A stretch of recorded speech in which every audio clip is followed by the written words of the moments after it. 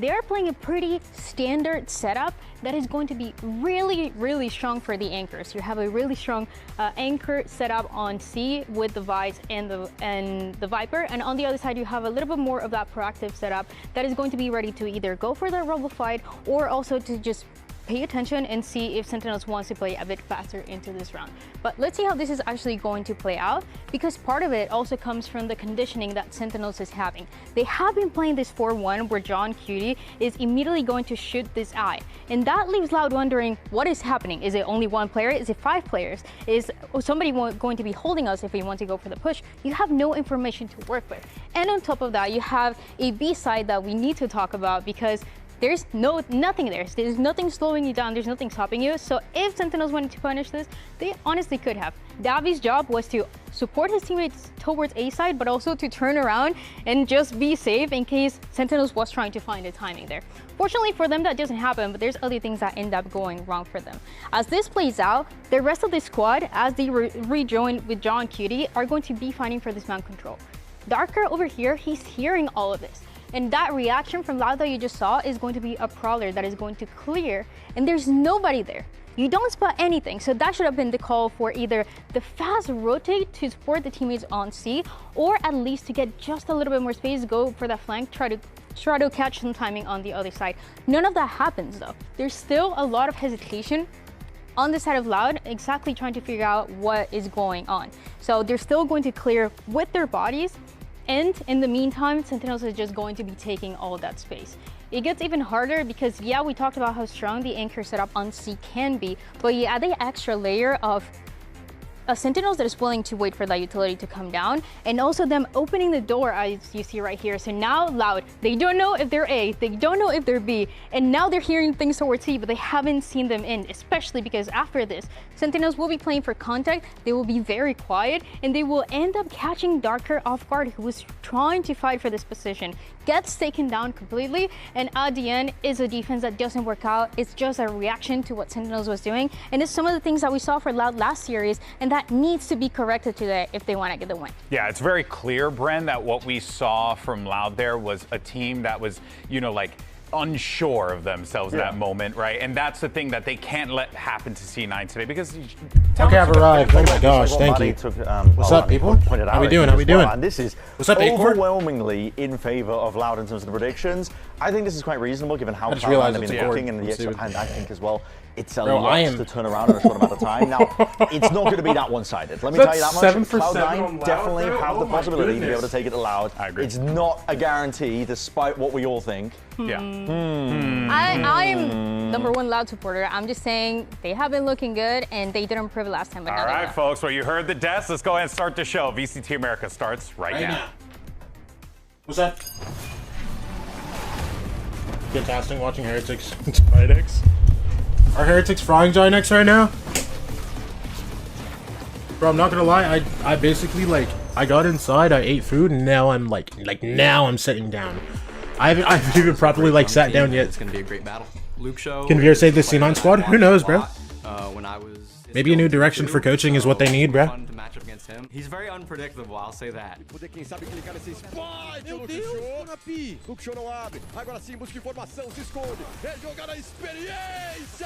How we feeling about this? How we feeling about this, bro? Very energetic. I think we're very energetic. You know, when we get the rounds flowing and stuff like that. We're very energetic when we get the rounds. Y'all have not gotten very many rounds. How do you know? Let me know. Let me know. Hopefully we can start off strong and just. I like this Loud squad and the C9 squad. It's not like I don't like the teams. Yeah, I think both teams. I think both teams are really cool. This Loud team is one that I was more excited to see. Now time to be honest. Your first of our NA Brazil doubleheader matchups. Welcome to the stage. I thought they would perform better after they got Erde, but they've been a little slow to start stage 2. Yeah, really, barely any time at all, and under an immense amount of scrutiny from the community, which cannot help whatsoever. But you cannot deny this team has talent. The pieces they picked up, it's all about making sure you can get it working at the right time. And luckily for them, there is no missing out on playoffs with this format in stage 2. They have the luxury of being able to use these matches here and now to build experience, find out how they want to play, look towards play-ins potentially, and make that run. It is a tournament at the end of the day. It's a completely different Still rooting for a loud rip note. Yeah, one can hope that with these changes, this could be the start of something great for Cloud9, a fresh beginning, some new voices. Listen. I got the C9 hate watch out of my system. Now I'm not pressed.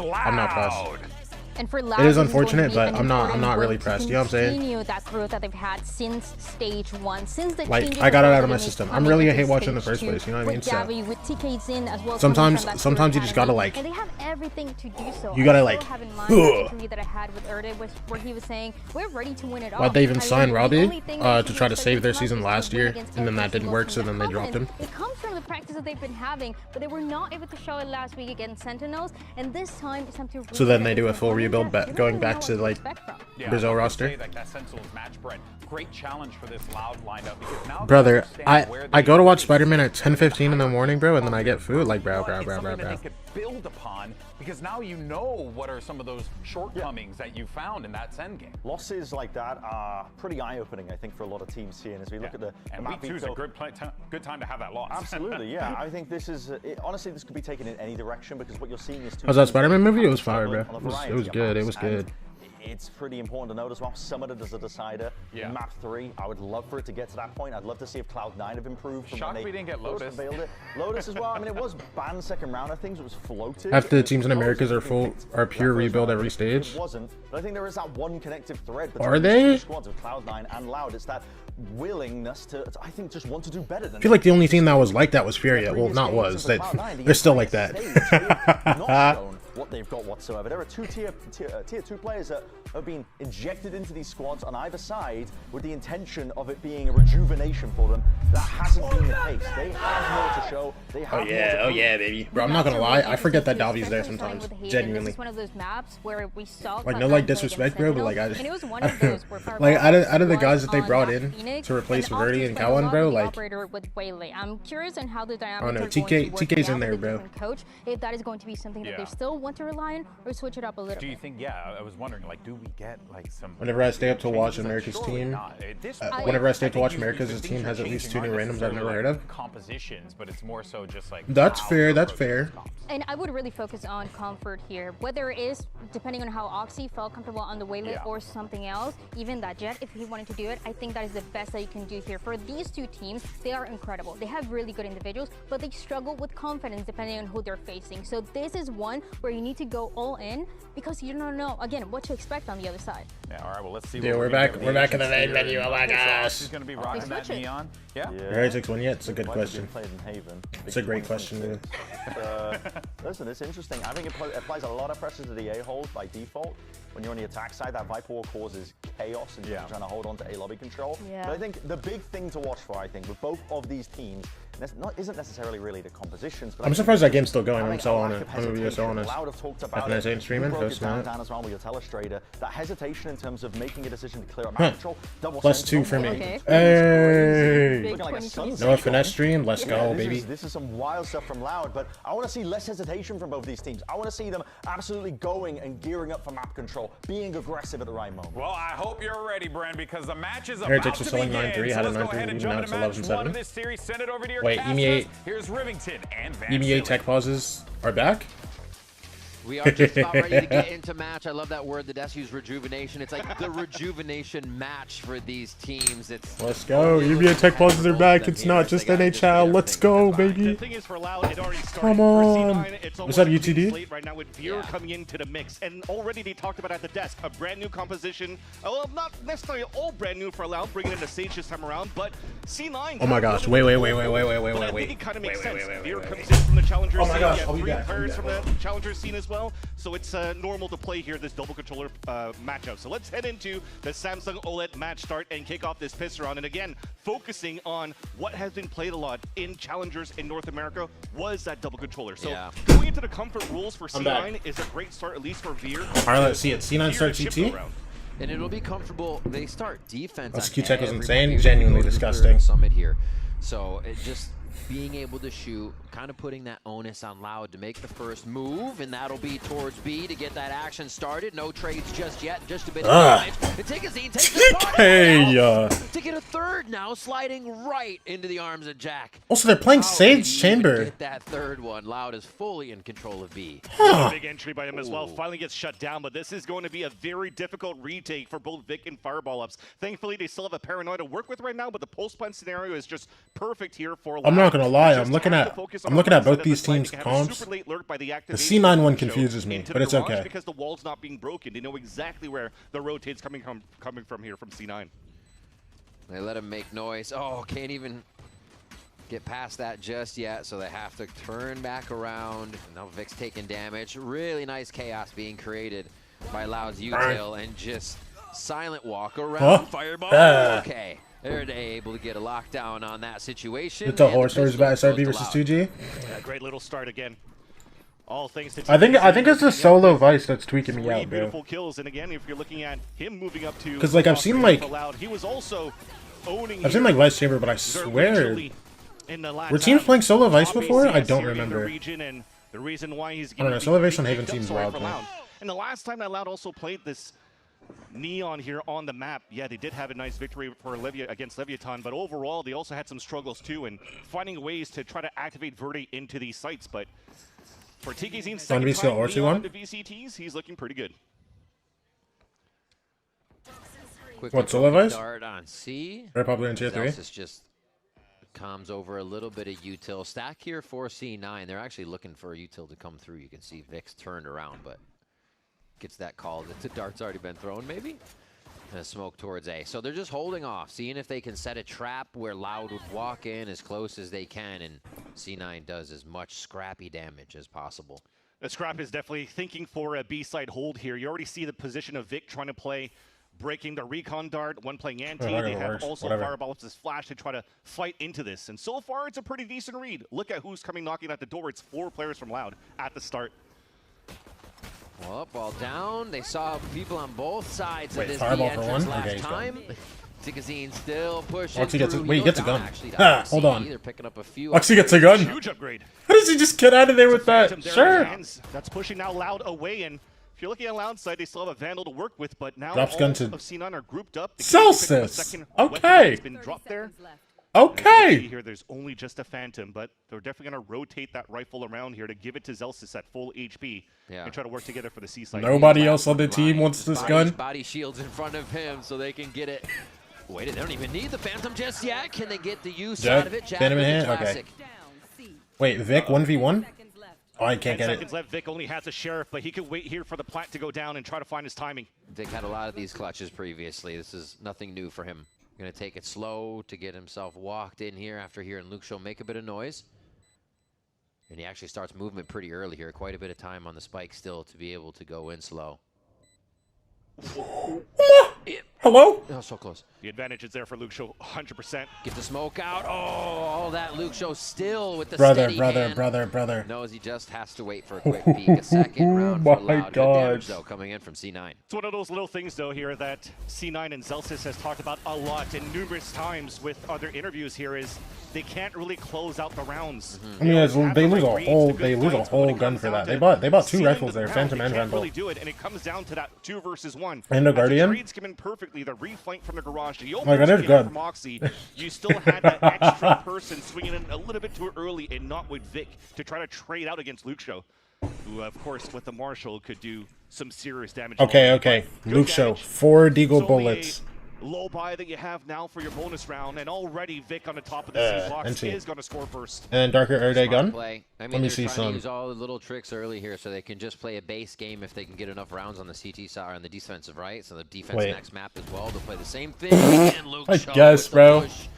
And we keep our knife out. And 10 out of 10. 10 out of 10. A little line of scrimmage on that back. Wait, look at Oxy over at A. Nice that they're super proactive around the map here. Look at the position of Moxie. That's the reason why Jack was already able to come towards that A site link to trade off with Fireball Up. So far, yes, bro. Too much, but he lost a bit of space. Darker surprising here on Jack the wins Jack. that. Oh Ew. my gosh.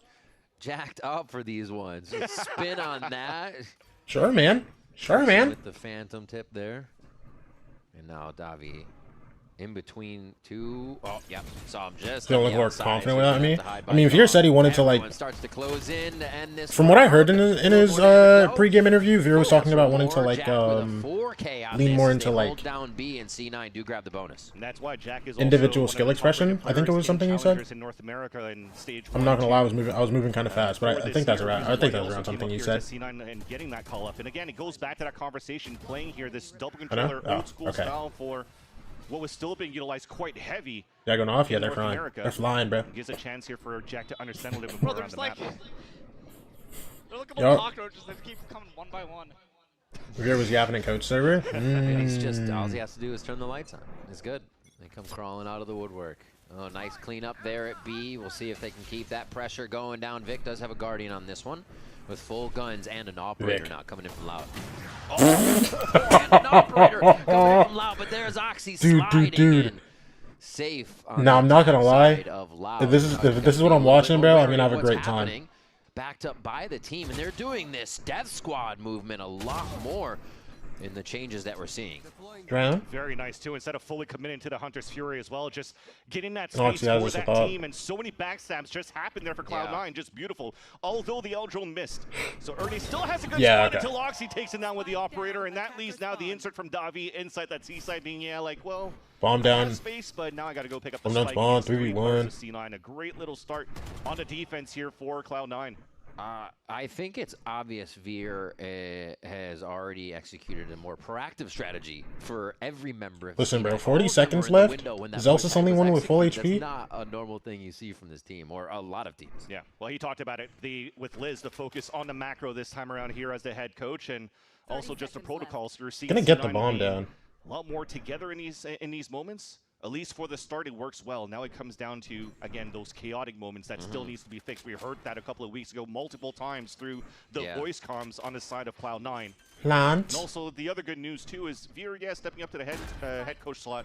Three Still has the dudes support from flanking. Kimmy, though, who took down the assistant Absolutely. coach. So the experience is always going to be there. And Did so I that look, was you a felt it for a lineup second, that I don't looked know. dangerous. Oxy low on HP in the end, but the round comes in for I don't know. I felt it for a moment. Just a moment. I felt it. Trading off the alt orbs. And it's sometimes, you know, there's always a solution C9 was looking for, and sometimes you keep going over that same speed bump, but you have a solution the next time you go over it. And you sometimes bring in a person like Veer in, he's like, guys, work on the steering. We can go around this Dude, it's so weird because like this year they've been like egregiously bad, but it's so unfortunate because I feel like they've been close. They've been close a few times, at least with Oxy. It looked dangerous. You know what I'm saying? Lucio's Like, first opening with that op, that was could have been a nice little. this year they flick are of his just POV, horrible but now, again, like thankfully, really As bad. you mentioned here, are playing with each other at the beginning of these rounds. Now, Who knows? Maybe they turn it around now. Here for the C side for Davi, trying to see if they could go proactively very quickly into the. Listen, they improve over the next 2 weeks. Go playing, they're dialed. Imagine. That would be. Maintain this element of surprise to up on that C side, and already the rotate comes in towards this C spawn from Jack. Another great read to start, because they have Fireball ups solo anchoring towards the A side with the wall too. So as they feel no pressure at the beginning of the round from Loud, they have the right numbers again. Loud continuously pressuring B. They feel like getting Okay, gets together on him. this site and guarding these shots is the way to do it. And they do protect each other quite well on the entry. Only Hard on losing Darker. 4v4. It is res. It's Nah, gonna there's no be way he Vic, goes for this. Able to put the smoke up, so they have to make sure they stay in sight. This can't be a protect from outside and guard the spike. It's gonna make it messy. And Chaos favors who TK is is the question. TK Zine starts with one. Zelsis can't lock down the shot, but he's able to find it. The Vice ultimate Wide rings there. out. Not too many affected by that as everybody takes a I moment. guess you're getting that, Davi? Time in their favor. Wait, look at Fireball. Fireball and one. The second clicks as well. Last guy? Lucio goes down and Erde. Wait, Erda gets his one res? Nah, you just have to go Ring for it. around the Rosie, a hold almost from Vic. Stops it. Oh. Erde with the good click on that second step of Vic. Takes Clean him down. 1v2, and Loud little right 1v2, back little control, right calm, back in the fight. clean. Stay calm in that scenario as well is Erde. And I like the idea of what Vic was trying to do, going for that tap on that second time, and Erde's not really in an angle to see that meter of the spike going up, so sometimes you expect a much wider swing. But look at him just stalling there. Just read that Vic was tapping as a Bro, favor Erde's the nice, second bro. time, because he has the favor of the time. Can't believe this, bro. He's 18, yeah? So, Like, I think he's just turned 18. Easy crosshair placement. And it allows Loud to maintain the lead here in his first half. It's a great point about the patience, too. You see multiple teammates going down just feet from you. To not swing on that is difficult. No, the play can still They take a little bit of damage. It's calm. Really heady stuff there to get Loud another round here as TK Zine walks through the smoke. Do you see Fireball here? Hold on. Just oh, never mind. He's walled off. With hardly any util except for his relay bolt. They've actually crossed paths. Yeah, and Oxy's gun is gone. And T. Still getting dropped in the sight, and Loud just exercises every Cloud9. Get some spams in. Yeah. A little bit of an round as well for Cloud9 to try to fight back into that one, but you definitely saw here from the previous round into this one that they have this ult available for Erde for this Sage, and overall now you're starting to see Sage being utilized on multiple maps going into this stage a lot here, as for maps for helping out for execs, but also at the same time really stopping the fast floods that you have potentially with the double duelist setup from like a Phoenix and a Neon, right? So it's starting to see this pick rate from the Sage coming up more and more for a lot of teams, but interesting that Loud is bringing it here on Haven, and so far it's been pretty decent on how they're executing towards this site. Benji Fish is the GOAT, deletes any America's Sentinel. What you know about cryocells, huh? For a good 30 seconds of the round.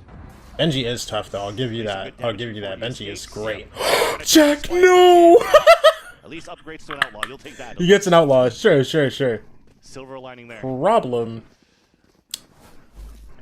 I don't know how many light shields are going to be on Loud. Going very fast off the back of TK. There's somebody that's just fearless on these takes. When C9 were playing Sen, it was Sen actually falling prey a little bit when they went fast. No, we love some Benji Fish over here, though. But it seems like they cannot figure out what Loud's doing before the fact, and they aren't having the same result. We'll see what they'll have to do to get a read on that early round strat here. 1v2 to Crossfire to win the game? Oh, no. We're just going to go fast again. It isn't stopping. TK is just... Because he's going so quick, he doesn't even realize that people could be behind him at this point. And Darker's gone too. Okay. Expected here that disruption from the Omen ult from Darker. Okay. Yeah. The sneak around sure. I mean, Luke Show's through A. But it still gives a chance for Luke Show to start entering towards the A site. They'll now call the A site being open for Loud to be able to move in, and they'll make the audible for the plant. I don't think Luke Show should be exploring a little bit more than this. Yo. But dangerous here. Got a kill. Oh. Yo, he's still going? Oh, brother. It makes the Hunter's Fury that much more effective if they can play off site, but now I think they play forward and see how many kills they can get here. Yeah, but I think getting the kill and falling back would have been good as well, because remember, they have this res for Erde. Where can you really go for that res now? So now the possibility of playing the Hunter's Fury in the Pulse plant, a little bit more slim. Just wait for Sewers here, or are they going to go for Zelsis? I say Zelsis would be saying wait for me, if anything, since we've heard the comms before. And yeah, they are going to wait fully for that. Good shot, Erde. Oh, he's gone. Sure it is just 3v1 for Davi? Do you have it? Nah, surely not. A chance to create the 1v1s necessary. Oh, that swing. Double face from C9 to make it click. And that's going to be a third round for them here in the first half. Yeah, and it worked well. You see that Zelsis was Fireball gets that. 2 off full now. Timing, once he's very close. They don't have that recon dart available for Jack, so Oxy has to sacrifice himself by sliding open and trying to figure out where the shots will be coming from. And dude, there is so much. Like, bro, I'm not gonna lie. I never realized just how much goes on. What's it called? On like the screens in the background, bro. Just so much going on. A couple of days ago, Ravishing Ravish, the most ravishing man on the internet, saying that you know, our protocols are a little bit off. I wish we had players a little bit more selfless. And selfless we saw there in that previous round for Cloud9. It's nice, but Loud still has a very strong opening every time here on the attack side. That's true. There's just a lot of confidence behind these strategies that TK will create the space and the rest of the team can follow. Whether it be dangerous or not, they're all in on the same play, and that's the thing that matters. Again, here, they all break that doorway into C. TK instead of NT. But now there's 3 in the site. Zelsis doing his best to spam through the wall. Huge for Darker. Oh, never mind. Actually an insert by Fireball and a few other C9 members to make this a little weird here. Oxy pulls up a kill and gets himself a good dash to get out of the ultimate of Davi. I like the drop smokes too, trying to leverage that in the back of the platform for little one-ways to fight with. Ooh. Double bounce goes right at his feet, so Oxy tried to dodge that, but it didn't work. Paranoia keeps their opponents at bay. You're going to try to pick it up and TP away if you can here. Oh, and it broke the TP. That's perfect here, utility. Yo, shock thoughts this round have been peak, no? Swear Shock Darts is right up in heat. Just about 30 seconds here. Once they do get the spike, run across the map would almost be suicide if they don't know what's behind them. Could be anything from garage to grass. So the fight goes straight ahead. One. Davi pulls up one. 30 seconds An ace left. on Got the the bomb, horizon. 30 He's seconds. the one to actually take the shots, but Luke Show, that operator, could be the next pick. And it is good for C9 to just hug the walls right now and let them in as far as possible to try and get that crossfire they have going. Oh, Luke Show. Oh my gosh. They win that? Yo, I feel like that's instant timeout, no? Inching their way into That's C-site. nice. Oh, that was a nice little flick. Dude, I'm not gonna it's lie. so Headhunter crazy. Pulling out to the headshot onto Vic. It's understandable here when, again, you're trying to play protocols for the side of Cloud9, but I feel like Luke Show does it a lot on Chamber, You no? have no information towards garage. You have no information towards that back of that C site, so they Like I feel like he always has that second bullet, bro. Almost always he has that. It's so nasty. The last two players to set up here for both Jack and Vic, and it becomes the two players. Yeah. Go ahead and pop that. Oh, tickling it? Yeah. And also for Luke Show. Oh, what's up, As Zexira? the head coach for C9. And it comes on the round that rears its head of something that Cloud9 knows is plaguing them. Finishing out that round. Yeah, another one of those. Finding the last few kills and how to secure a win that was almost surely theirs. Yep.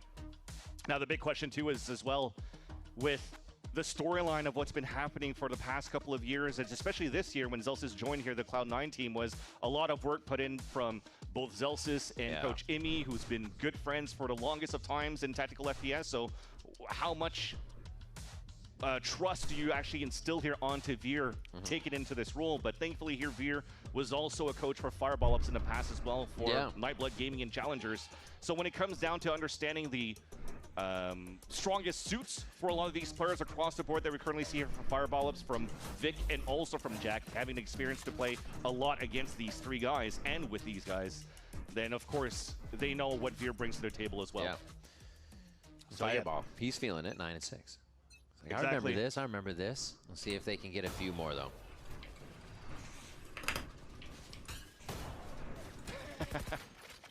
Trying to run after that like a stopping a home run hit, but meanwhile we've seen a little bit of pressure attempted by Cloud9 into the A choke point, and that's already taken down by a spam through a smoke.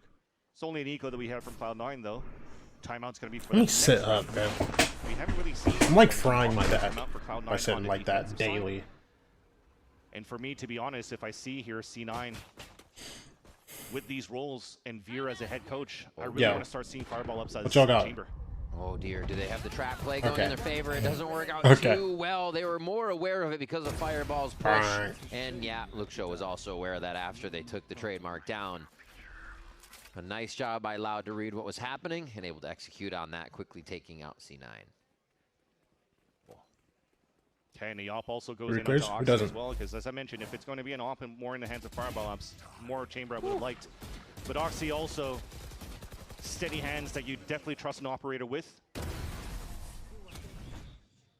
Yo, what's up? Bit late, but is C9 C9ing? It don't look too bad. It don't look too bad. Oopsie. It don't look too bad. Yeah, it's normal stuff. Trying to go for a little bit of a trap play like we did in the front of that B site, but this time to no avail. I was expecting to see maybe a little bit of a change of aggression in terms of they're not winning. You're trying to hold if for they're not Oxy, getting like maybe try to go for the front line barrage push. He's going to hold the off angle here against Luke Show. Bit of a push down mid. They're reconsidering it. Oxy gets the first shot. C9 with that defensive start, getting a few more rounds, I'm sure we're going to feel pretty comfortable here to execute this new aggressive kind of play style. Zelsis only 4K might have been with the Summit door, yes. These ones to finish out the first half. Beautiful opener from Oxy. Brick side to scale back towards the A main. Wall gets his res going. You'll definitely see that all on the ults instantly. The oh, he saw the TP up. Good for him. Hits him once. Okay, spread the damage a bit. Yeah, well, at least Lucia's going to get re-healed, but it's Erde that's now down to 70. Too bad it's not the old days where you could have just burned the body off the map. True. The Vice Wall goes up, is Loud again. Tempster handed B. Vic? Oh, I thought he was good for the second. From Vic, but the clean Burger gets a second there? Kill to go for 2. Oh, it's Luke Show again. NT, brother. 3v3. Still have a stronghold for C9 for the retake. You have a Dude, Fireball has ult. Also a big ult from the Steel Garden that's going to force some players back. Davi, though, He's able to hold that for a bit. Wait, actually, no, because Backside this shooting guy's behind Gong. I think this is perfect under for window right too. I now. didn't even realize. Very hard for C9 to know where the last That player's Dalvy gonna be window, at. but he doesn't have an ult. Wait, give him one. Playing slide sentry out here, knowing Zelsis would maybe get a play. Watch her, they off win of this that. still. Very selfless there. I And lied. he gets in for the check Yeah, on the never mind. smoke. Zelsis to clean up the window shot, and Bro, if he doesn't- C9 will pick up another round Dalvy here. can't get one. And I think that's Dalvy Gong can't that's get one gonna on have that to come guy? to C9 to say, hey, they actually did Viper go for the Haven? sage wall C9 are towards bringing it that back, bro. ceiling. I'm Yeah. not too sure if it was already that went for the plant, but if the pip came up, they should know here that maybe somebody's still inside that site. So good on Oxy to re-clear into that one. I thought already How many had him teams still dead play that to right now? But the reposition that he did inside of that Omen smoke should have caught Oxy off guard. But Oxy was very quick into this one. 9 HP remaining after that duel. Now C9's closing a gap on their defense, but A lot of teams are still doing it right now. lead now by 2, and I'm not gonna lie, I thought most teams were playing the echelon for their side. They utilize Darker like full on playing TP double that duel right was now. on before to try to force some early rotates. It'll be a nice little look if you decide to do that right now, because look at the forward position that you currently have now from Zelsis. Like 40%. and walking down. That's what we were talking about here after the timeout. Wanted to see a little bit more of that with the operator as well.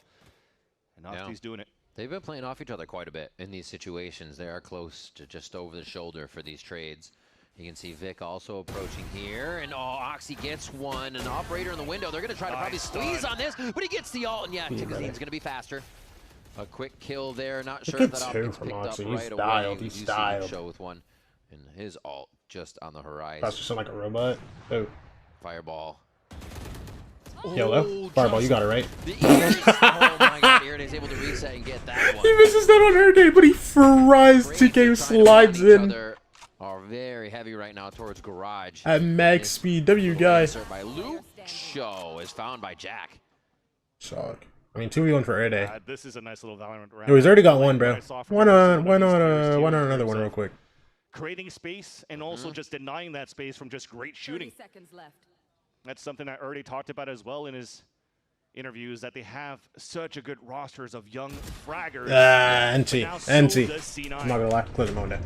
A lot of proactive movement from everybody, trying to play in the mind of their opponent, and everybody's executing on little plays. It's really fun to watch.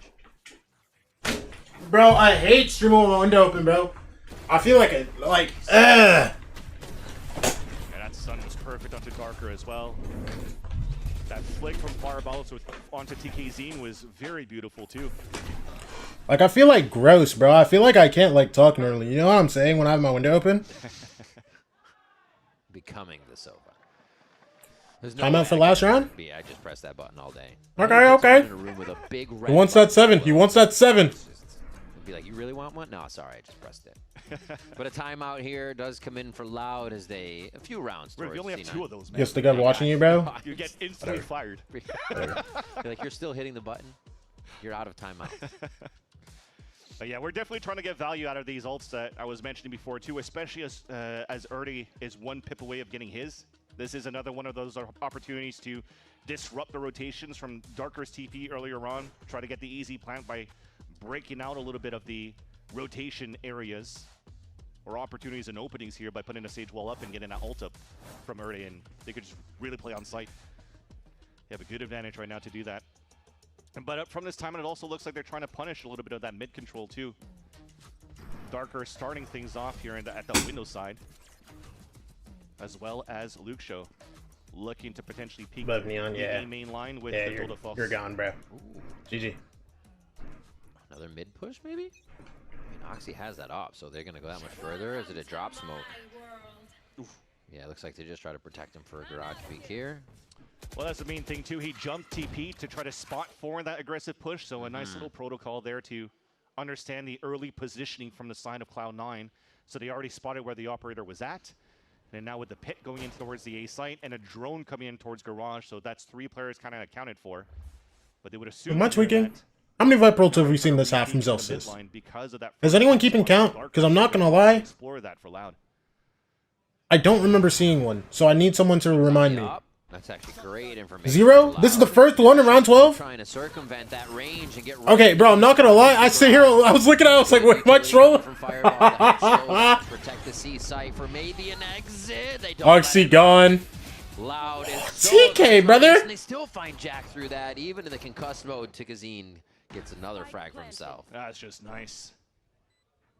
With the help from the Hunter's Fury too, and yeah, that's a great start. Wall goes up. In this round, and remember, Dude, fireball. Now what, bro? They section out one of the roads. This guy's gonna be stuck here the rest of the round, bro. Putting back in from 2 different angles, and they also have an ult to work with, so now you can just play pulse plant wherever you want.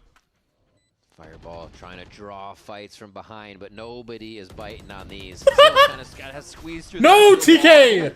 His close aggression is taken out. They have a chance to get some room inside Wait, hold now, on. but the Kingpin Luke show still coming around from garage. If anything too scary happens, Vic sticks to half. one for himself, Hello? and it's just being Hello? such a distraction. Lands, it goes through. They're too worried about the other fights to remember about the spike.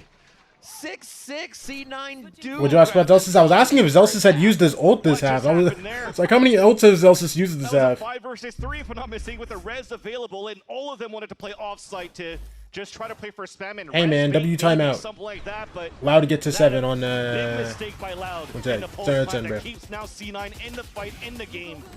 As it's a 6-6 going into the second half. Oh wait, I'm trolling. C9 won the round. Bro, how did I instantly forget that C9 won the round? Vic full stick bomb. Oh my gosh, what I'm actually a chud. 6-6. Else I'm out.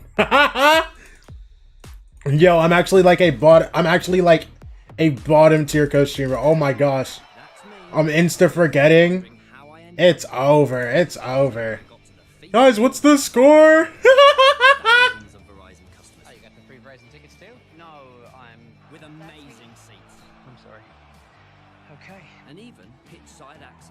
Fireball Lucky carry that retake golden spin. Bro, I'm genuinely surprised that like even that he got to be like in that round at all, bro.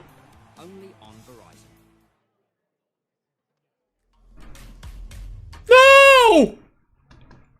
Sorry, the music scared me.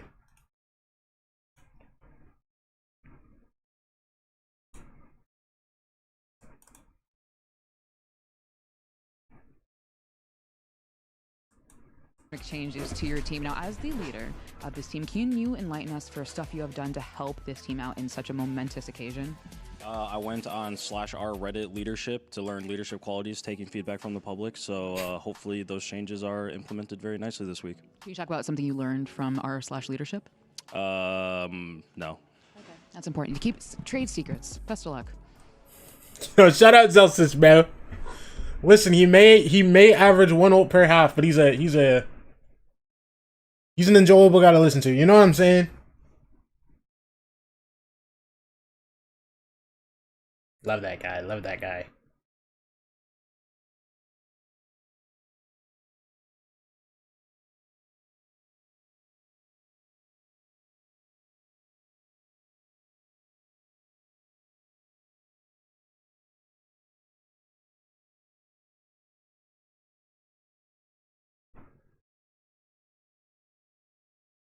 Well. And Cloud9 able to grab those last few rounds even after Loud had Andy. that timeout, tried to surge Legendary. back. Still C9 finding those last 3. As What do we think of lineup Larry's? A few of them are retakes, so grow some balls and they shoot you are good. able to follow through on the protocols they're coming in with. And now they go to Well, the depends attack what kind, side, bro. Advance, as the Vice can play out for them as they wish. I think it's more for Loud as well with this. If you're like that one Brimstone guy on TikTok, yeah. Go ahead and learn how to shoot your gun. And there you go. Once he puts that for a block, now he hears so many shots. Look at the rotate. Look at the push as well. That gets denied by Fireball! That's huge here for C9 to enter towards the C site. Yeah, Fireball starting hot. Looks like the defense set up here from Loud just Stopping going to be a floods to quick help line of team. scrimmage. That's fun.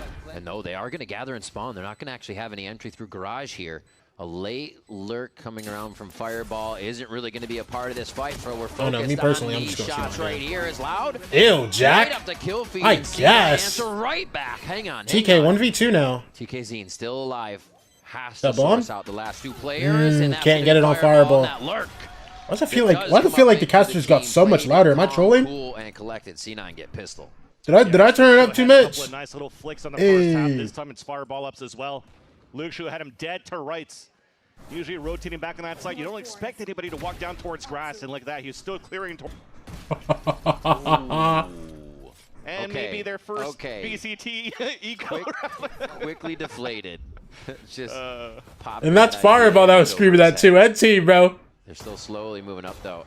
They're taking the space, but it's not definitive. Now they're just kind of stuck in this chokehold, hoping to not be peaked. Vic should make it out, though. They're going to reconsider this and head towards the other side. It's a great call. There's only one player towards this A site right now.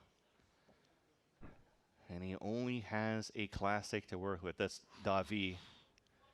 And I like from C9. All right, Oxy, go get in there, bro. Come on. Quiet. Meaning Bogdan's lost, so that Oxy could actually slide in for some information and also a rifle to just go straight up for a duel. But the more time that they take here, this triple flank. Davi, you're gone. NT. What a timing to peek him. Sees one more. A little bit of a headshot there. Oh, Zelsis. Oh. Outlaws given over on that one, but it should be Guardian picked up by Vic here. DK? Safe play. Should be. DK? I don't know. Okay. Why, oh, God, why does it get so intense when you're trying to fight a neon in a doorway? There it is. Okay, listen, for Luke to hit Headhunter sometimes, you gotta put like for him to do it more consistently, you gotta put like a scope gun in his hand first. Give him like an op, and then he switch and then bang. You know what I'm saying? Moving into the site and realizing that it's open, there's still Just make him force an op every round. I promise you, he wins every fight. Understanding here that very early in the round, Fireball is felt in the hands of Luke Show. Then they know that the gap is there towards spawn, that the wall is not going to be useful here. The Vice Wall's already been deactivated, so Zelsis watches that flank, so able to get a nice collat from that. Hey, Jordan, you got the collat. It's not us. I got the collat. I got the collab. Bro, he doesn't even sound happy about it. Yeah. He doesn't even sound happy about it. Pretty hyped, too. Add a lot of that energy into the squad. That's good to see from a younger player. Dark hair? Feels like they have a voice. That's why you talked about he just wants to get the dubs right now for Zelsis and also for Imi. So all he wants to do is win. He'll put his hours in outside of watching Vons or whatnot to just keep his aim on point. Keep watching Nats as well and how he plays as a sentry role and affects his own play style. And look at now Darker setting up for the retake with the rest of their team. A paranoia that from this angle is only going to hit now one player in the back of the site. Yeah, they chose that left side as they were coming through, but they can't get the high low. Hey, hold on. This is a 5v3 and Fireball is checkmate. Oh my gosh! Elevation game inside B. Oh, he is a deagle though. 2 max. Another lurk here. I mean, if he's trying to game, he definitely has the timing. 2v3, but yeah, okay. For the rest of the members allowed trying to come in. Nice map control here for C9 to come in and take these rounds. And that's what listen, we look. A little bit more from First pistol, well, right? So first bonus. What's going on? Had the same type of like lurk timings, same type of style that he has at Challengers, and now brings a little bit more into this matchup. Also able to call the bingo call, so even if he only gets one information for the rest of the team to turn around for the fight. They might get a met. Just lights up. Which is why map 1? Hey, hold on. Looking at the paranoia thrown by Darker, focusing more on the A side link. The rest of the team was actually rotating towards the C side to flood with, so I guess they were expecting maybe those guys to be blinded, use the... If I had a gun. Dude, that's what I'm saying. He gets all 3 if he has a gun.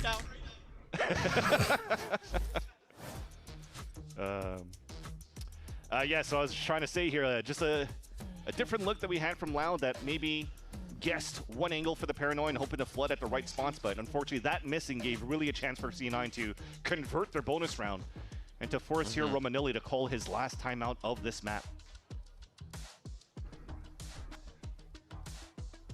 That pistol round really helping here. And the fact that they got 6 on the defensive side. Remember I mentioned before, they start defense on every map here.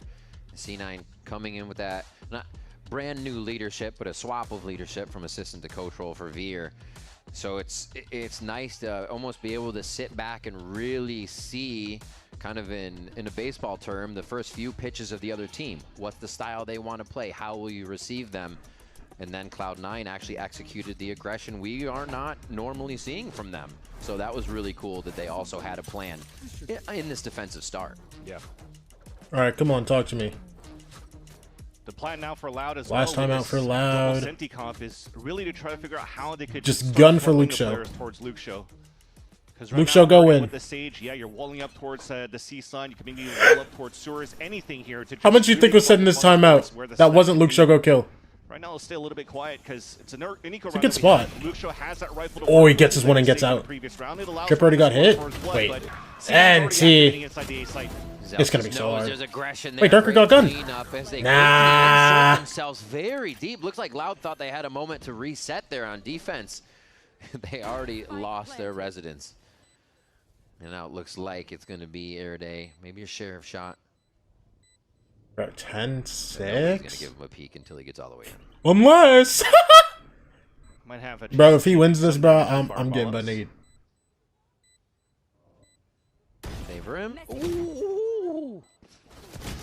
Okay. That's some damage indeed. That is some damage. Yeah, I'm not gonna lie, that first shot and him not getting traded, it's I got a little nervous, I'll be honest. 10-6.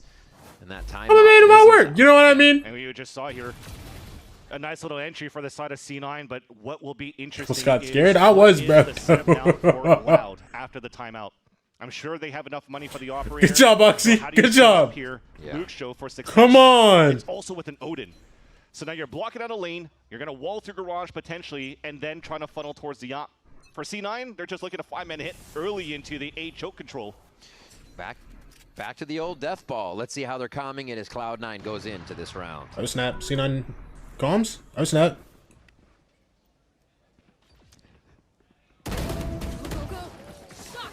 Okay, so the comms are bugged. I thought we were looking at an envy situation. Come on, close Rakers. No charges. How do they keep breaking? Multiple times in the same round?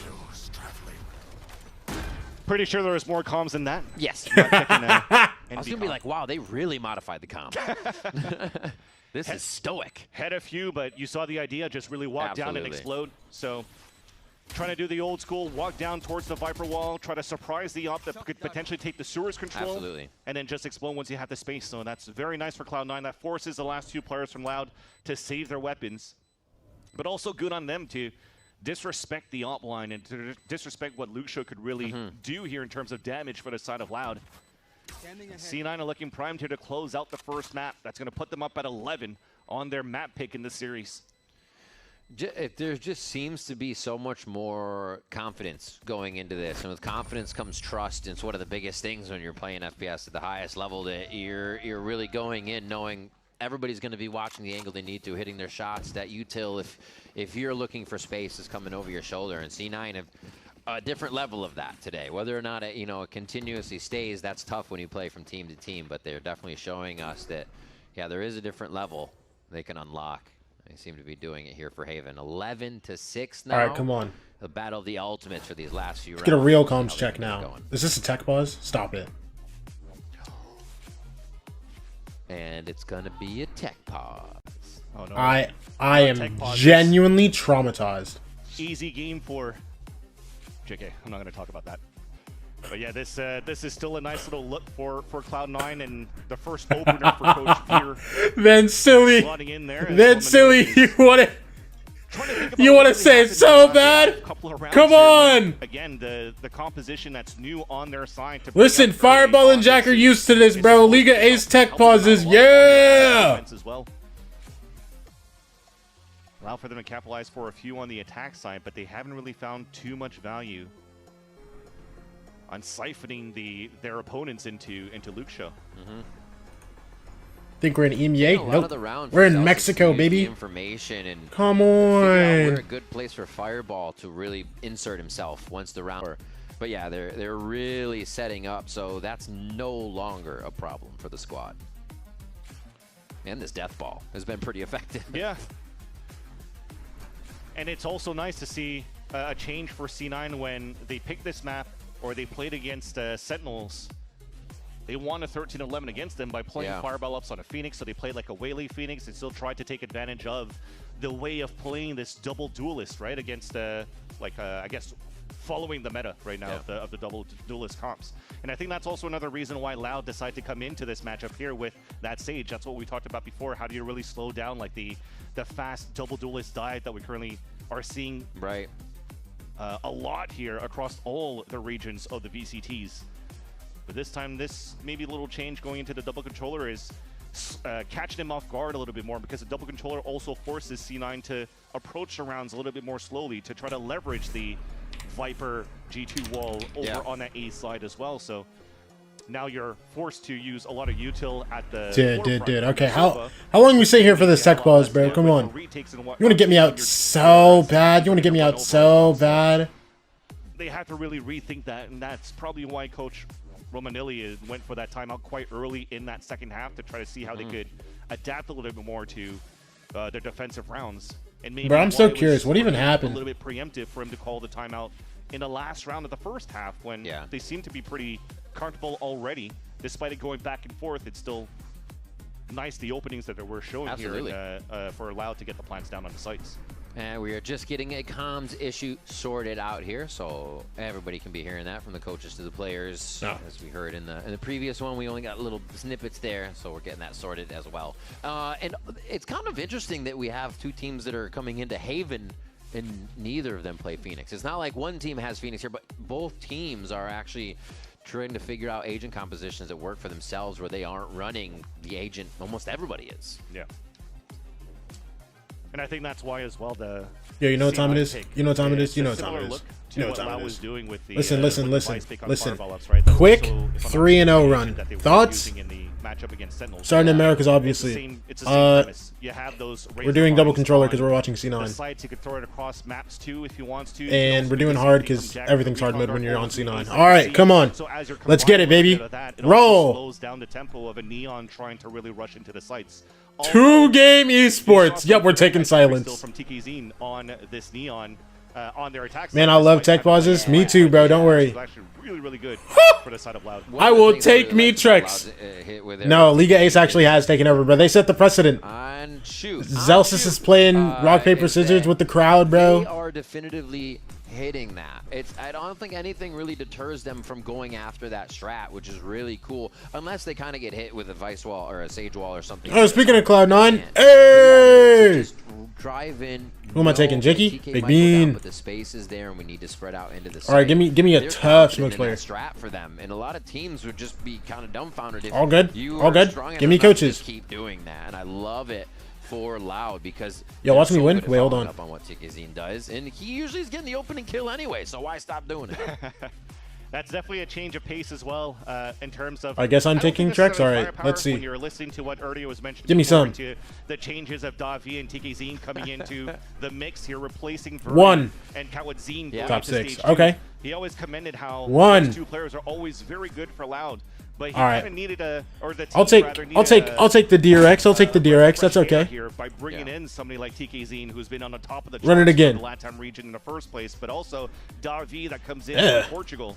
Insta swirl. I'll take that. At the same time, so now you have a different experience from. Okay. I'll take some EU. Some EU. Come on. To bring in new looks as well to help the calling. Okay. I'm liking the way this looks so far. I'll be honest. I'm liking the way this looks so far. Andre, how you doing today, by the way? Yeah. Don't do that. This guy's going to the bathroom. It's over. It's over. It's over. We're cooked. It gives them a chance to really get their blood flowing in terms of new looks, new aspects, fresh looks into the maps, which is why, again, maybe unorthodox to see a Sage coming back onto this map, but overall, something that they wanted to try to work out. I'm chilling. Love that for you. See what they were trying to cook to see if it could actually come out as a clean dish here, a delicious dish for a victory on their side, but so far, it's more on Veer and C9's debut. Masters Trophy. Win stage 1. Or win stage 2. Top 4? Listen, top 4, win top 4. That's not a bad season. Map out of 1. Yeah. Under the belt, I think that's I got Vic for this game, so we just taking notes. You know how it goes? Yeah. I have what it takes here to play on this stage. You know, the best he's gotten so far was, as I mentioned before, not only Nightlight Gaming for us. Yeah. Look at Veer, man. So inspirational. Look at this guy. Shopify. I feel like he looks like he was born to be a coach. You know what I'm saying? Weren't able to win the grand finals for that last year. But that's a great season, bro. If I got fourth, I wouldn't be mad. Down to the C9 applications to try to get a spot as the assistant coach. I remember he was streaming, watching like C9 VODs on Split, and had like the Word document on the side and just a bunch of snacks, getting ready to like just write everything down. And when it comes down to like antes, when it comes down to also like protocols or looks when it comes down to alt rounds, which is why when he was talking to Liz, like one of the main reasons why he was brought on as assistant coach to C9 was a lot of the ante, because he puts a lot of work into studying the tendencies of Zelsis is back. Oh, brother. Plus the preparation to head coach too. Yo, I better not see anybody else walk away. The macro and knowing what If Jack gets up, I think I tilt. when you're yeah, you better stay seated, buddy. They do that, but when you get to focus on come on, get me back in. Like, okay, now I get to fully work. Jack, did you just take off that headset? I saw, which is really nice. So cool stuff to see there. Oh, we did see one of the players step off for a bit of a break, so we're gonna go ahead and give you a bit of a break, a hydration break per se, before the match. It's Oxy. Yeah. Wait, no, Oxy's here. Never mind. Never mind, bro. He's too little, bro. I'm sorry. I didn't. Francis. Wait. I need one. What should I do today? Oh, right while listening to Jordan call. What is going on here? Jordan, go ahead and keep calling, Jordan. Jordan, keep calling. You're doing amazing, sweetie. Thanks, guys. No, really. Thank you. 3 minutes! Oh my gosh! Bro, I thought I escaped the tech pauses after I didn't end up watching watch partying LCQ, bro. You're telling me I'm still stuck in tech pause jail.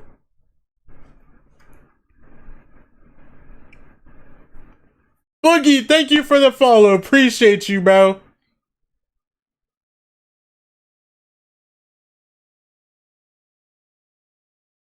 Tujin Onzio, your man, bro.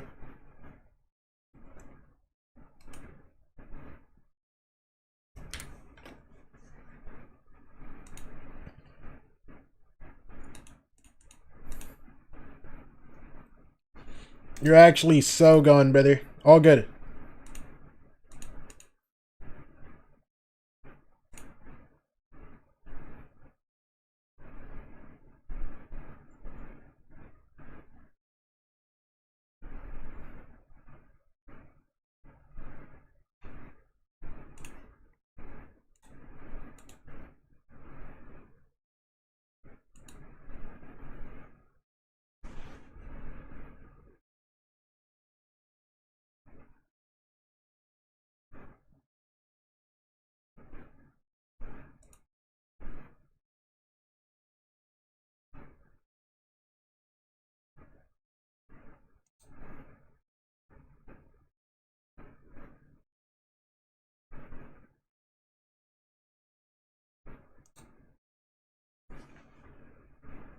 Oh, brother. Let me see. BBL play where they clap like they won the round? Wait, what? Wait, what?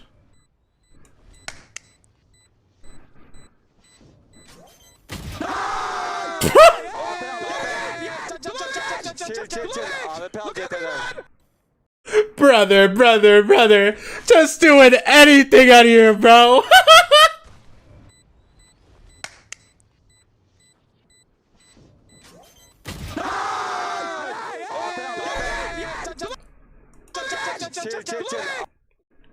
Wait, who's even? Dude, I'm not gonna lie, bro. Get this team back on international stage, bro. Come on. Like, and Loki didn't even work, but like, you know, it's so funny. It's so funny. Wait, no, I missed it. What is C9 doing now, bro?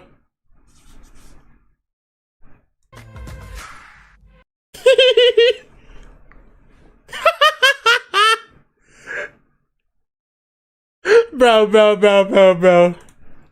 These guys are too funny, bro.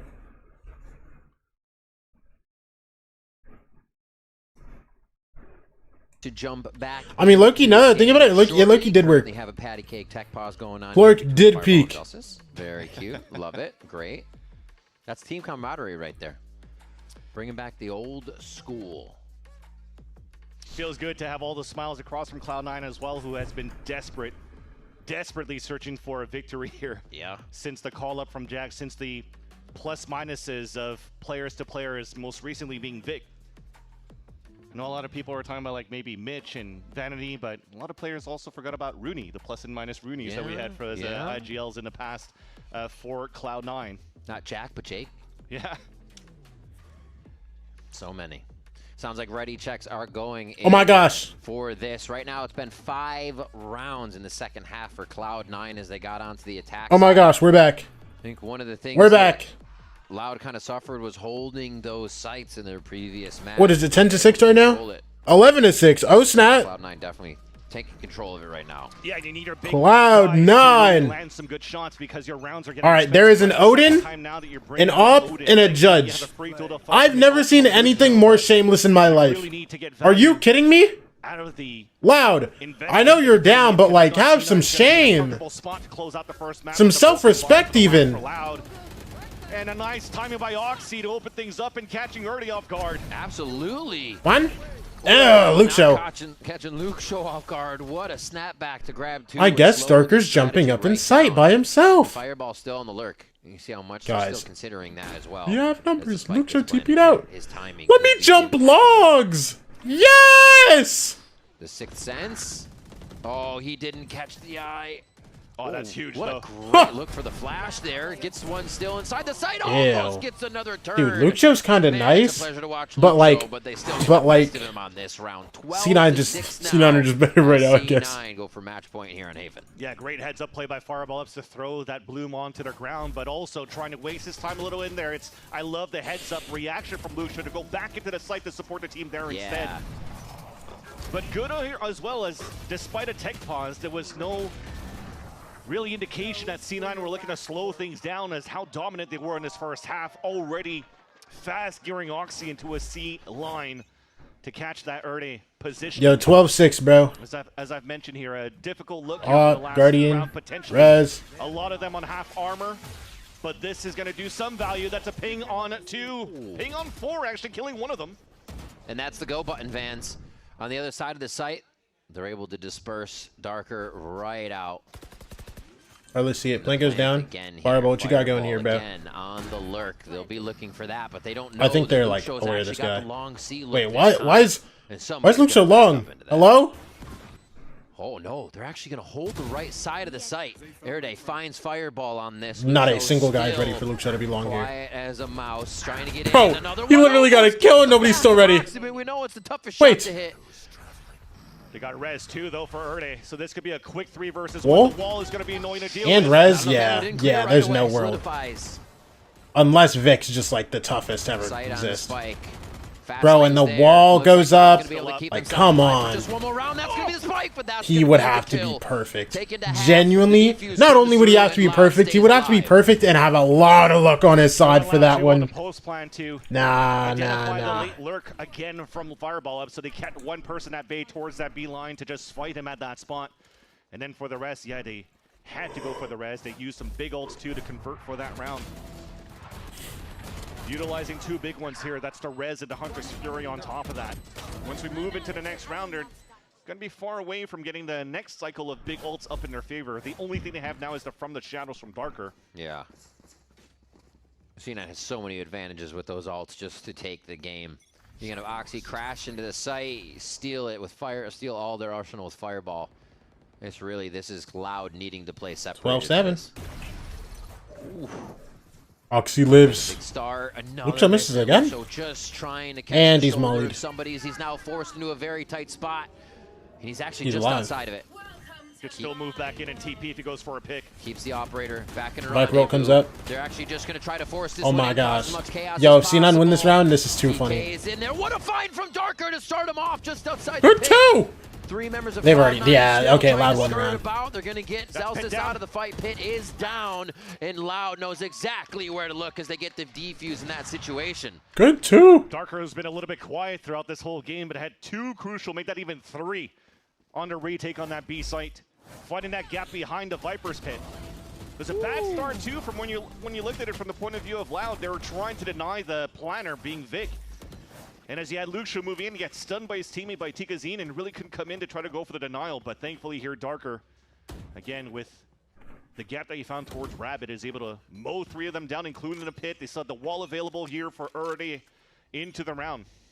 So what you're currently seeing as well is that Erne doesn't have to Luke show. waste the wall so early. Let's hold that thought. A little bit of an idea. I love me some Chamber, bro. Right away from Cloud9. They're really the game was missing just on that no fear. operator opener. Again, pushed out of the site. Great detection from the Oxy sonar down? that Oxy falls. Jack answers. 4v3. A little timid in the site TK now is as they try so to get low. to the right spot. Yeah, keep he's themselves gone. alive. Great sourcing by 4v2, C9 Erde and last Davi. member and clear before plant. Nice Grim little comes down on scaling both in the end, too, sides. after that punishment from the missed shot from the op. Erde has to retake. Erde, you've got to be a He has magic the man. wall, You've but got to now be a doesn't have magic numbers man. to help him for the retake. That's one. That's one. That's two. Davi. Nah, he doesn't have it. Here, that's going to be the shot. I think that's their first map one win. To end the first map of Haven. Cloud9's pick. All of stage 2. You know, shout out them, bro. Especially on the attack side. Looked a lot more clean in the protocols in the Pulse plant too. And this is looking to be maybe that resurgence of Cloud9. Not only a breath of fresh air that we talked about on the side of Loud, but maybe now again that new head coach coming in. Instilling a little bit of an experience towards challengers is helping out the veterans like Oxy and Zelsis right now to be more comfortable because they don't have to maybe dictate the challengers players that moved up too much. Now they can just focus on their game. I think one of the big things is here, if you came in today asking if Loud need to put this map down. Since the beginning of 2025, Loud have played 15 times on Haven in VCT Americas. They've lost 13 times and won 2 times. In 2026, they've played 6 maps on Haven and only won once. NT! NT! NT, NT, NT.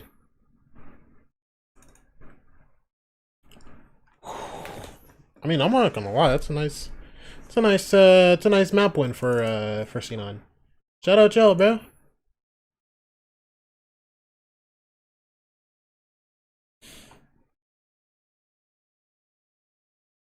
Going to Sunset. Sunset's Loud's pick. We thinking we go 3 maps or what, bro?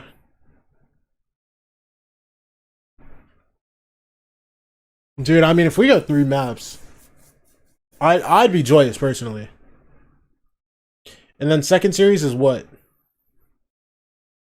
EG MIBR? Yo. EG win? I'm feeling that. I'm feeling that. Little EG win. I'm not gonna lie, I wouldn't even be mad. I wouldn't even be mad. I'd be joyous actually.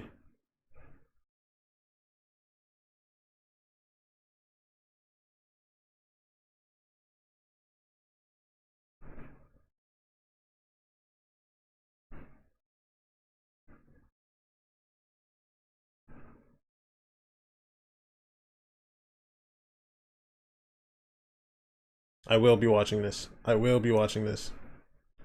Later. Alright. I'll be back.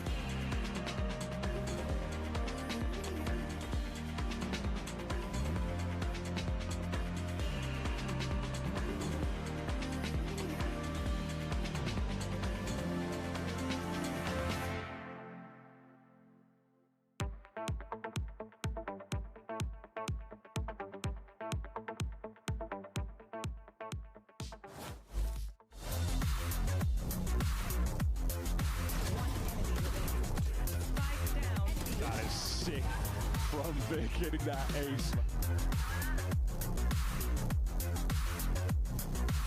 O que não abre, agora sim busca informação, se esconde, é jogar a experiência, Luke Show!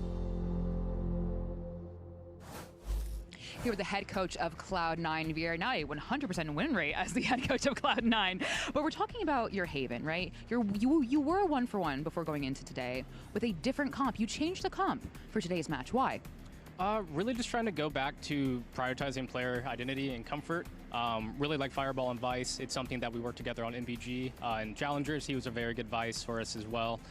Getting Jordan on the Viper. And it kind of just fits our play style. We've had it for about a week at this point, but I've really gone back in and made sure to prioritize being very drilled, deepening our playbook, adding a lot of protocols, and it's really making the game like simple for them to play and not have to overthink about anything. I mean, I have to ask you, how do you feel? You have your first one under your belt as we go into map 2. It feels good, but job's not done. A win will feel good, but one map win really doesn't mean anything, so we just gotta keep going. It's like a map 2. That's one hell of an interview, baby. That's how you do it. Take notes, kids, all right? That's how you answer questions. Of course, always a pleasure to hear from Coach Veer after a successful win on Haven, 13-8, of course. And as we talked about before, and what we saw before, too, vibes were feeling pretty good for C9 going into the map. And it's safe to say, Bren, that they kept that energy throughout the game. Even when it looked like things could have gone a little out of hand, no, they managed to pull it back. I think it makes a lot of sense as well, because this is a squad that, honestly, everything's gone wrong for you. You hit rock bottom already.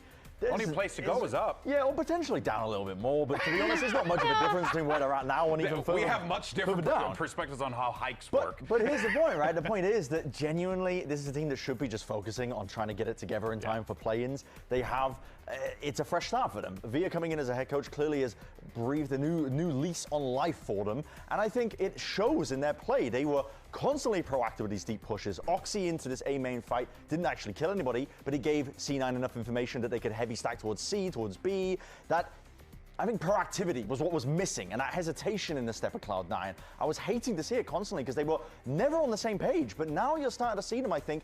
As Via was saying, the game's been simplified for them. You can see it in the way that they're playing. I really like what Via was saying, because it's exactly what we talked about, making sure that you can take a step back, the players are comfortable, and this is exactly what we see in the way that Oxy's playing, how aggressive he was willing to get on this defensive side, and also in general, what the team is capable of doing. This is something that we've always talked about, and there's a point right now where Cloud9 needs to show these kind of results, whether it's a composition that you change from one day to another, or something that they can continue to build upon. Now, since stage 1, they have only been able to win one match. So also, I like what he said at the end. The job's not done. Oh, for sure. Job is so far from done, because look, let's look at it like this, right? In that matchup, Loud started things off, quite strong, I would say. There were some great moments that we were seeing from the likes of Luxo. Yeah, exactly. Seeing stuff like this, though, I mean, the guys were low key. The guys were low key to making ideas like Vic holding window for this deep push.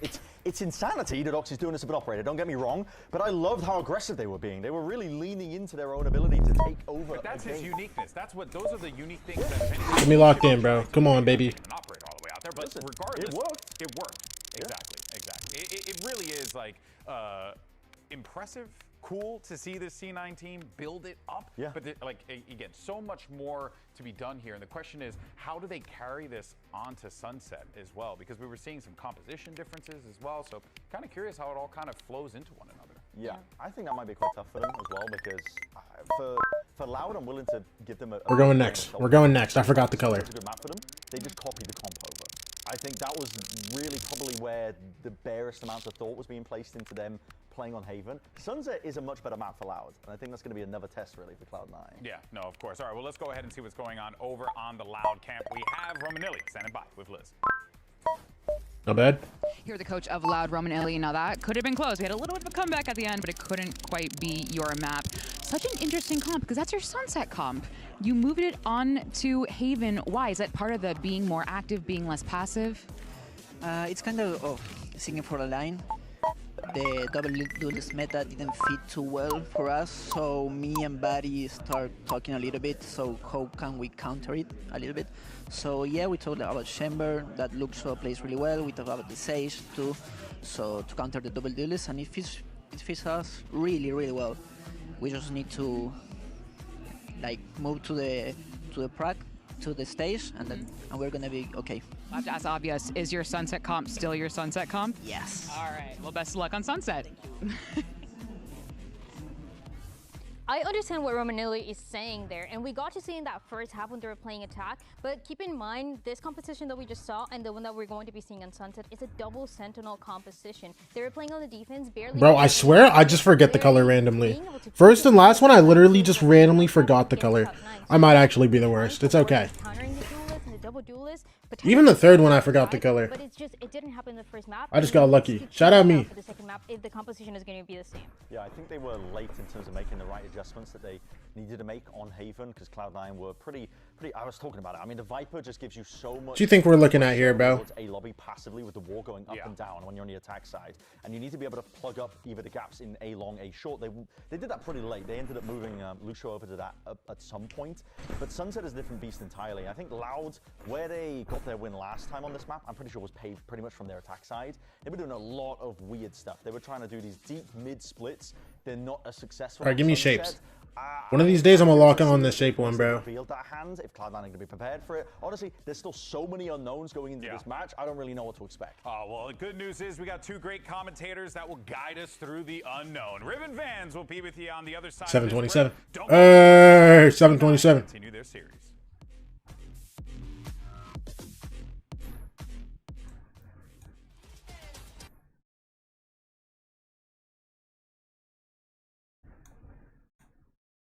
Not bad.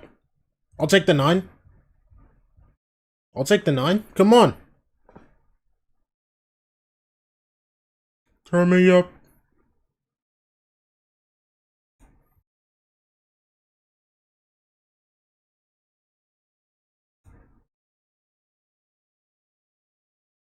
I'll take that. Sure.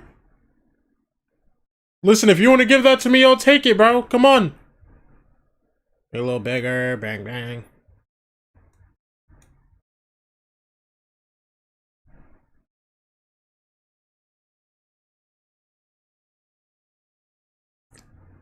That's basically perfect. That's basically perfect. I'm just the toughest. That attack side. I might genuinely be like the greatest. Pay off for them, I think, as much as they wanted to, but they still believe in it. Yeah. I think what's interesting from the conversations of both Coach Veer and Coach Romanelli with Liz here before we got into the second map pick is the fact that both of them kind of had, and I'm paraphrasing here, ways that the double duelist meta doesn't really work out for them, and you want to play more to your comfort picks. So as Wyatt, or sorry, Coach Veer, I know Coach Veer like that, so I call him Wyatt. He's my boy. Coach Stack, you know? Gosh, yeah, Coach Stack represent. But no, he was mentioning we wanted to go back to what makes the players comfortable. So I would, again, hope to see Fireball Ups to see potentially as a chamber here. But the same thing right now for Ernie and company of Loud, as we currently see Ernie on the screen. It's about the double duelist meta not really working for them, but also finding ways to counter it. It's like Energy playing a lot of double initiator right now back into the old ways. Yeah. And you're starting to see as well from, at the end of the day, I think the coaches and the players are also realizing that you don't have to force yourself to push into a double duelist meta to win some maps. You play to your strength, you identify what the gaps are, and then you play through that. That's what we mentioned yesterday during the broadcast on how G2 is currently playing as well. So I'm liking that the meta is not fully defined going to the second stage, even with the changes of the initiators back into a 40-second cooldown. It doesn't change anything at all as well, so, or 50 rather, it doesn't change anything as well in terms of shaking up that meta, but they're still trying to identify every single one of these teams' identities from roster to roster. We'll see what identity Loud has. He said our Sunset comp is still our Sunset comp, so we'll see that coming out of them. Yeah, and a great point actually from what Manila was mentioning too. Yes, they had a very strong game on Sunset against Crew, but it's also because Crew was playing a double duelist with the Rays as well, and they were like pushing every single time, trying to find timings against Loud when they were playing their defense. So Loud could just stay towards spawn and fight. And now that we have the agent selected, there you go. Fireball is playing as his chamber. I'm super excited for this. This is basically what made him Fireball Challengers. chamber. Why a lot of players and fans were looking at this guy as Fireball chamber. So keep an eye on him. Another one, like an up-and-comer as well as a chamber player for me is Son of Car, for example, as well. So a lot of those players to the MBG rosters are you have to keep them under the microscope. Well, if you're going to have a test of chambers, I'd say Luke Shaw is a pretty good one to that'll test be up fun. against. That'll be super fun to watch. A pretty good test on that side. They do keep the Sage, as we were hearing. It's something they do trust in. And the rest of the comp fills in as we would expect for TK Zine And Davi on that Sova. I'm excited to get started on this. Remember, C9 starting on defensive side. Summit if we go all the way here, but now we're on Loud Sunset to see if they can get themselves a win from that attack side start. They're very aggressive off TK's in every round. I don't think you get that ability as much on Sunset. You have to set up a little bit more on your entry to the site, but we'll see if they can keep that pace starting off here with just about 30 seconds before we get in. Yeah, it'll be important for sure to see how both initiators try to activate their duelists, right? From Davi as a Sova, and then from the Fade on Jack. And yeah, as you talk about aggression from the side of Loud, I do agree with you that there are a lot of moments where TKZ finds his opening but slides into like mid-control or whatnot, but they're not as aggressive in terms of like having to hit sites every single one of the rounds. Again, because just of the different play style that crew brought against them. I think with C9 though, you might force the hand of Loud to be a little bit more proactive around the map because they're playing their old double senti, which means they don't mind running the clock down and slowing you down in that same process. Speaking of slowing down, and Luxio's just walking through. Okay. Zelsis on. This guy's not handling. Luxio's trying to find an opening here as this headhunter. Super fast. Fireball just holding W here to get out of B main. And now very informed decision by Cloud9. Oh my gosh, this guy's all the way through there. Zelsis is going to get a second look, so he knows it's a confirm. Good slow. Both from Zelsis here as not good enough. Enters into the site. Vic is just going to try to hold slant now. Oh, you're swinging there? Work. Confident as ever. Loud you're swinging there? Waltz into the site knowing they have Wait, for what purpose? Here. Yeah, and you can see here the reaction from C9. They didn't fight as a team as they were trying to flood back into the site. Fireball up says he has the whole timing. It was perfect for them to stack up, but it didn't look good into the fights against Loud. So Loud, perfect positioning on the post plant. Lots of crossfire setups, and 2 of them on that spike. Could potentially seal the pistol for the Brazilian squad. And Jack's bailing you out. Okay. Beautiful over the shoulder, giving out pies to the face of Loud for a moment there. Round's not over. And Jack up 3. That's going to be Luke Show. This tough shot here, finalizing the last one with the rendezvous up to get a quick shot on Zelsis. The fake in the hold. Zelsis not fully on it yet, but he's got a bit of an angle. Man, it's so impossible. So awkward with the save this wall. is so impossible. And it actually the is tiniest so gap in the wall. Enough, and Zelsis cannot get the defuse. Loud get themselves another pistol. And Zelsis is not going to like that because that was his wall that he played. As a snooze fest? It's all right. Doesn't give him a chance here to fight that 1v1 to go for the defuse.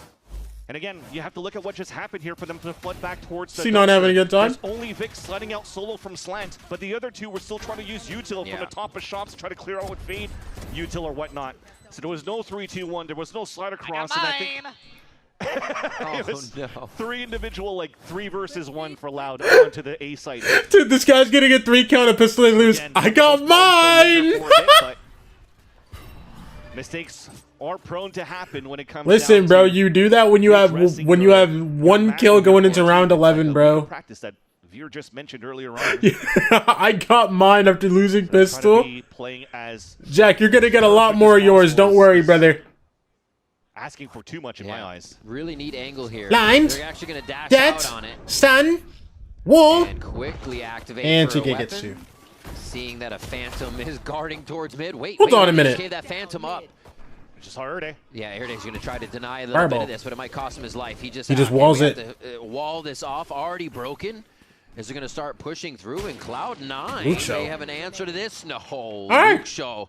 Look at that. Beautiful Marshall shots down mid to control the round. Another one of those, right? Player advantage that they had. It almost looks like the big boy gun that they had on Haven. Yep. Dropping 4 players when it comes down to a 2 versus 1. We're just a little bit off in terms of the comms on that swing. They swung 1 by 1 right into the Marshall Lucio. The same scenario there. Difference is this time around, Erde is also up with Lucio, and Fireball has a rifle to work with. Rendezvous 2 Headhunter, but he's actually approaching the situation straight up. 3 W recovery. Show there, so you're going to see. That was 2v4, yeah? But another round for Loud, and they're going to go into the bonus. No, I think that was 2v3. Still ends up being good damage being set up by C9 here. True. They didn't really try to go for some sort of contact play. They just tried to go for a timing. Gambled, let's just flash down and see what we get. And it went right into the pack of Loud, made it expensive. And you saw those picks from Luke Show. Being able to do the same thing from the defensive side of Haven, they left 1 member of Loud up on that second round and actually were able to take the bonus. To see if that is something C9 can do here on Sunset. Whoa, right into the relay. Darker rips the blind it's now. a bit of a rinse Doesn't and hit. repeat of the Oxy gets to pistol get round out. strat from Loud right now, but more C9 members are helping each other out in sight. Orb grabbing out. Mission accomplished. Still look at Fireball ups. He pushes grabbed forward and then behind the the sage Lucho while stays. over on this B Stepping side. up So elbow. the protocol that you currently have from Cloud9 is, okay, we got a lot of pressure on this A side. Just activate here on mid. Fireball.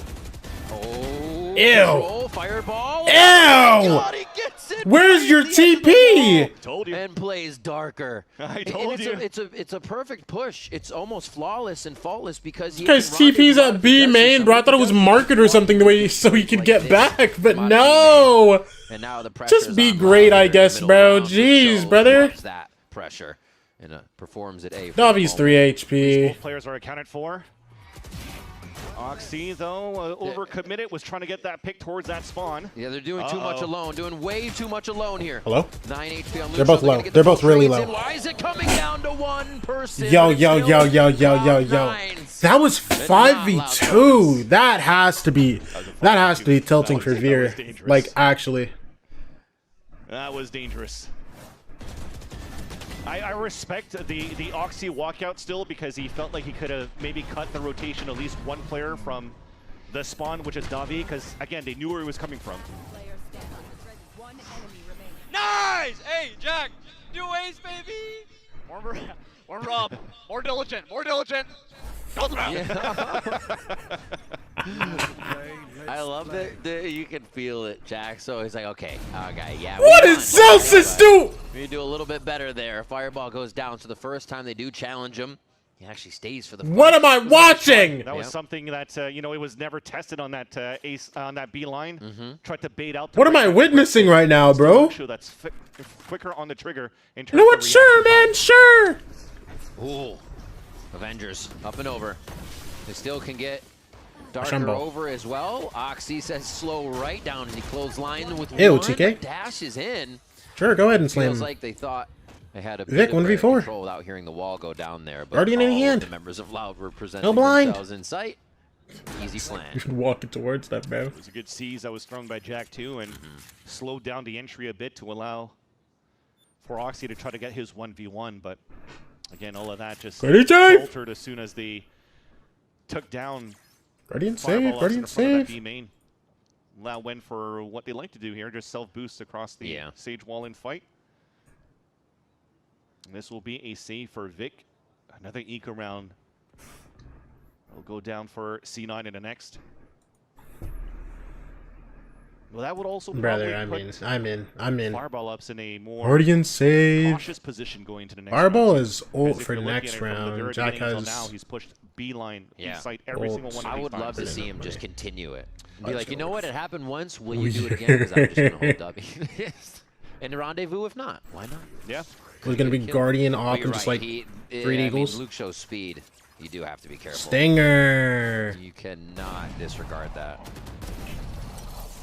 How is Zelsus getting alive Needs there? to But then reset to he get that. just goes on a fireball like, sure, bro. At the end of the day, I think it's fine as well because you look at the scenario of the rounds in the past here for C9. Fireballs was getting a lot of picks with the rifle. Okay, first, one and they deagle. lost 4 players in the process. One deagle, and op, Guardian. The money wasn't perfect for them to get And then the 2 operator in the classics. next round, but they'll have it now. Could have been a different look too if he actually did have enough money to bring an operator in that previous round because he had the first bullet shot against Luke Show, who was looking to creep up on that B line again. But it's another one of those scenarios here where Fireball Ups holds that line and gets the full information that he's not getting pressured, giving a chance here for C9 to focus a little bit more on the defense. Oh, they stopped that, though. Nice little smoke. Now they have to wonder. Yeah. But you mentioned the TP that he has. He's always going to be able to watch that line aggressively first. He's going to avoid the drone, and once that drone disappears, walk back out the line. I don't care. Work the Drone German elbow gets style nothing. to just take over elbow, and that's exactly what he's doing. Gives a chance once again to get C9 ready for the B-side hit. Good stun.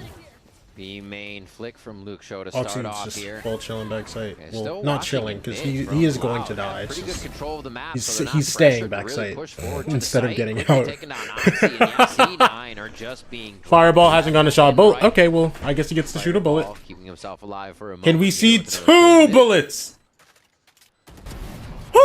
Ooh, good read. 3 bullets. Putting that chamber to work.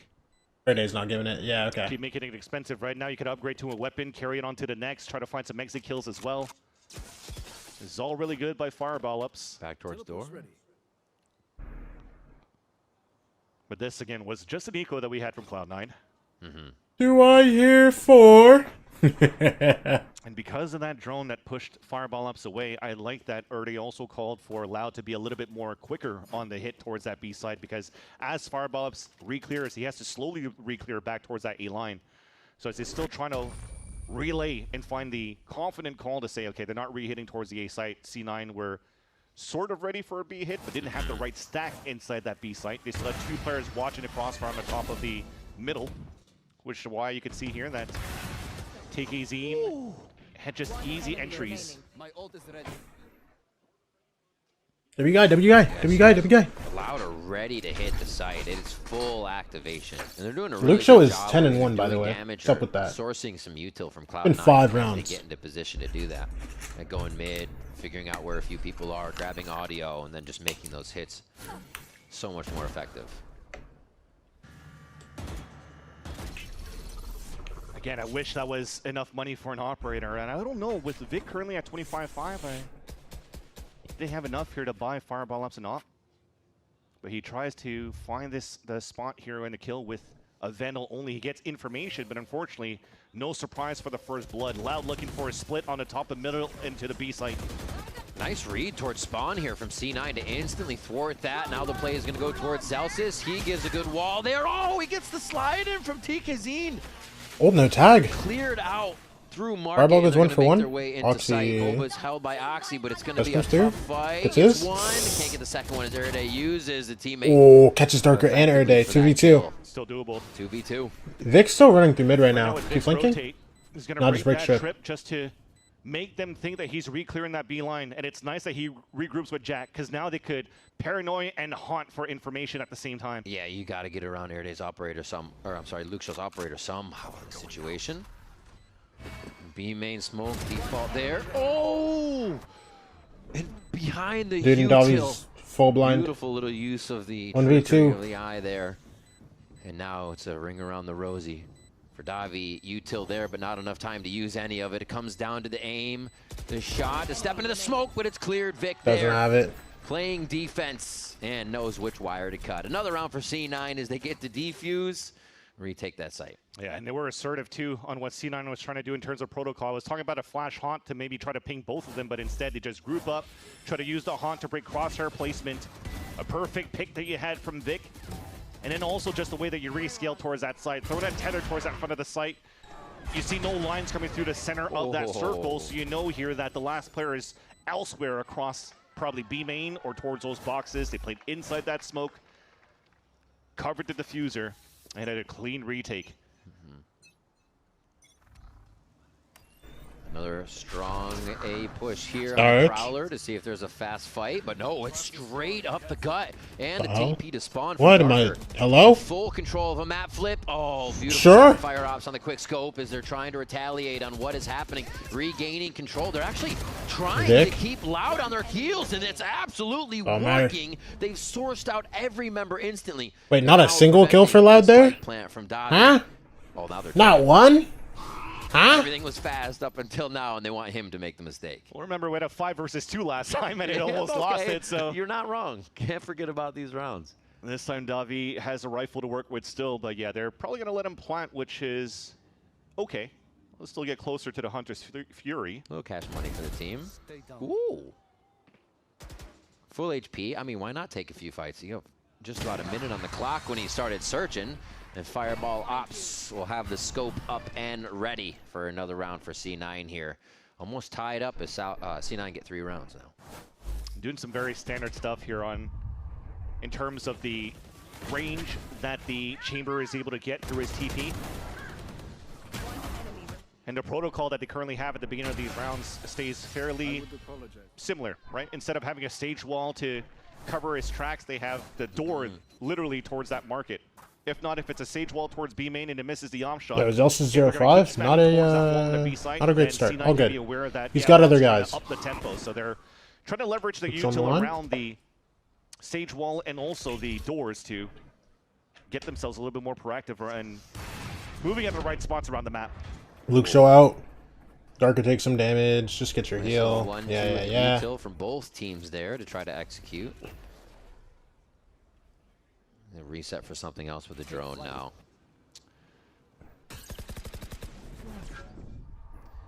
Oh, it's a hard chase, hard chase. It can't get turned around in time as Woxy goes right out in the middle of the fight, thinking that he can help a little I think I can situation. Puts still a minute down left. And members on this right side of the map. And now, an orb grab, ult ready, so if they get the plant, they can disperse on site.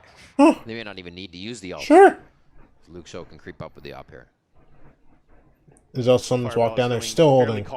They're still holding. So this time didn't have a chamber TP to work with, yet they're still creeping to get kills. Understandable. They've been one man behind this whole time, so you're trying to make a play. You're still trying to find information of where the hit's going to be coming from. Now from Zelsis' position, he hears the full run back into middle, and it forces to retake it. Low missy. But Luxo misses a shot. Love the mind game. Wait, Res. That's unfortunate timing. Anti. Anti. They try to pull it back. Anti. C9 disappear from the site and Loud grab around. I didn't like actually the fact that Zelsis decided to give up his line. You know, after Davi runs down towards middle and you still spot a player into elbow, you should expect here that it's a cut noise and re-hit potentially for Loud. So he gambles to go back for the res and gives up that space, and Ernie just walks up for 2 free kills. And Jax is doing an excellent job containing towards the elbow side against Luke Show while he gets shot in the back on top of that because of the space that was given away here from Cloud9. Slow top mid. Look at this spot for Fireball. Always different I angles love this that we're spot, trying to bro. find here for Fireball ups, but this time cannot go for the I don't love when you don't. You know what? Sure. He's gonna try to find that re-heal very soon. Good job on getting out Fireball. And you see how Go they're get moving your across the heal. map, covering all the spots. Okay, now I have to go for a heal, so Jack take over that spot. Fireball. I like this. Very nicely rotating in and out to cover that space and never leave a gap. Also, this first half going very close and mirroring what happened on Haven here as Loud was able to grab 6, and that's when C9 came back with 3. And Fireball may start that early. And Luke Show's walking through mid with his op. I love the confidence. Yeah, I mean, he's been spawning towards the market the whole time and saw nothing here, so no pressure coming through. He's now the late lurk towards the market. Just off on the timing there, but they do still get the kill trade. Vic prepping the wall here for the retake from the rest of the team. They're going to try to get a plant down for Eride, who does get already close to res again. Res off of this, yeah. Eride plants, gets ult. Fireball ops goes down the rotation. Easy heal there. God, they have the answer for everything on these peaks. It's really only becoming chip damage for C9. And but there's nobody to res here. Come out of these situations. I mean, look at the minimap. They have a Sage Wall to deal with on the attack side. Their own Sage Wall on the other side. They get one, but they lose one. Okay. And Vic's able to keep it going. Eride still down very low here after the fights. The DQ starts to go down, but Luke Show finds the lineup after Why not? That. He's dude, that round ended just so like suddenly, bro.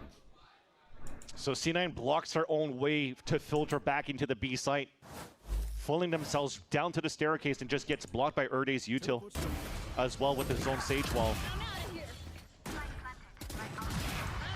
But that's what we were talking about before in terms of Loud. When it came down to how dominant they were on their attack side was because their opponents kept going towards them. They wanted to play more slowly, back towards that spawn. You see how their openings are also very slow, leveraging a lot of the timeout for C9. Davi's utility. So one body to be Ladder winning some big rounds. The second one being the actual consistently holding it. Just to figure out where C9 could be setting up. But every single time you're only seeing Fireball ups really trying to find some aggressive lines, and as soon as he gives it up, they kind of force themselves to turtle back a little bit more and give up a little. I think we saw this exactly in map 1. I like that because Loud usually comes back to look for that line. They want to see if you're still peeking. So yeah, 6-3. Fireball could, or anybody that's C9 pop timeout. Zelsis had a line 1. They could finally get the secondary kill there and keep pushing forward. I think they're a little too happy kind of with what they're getting, which is never usually a problem. You get a kill, you want to back up player life, but sometimes that angle creates such an importance then. I agree. Maybe C9 flexes a little bit more on that after this timeout to secure these 3 rounds, just as they did in their first map. I have to call out Zelsis too on how he's setting up these walls for the retakes for the defense. It hasn't been the cleanest ones yet here for allowing C9 to be a little bit more disruptive on their retakes. All right, come on, talk to me. They're flooding from different angles. They're flooding from Roll up. Now it's a self-boost to look on one side on the top of the wall. Will it get checked? Probably Oxy. not. Luke says just full clear the whole thing. He knows. Back up there for that kill. Could be a memory. We did see Fireball did that, but he played the low side as Zelstis was high. So trying to vary it up, but you can't vary up on Luke Show. Not like that. Oh, the slide in. A quick trade close up, and they're going to be looking for Zelstis. He's really pinned into this Zelstis for two. So really a great job to get a second one. As Boba now the place where C9 begins to encroach from. They split for market as well. 2v3 not too bad. Is available for Fireball with the big boy gun in hand. And using it. So Zelstis doing some damage and getting 2 kills. Gives a chance here for Fireball to find his duels. Here. Oh, made a step. Who does that? I mean, blind. Really nice hold though from Loud. This is going to be a tough one for C19. What you got, bro? Should be able to break this up to Fireball? 7 on this low buy. Can't get it. Vic, you got it? Hearing the cheers. Vic, Yeah, Loud grab 7. That's 7. And a nice job to go back to this. Just execute heavy round. If Luke Show needs to get the first pick, he does. But everybody's still following up regardless. There you go. Jeez. So he was definitely looking towards that line where Fireball was playing in front of that stage wall before and gets that nice little flick up onto Oxy on the top of the wall. Attack sign up here from Luke Show, very valuable. This time, interesting look here from Cloud9. All of them grouped up on the top of middle. If that smoke's coming up, you're going to self-boost and try to fight down towards that line. Here we go. Woo! Got one. Oh, the edge just not enough for Fireball to get one down that tile side. Coach Veer, you nerd. But enough. It works. They spread out too. And they already had full coverage from Jack on this side, so they Drone comes through. Weren't losing too much ground. I don't even know if it pinged Jack. I don't think it did, but stall that. Cloud9 is perfectly happy with it. I mean, he's all the way back. And So huge at its early as well. He's been doing pretty decent in terms of cycling up these ults, getting some impact frags to get reses back up here against Loud. It's an important piece out of the question now for Loud. Unless one less wall to deal with once Jack jiggling spawn, Zelstis jiggling short. If they're giving up sites here, which looks to be the case. Yeah. A site fully open right now for Loud to take if they start smoking at the right spots. Just too much swarm.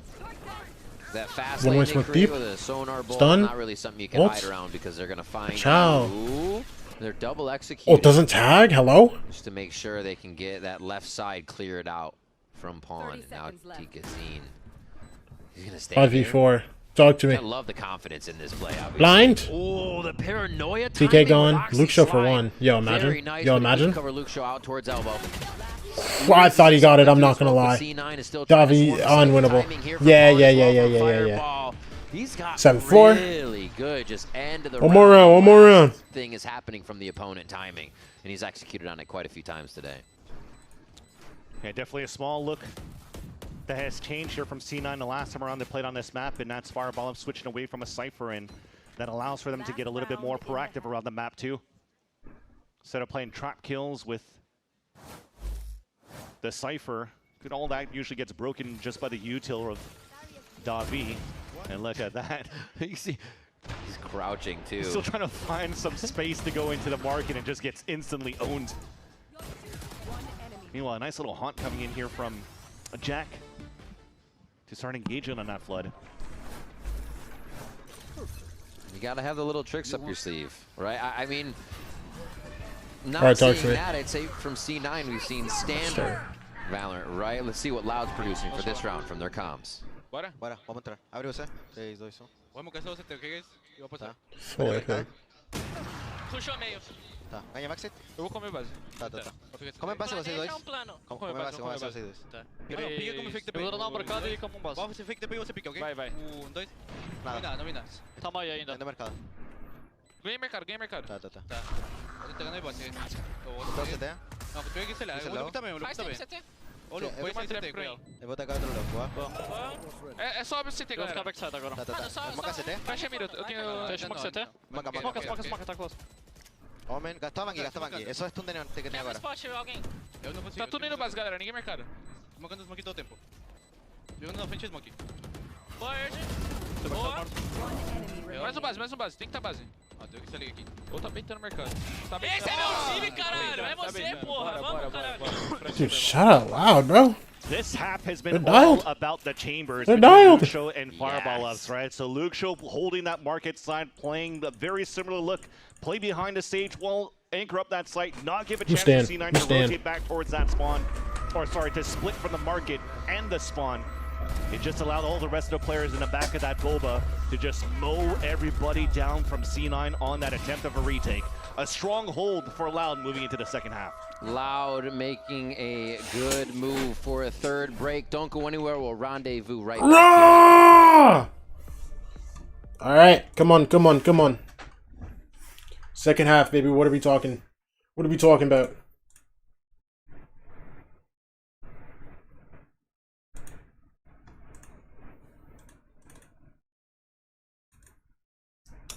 Dude, I mean, I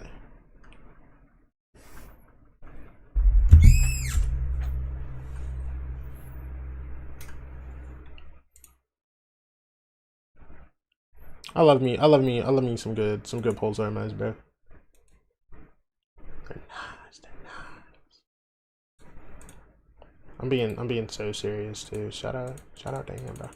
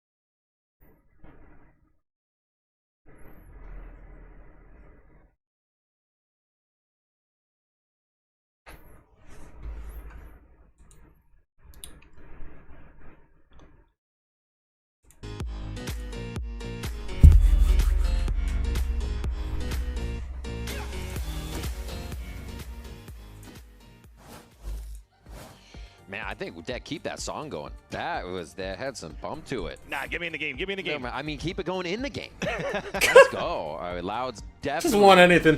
having that effect on this one. They came in strong. Oh, let's keep the song going, bro. Come on, bro. Ones, especially for the first map. I'm not gonna lie. I'm not even hating. Like you said before we went to break, the chambers here on this second map. Luke Show and Fireball Ops kind of going head to head here, as we see, but we're switching sides. Loud is going to start on that defense now. And the clash, I think, is going to start earlier than expected. Both of them setting up TPs to take mid control.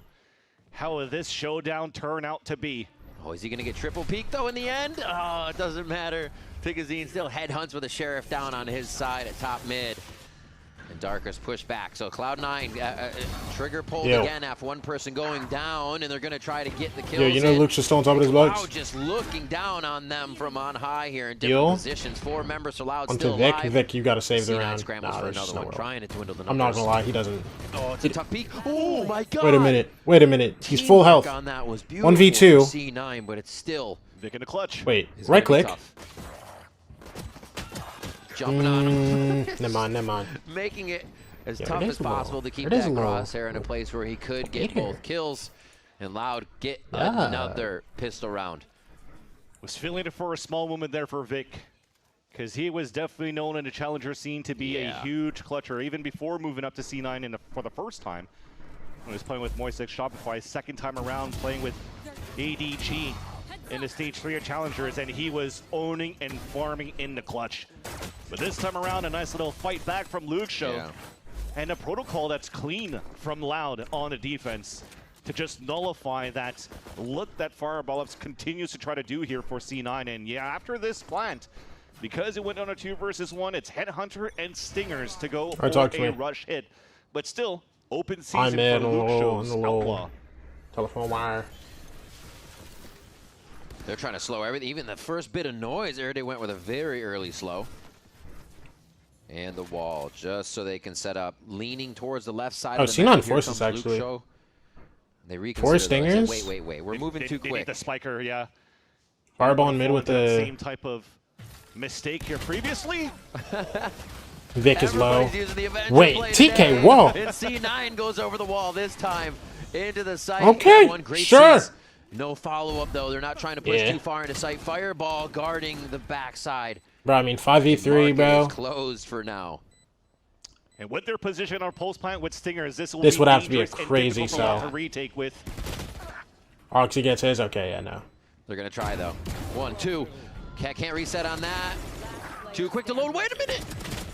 Oh my! Oh my! They're so low. They're so low. Wait a minute. Okay. I was about to lose it. I was about to lose my mind. If they lost that round, I actually go insane. Genuinely. They were so low on HP for the last two players of Cloud9 and just think of like I know C9 throw a little bit. Come on, but come on, man. Yeah, look at that play. They tried to stall early with a relay bolt onto the ground, but it's nice that C9 just stayed on top of the wall. Everything just worked out in their favor to make sure that they traded with each other to the best of the capabilities. And one single gap, though, you see how much space, or what little space is given to Luke Show, how much he could take. Prime Sage plays this game from the Celsius and Airday for the teams. He didn't get seen. That is a... Oh, okay. Trademark. Doesn't matter. I was going to say, that but is they could a green walk all day. They paranoid and tried to find the timing through there, but unfortunately missed it. Already still had quite a bit of move up. Vic answers, gets the turnaround. Set up for another one too. There. Also, not gotta worry about that. Kind of oddly pinched here, so C9 does have to choose to go into the site. Zelsus is quickly cleaning up everything. Last guy flank, that could scare them from a timing situation. And there's the last kill that they needed. Spike should go down for a little extra cash here. C9 pick up another round. So now see what Loud can bring to the table. Yeah, Vic's the one moving down that A ramp to get that pick on that flank from Tikazine, just so that they build the ult orbs for Cloud9. Zelsus already had his ult after picking up the orb. This puts them in a comfortable spot now for their bonus round. Well, I like to call this bonus round because it was a a forced buy second round that they've gone on to Loud, so right. Still have a lot of money to work with. Outlaw into the next round, or into this round. Yeah, Oxy's also jacking mid. Can get value on 3 of the members here, Loud. Dobby gets orb. Where to go? Just leave Fireball in. He hasn't really changed his position. So they might be looking to find him in the same spot. As C9 starts to hit that left side of the map, they are going to meet 3 members. Oh, nice wall. Great little bits of delay here to see what members they might have to fight with on their way in. This is going to be a weird angle. They don't realize this created by the wall, though. And another one. Have and to slide. Be aware of that situation. You're the one making the play. And Fireball with an outlaw. 1v4. Because I'm pretty it's sure not looking good. Was spamming that it's wall not looking good. Yeah. And on top of okay, I'll be back. Hold on. When Zelsus was running up to put that wall up, he saw him. Yet, as they're scaling back towards Boba, nobody's paying attention to look back towards the wall that's being broken on their side. And they just get backstabbed. Again, you see a little bit of those moments when it comes down to be hectic that the comms kind of just slip through. And yeah. It felt a lot like oh, I thought somebody else had that. And everybody was confidently in that train of thought. Yeah. And then in the end, nobody has that. Luke Show has it. There it is, a kill on the Fireball. In that Chamber v Chamber matchup, he went hunting and found and buried. 10-6 now for Loud as we push closer and closer to Summit. See, the actual person that was breaking that wall was Tikazine alone. The other 2 players that was back there with them went back to turtle into that B site to set up their crossfire towards Boba instead. Again, to lack of sounding like a broken record, you can't play as perfect for C9, who has had to do a quick turnaround with a new head coach in, and those same type of lingering issues for C9 cannot be fixed overnight. Ooh. Elbow wall frag there. You can see Darker actually up top for the elevation, so they get their own little boost game frag in the beginning of the round. Oh, gonna try to get the spray down. Jack Dancing gets out alive. It's info for the boost as well, so they know the Sage is being posted up on a... Off ult? No, don't even worry about it, bro. I like that idea. C9 Come on. Slowing down the round. And trying to create different type of angles here. Playing very quick on 2 different fronts. Trying to feign towards mid, but now they go back towards market. Actually going to be into the site. They are scrambling loud, but... Oh no, Oxy. Wait, they get you back though. And Luxo's just good for 3. 4 maybe? Unless Fireball. Unless Fireball wants to... Oh, never mind. They're keeping it real safe. Must have in a second. They're keeping it real safe. They're keeping it real safe. And Luxo with the 4K. What's up, by the way, L? How you feeling? On that side entry. Oxy felt like he had the kill already onto Luxo. Like He's turning away from this one, and then he just misses the shot. And that small miss allows Luxo to get a 4K into the round. Farming right now on Sunset for Loud. Almost close to dropping a 30 here at currently 27 kills. Luxo's on... Wow, that's... You see they were doing a shadow step with Omen was the wall Physically went horrid, up, mentally so we it's up. more of Wait, actually? Omen W! Instead of an Omen just going like on an elevator. That peak is kind of insane. Listen, we take W's where we can get them. Holy moly, the tech they had. Yeah, just a little bit of a different position from the Paper X team. Juju carried me in 2 ranked games. W Juju. W carry. To use it towards that window to do some good damage into the A line. Got me out of bed straight to 40 RR. W guy. Love it. Timeout is important now for Cloud9. They really never had a strong hold on towards this map. I think with the exception of a couple of nice little flash in the pan from Fireballs with the openers that they had on the defensive side, but overall their holds and anchorings on either extremity hasn't always worked out in their favor. And this time on the attack side though, Luxo's making them give a taste of their own medicine by having so many good aggro peaks, so many little off positioning as well, and even as he TPs, still gets Carry is wide. Carry is wild. Definitely played. Listen, you better take it. Okay. C9 need to find a way. You better take the compliment, Juju. Break that loud defense. You carried. You dragged, Juju. Doing an amazing job. You of making owned sure those games, Juju. Do that quite often, right off the rip. You're ham, Juju. It looks like they'll kind of play a default here to start off and just read the map.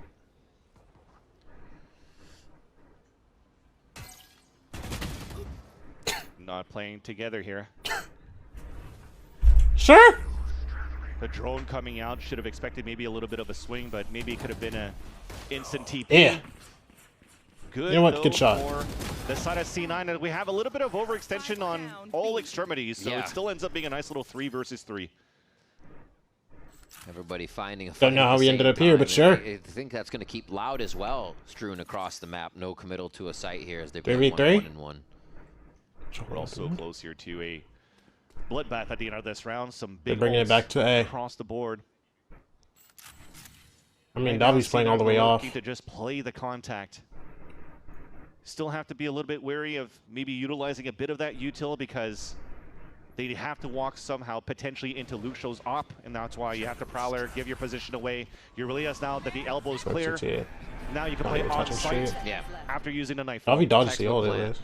I mean, they really can't even follow up on Davi's util right now. They're not in position. Oh, they may be in position. Maybe in position. That was there. Yo, I'm not gonna lie. I'm not gonna lie. He gets that kill if Vic isn't like at that point of the planting animation. Vic moved forward. Oxy sliding right back in, and he's that's unfortunate. It is wild to take though. Now he has to reconsider. 2v1, Davi. You getting your team to 12 or what, brother? Don't overheat going into this one. Play the tap, play the protocols. Oh, they're both making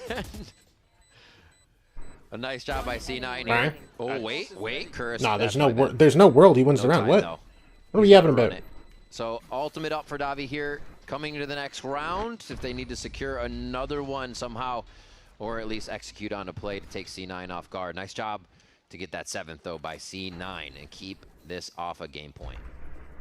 Oxy feeling that he could still play the old Neon style and quickly peek. Yeah. Just waste out bullets, waste out the time, and maybe have 2 players stay alive. But that's the thing. This is still expensive rounds for Cloud9. They're not really out of the woodwork, because they're already low in terms of economy going into that last round for a buy. If you're looking at this one here, lots of hash shields, regens. Yeah. If Loud wins this one and puts himself at map point, this is will be Darts. will buy for C9. I mean, even if C9 win, they get 3K, Yo, they're right? so It's deep in still, spawn. it's tough. Fuck up in the Jack. You know what? Sure. Crazy fast. Well, They do decide to go aggressive on this round. Really getting in C9's face the moment they get a buy. Loud goes for the throw. Luke Show. One. Ew. Another one. He's still holding. instantly He's still for the holding. peak. That's when Vic He's is still most holding. ready. And he's in range of his TP too. Fast. And Oxy, he's gonna use a little util before taking a chance. Okay. Need to hero plays to come out for fireball ups. The best thing you got here, losing this round for C9. Yo, it's a triple high low. From fireball ups going Good try, brother. round. That's 12. That's 12 for Loud. Okay, bro. Oh, Imagine. of course. I think it's so funny. Loud's like, yeah, he's gonna be lurking. Let's set up everyone to wait. Wow. A very clean round. Super, yeah. I was gonna say, what a lockdown from Loud on that one. No point of damage taken from the side of Loud as well, so they could continue to build a very strong economy while they set themselves up at map point on their map pick. Luke Show getting close to dropping that 30 bomb. 1 kill away from it. One enemy remaining. TKZine also hitting the 20 bomb as well as this Neon. Yeah, like I said, going into this next round, there's only really the strongest weapon being the Tour de Force for Fireball Ups, who's staying grouped up with the team this time around. Cover going out. Are they going to try to go for a Hunter's Fury? Yeah. Little protocol there. I like it. Especially with TKZine sliding out, you want to be able to fight that Neon, and then you get a Hunter's Fury in the face. So you're kind of committing in the wrong way to start the playoff. Really cool stuff from Loud. Luke Show doing a little bit of a fireball ups there. Yeah. To get the full timing onto C9. And I think he's got it. The trademark. It'll be... Luke Show. Still got the angle on Zalstis when he gets there. Oh, hello. Oh. Goes for the quick ADS, throws him off. Three here, Darker. It's okay. Ultimate. It's okay. Looks like they're It's just okay. gonna hold steady. They won't go for a quick... It's okay. Listen, he's on 30. He's on 30. They already understood how aggressive the push came out here from Luke Show, and because Fireball has been doing that the whole time, it's the same protocol. They kind of have the stronghold back towards the A side, so they could just full knife out into B for the plant. Spike planted. Should be a reset time that you get Fireball to turn around. There it is. And they're going to hold for the front of that site with just Jack watching the back here. Util decently low, but Davi still has a bolt to shoot through when they start to enter the site. Eride is going to try to get They're going back in now? to get back in, but he's going to have to rush it. Yeah, that dart hits Slowly absolutely creeping nothing. in. A C's locks one of them down. Are they going to wait for each other, or do they keep pushing? The time is dwindling down here. C9 look to keep the map alive. No, Davi takes one out, and we're that much closer to Summit. A kill from Zalstis as well, and C9 fight all the members of Loud on their re-entry. We stay on Sunset. Big fist bumps 2 on a 2 versus 3 converted back for C9, and the lower weapons are the ones that are going to be able to save that round for Cloud9 at the Pulse plant. Again, we saw that idea. As soon as you break that drone on the side of Fireball Ups, the Paranoia and Hunter's Fury came out, but thankfully Luke Show 30 and 10 right now? all the way towards the Is spawn Luke where Show I think 30 that and 13 10? reach towards him. 30 and 10? Alive and just keep the numbers up here for C9 to keep that dream alive when I think the craziest part is that TK is right there. On that big flank. Yeah. Should have had more, but you'll count your lucky stars here for C9. Still in this fight, behind by 4. And now still good economy, though, for Loud because of the amount of rounds to be winning here on the defense. Ops still available for Luke Show to take. Very confident on taking these peaks. Already racked up 30 kills just on this map, and barely comes misses out off on that. just short of 31 on that as he misses Fireball. It's the rush from C9. These are the strats Yeah, he's already back they were here, though. executing on. Yeah, they go through this wall. All of a sudden, Luke Show's in a... All in one through to the site, and it drops Luke Show where Yo, he he stands. killed him kind of fast. Smoke's He was clearing ready. out the vision here of Loud, so they can't get the trades back they want. Wait, are they dead too? It's a spam fest, though, that comes out. C9 don't have a lot of Not health. in a very good position. Once they get the plant down, they still have to scramble to set up what is a garrison for themselves, and Darker takes Okay, advantage of 2v3, Darker 30 HP. 2v3. It looks like they have a bit of a setup here. This looks basically what last This round looked like in the dart's same cooked, bro. positions. Oh wait, Oxy's barrel got seen. Oxy trying to hug that wall there and asking for a little bit of help, which pulls out everyone from B main. Wait, it's also dead. Oxy dead. Darker takes one. It's just going to be up to Jack here. Jack, 1v1. Do you have it in you? Holds it true. He's been saying he got his. Let him Can he drop. get one more for the round, though, to keep C9 alive versus Darker? Mm. And it's not going to happen. Darker gets the kill, gets the defuse. It's a little map 3. All the way to Summit. Guys, we're looking at another map 3 this week. I don't think we got 1 in week 1 or in week 2. 13-8 for Cloud9 on Haven. 2 in 2 days? We're up. Sunset.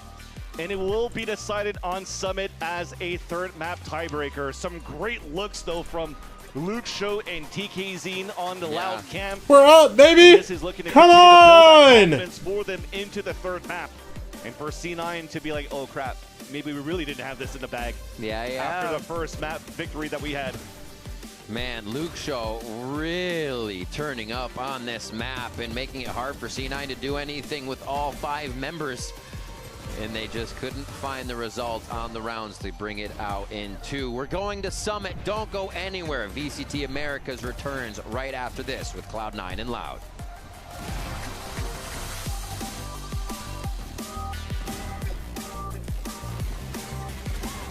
Good little map. We got map 3, Summit.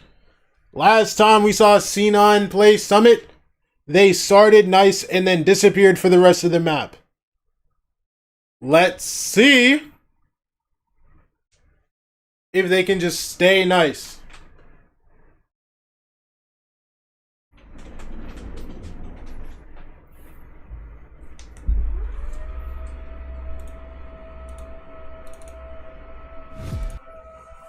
Oh my gosh, yo, I low-key need this bundle. I don't even play the game, but I need this. I need this bad. Yeah, this is a need. This is a need, not a want, a need.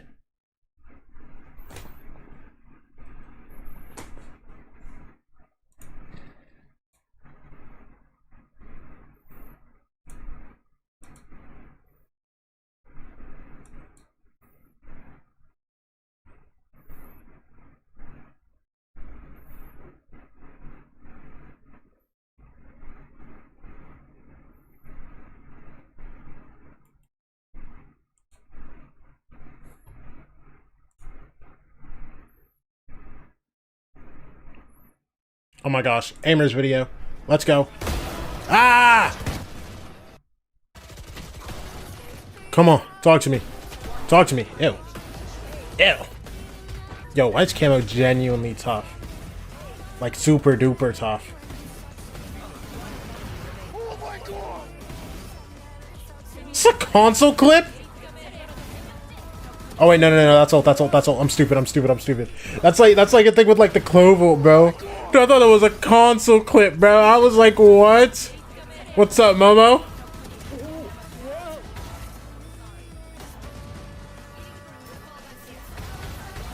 Yeah. Yeah. Yeah. Dude, I'm not gonna lie. I haven't sat down and watched a Quite video in a minute. Is this Knights? Where I've seen that map cover.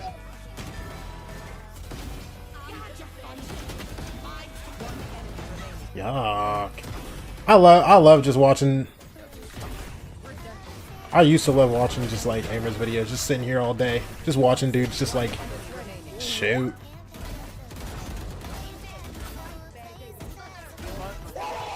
Good time, good time.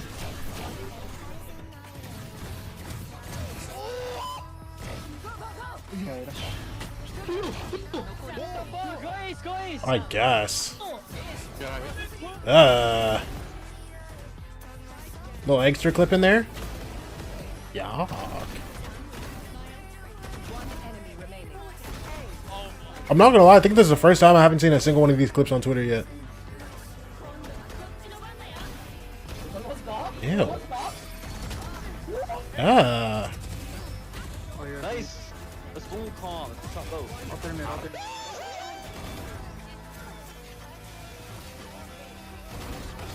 Dude, Calm's doing it bigger than... Actually, wait, no, he's a player. I forgot. I almost forgot this guy was, like, on a team right now. I'm actually, like, a Chad. I'm about to say, Calm's doing it big as a content creator, man. But I lied.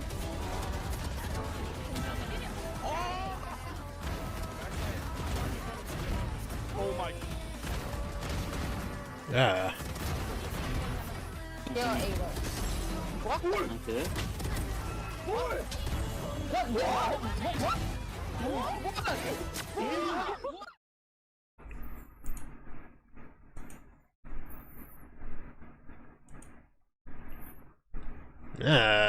What we were hoping to see from him, a guy who was being proactive, who was getting in the face of his opponent, which is what he was doing here, but he was doing it with great success. Yeah, I mean, the chamber gives him that agency, I think, to be able to take a fight. Dude, Austin isn't great, bro. No one's ready for Kazi. Bro, I'm not gonna lie. I was about to say, dude. I gotta see this Enterprise team play, bro. I think I've watched, like, one of their games, maybe?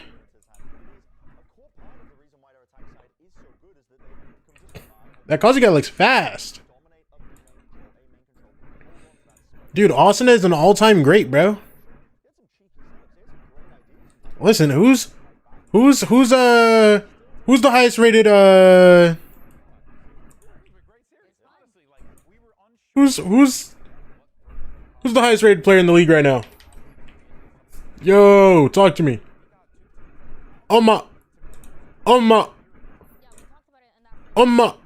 Wait. Oh.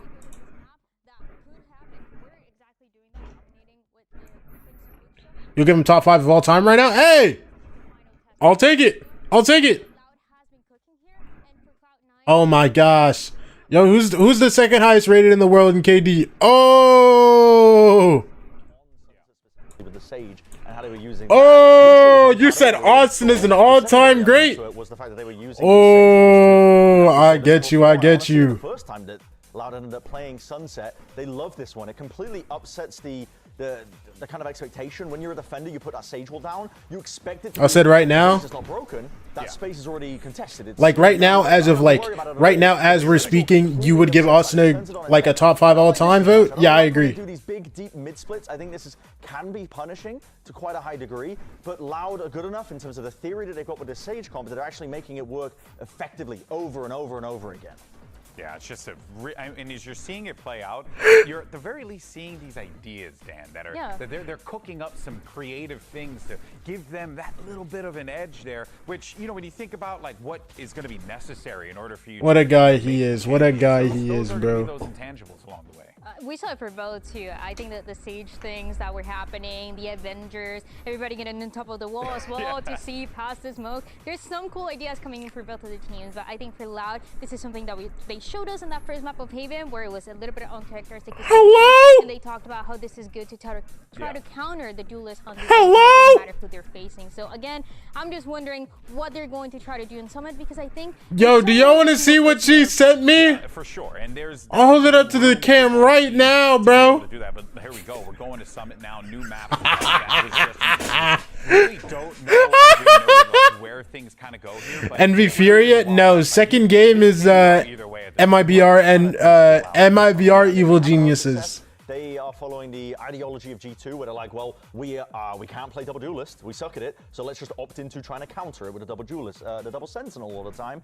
They could go for that as well, but I have even more questions as well about Cloud9's Summit in general. I mean, it was a while ago that we saw it, but you remember all the way back to week 1 when they played against Sentinels, they were really struggling in the post plants. They would get the spike down in these situations, and they wouldn't know where to position at all. I need to see a much cleaner game from Cloud9 on Summit this time around if they want a chance to go toe-to-toe with this Loud team that are firing and why are we yawning? Single cylinder. Yeah. Teo, bro, you're not excited? You're not excited, Teo? For MIBR Evil Geniuses? They're going to keep with what they've been doing this entire time, because I don't know if you remember, but dude, Wild Bomb Battle is about to diff text. I think it's going to be simple. I think they're going to switch it up a little bit. There was a 30 I love EG, so you should be excited. Against Sentinel. So now let's go back to the basics. Let's go back to work out in the map number 1. Not enough for that. Wow, you're fake. As well as for Loud. Hell, we'll see what the heck both of these teams. We're gonna see who the best. We're gonna see who the real best Brazilian duelist of all time is. Is it DG Zin? Or is it Aspas?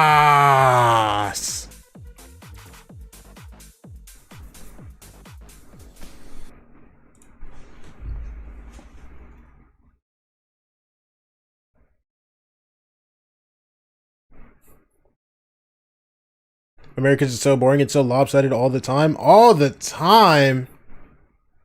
All the time? Listen, last week was boring. I'll give it to you. I actually was bored. I actually was bored last week. But all the time? There's a convo about that? Yep, and it's going to get decided today. Yep.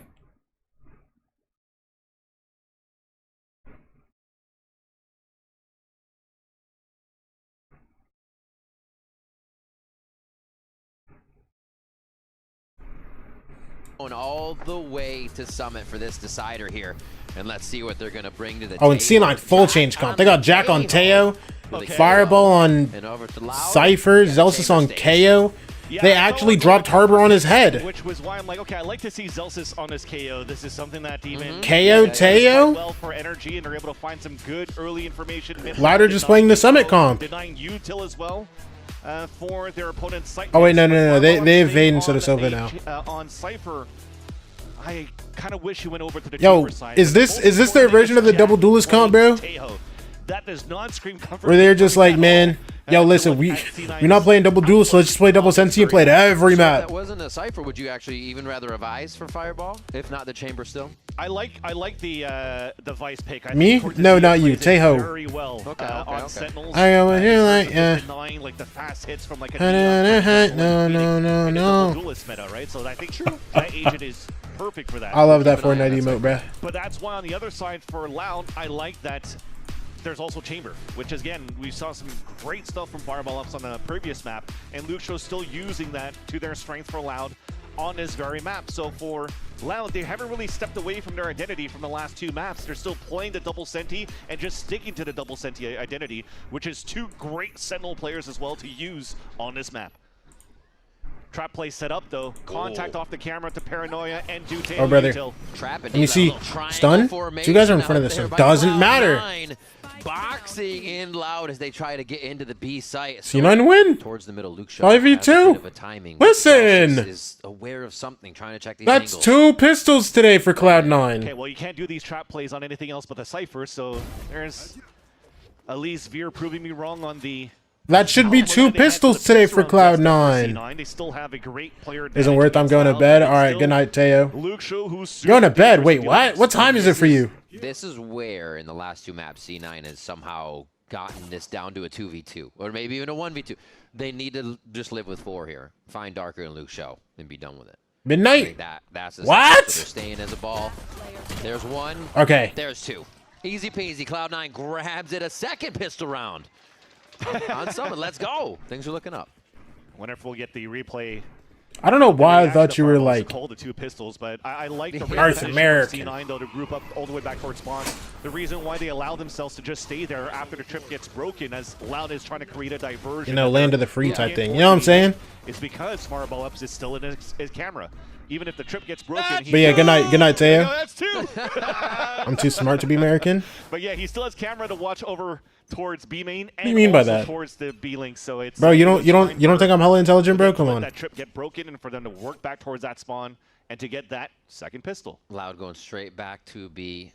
Speaking of Jax Tejo, one of the things I like about Tejo on Summit is everything's all of these corridors are so tight. You are, Very thank you. easy to kind of displace somebody and walk right into it. C9 more so outside the site here, but they're still getting taken out. Wait, Vance, this shouldn't be happening here. Loud goes in with basic Wait a minute. classic round and 4 versus Cloud9 2. swept off their feet. Luke Show's just peeking. From his positioning there. Bro, usually that's like the one that like, you know, loses the eco when you were at, you know what I'm saying? But no, he just peeks, just win. Yeah, okay, whatever. The bulldog that was picked up by Luke Show after they traded onto Fireball Ups towards that B site became A thorn on the side of C9 for that retake. Picked up, what, 2 kills? Now a third. Sure. He doesn't stop. Just from last map to Summit, he does not stop. Luke Show putting on just that. Listen, 2 pistols, 1 eco. Now it's official. It's the first time now as well that C9 gets ecoed after winning a pistol. Yeah, you're right. In this stage. And for Fireball's debut, so Romanelli is gonna love that. He's having a great time in there. Very expressive. Yeah. He's like the other side of Alex from Paper X. They're winning rounds, he'll break tables. Look at the amount of guys. So a little bit more of a setup across the map here for Loud as they try to read what C9 might have set up for a bit of a... Right click. And they're right to wait back. It's getting pushed here on the right Oh, side Luke Show extremity. for 1. And the other 2 guys just fall back up. Get an orb for Zelsis. 3 rounds in.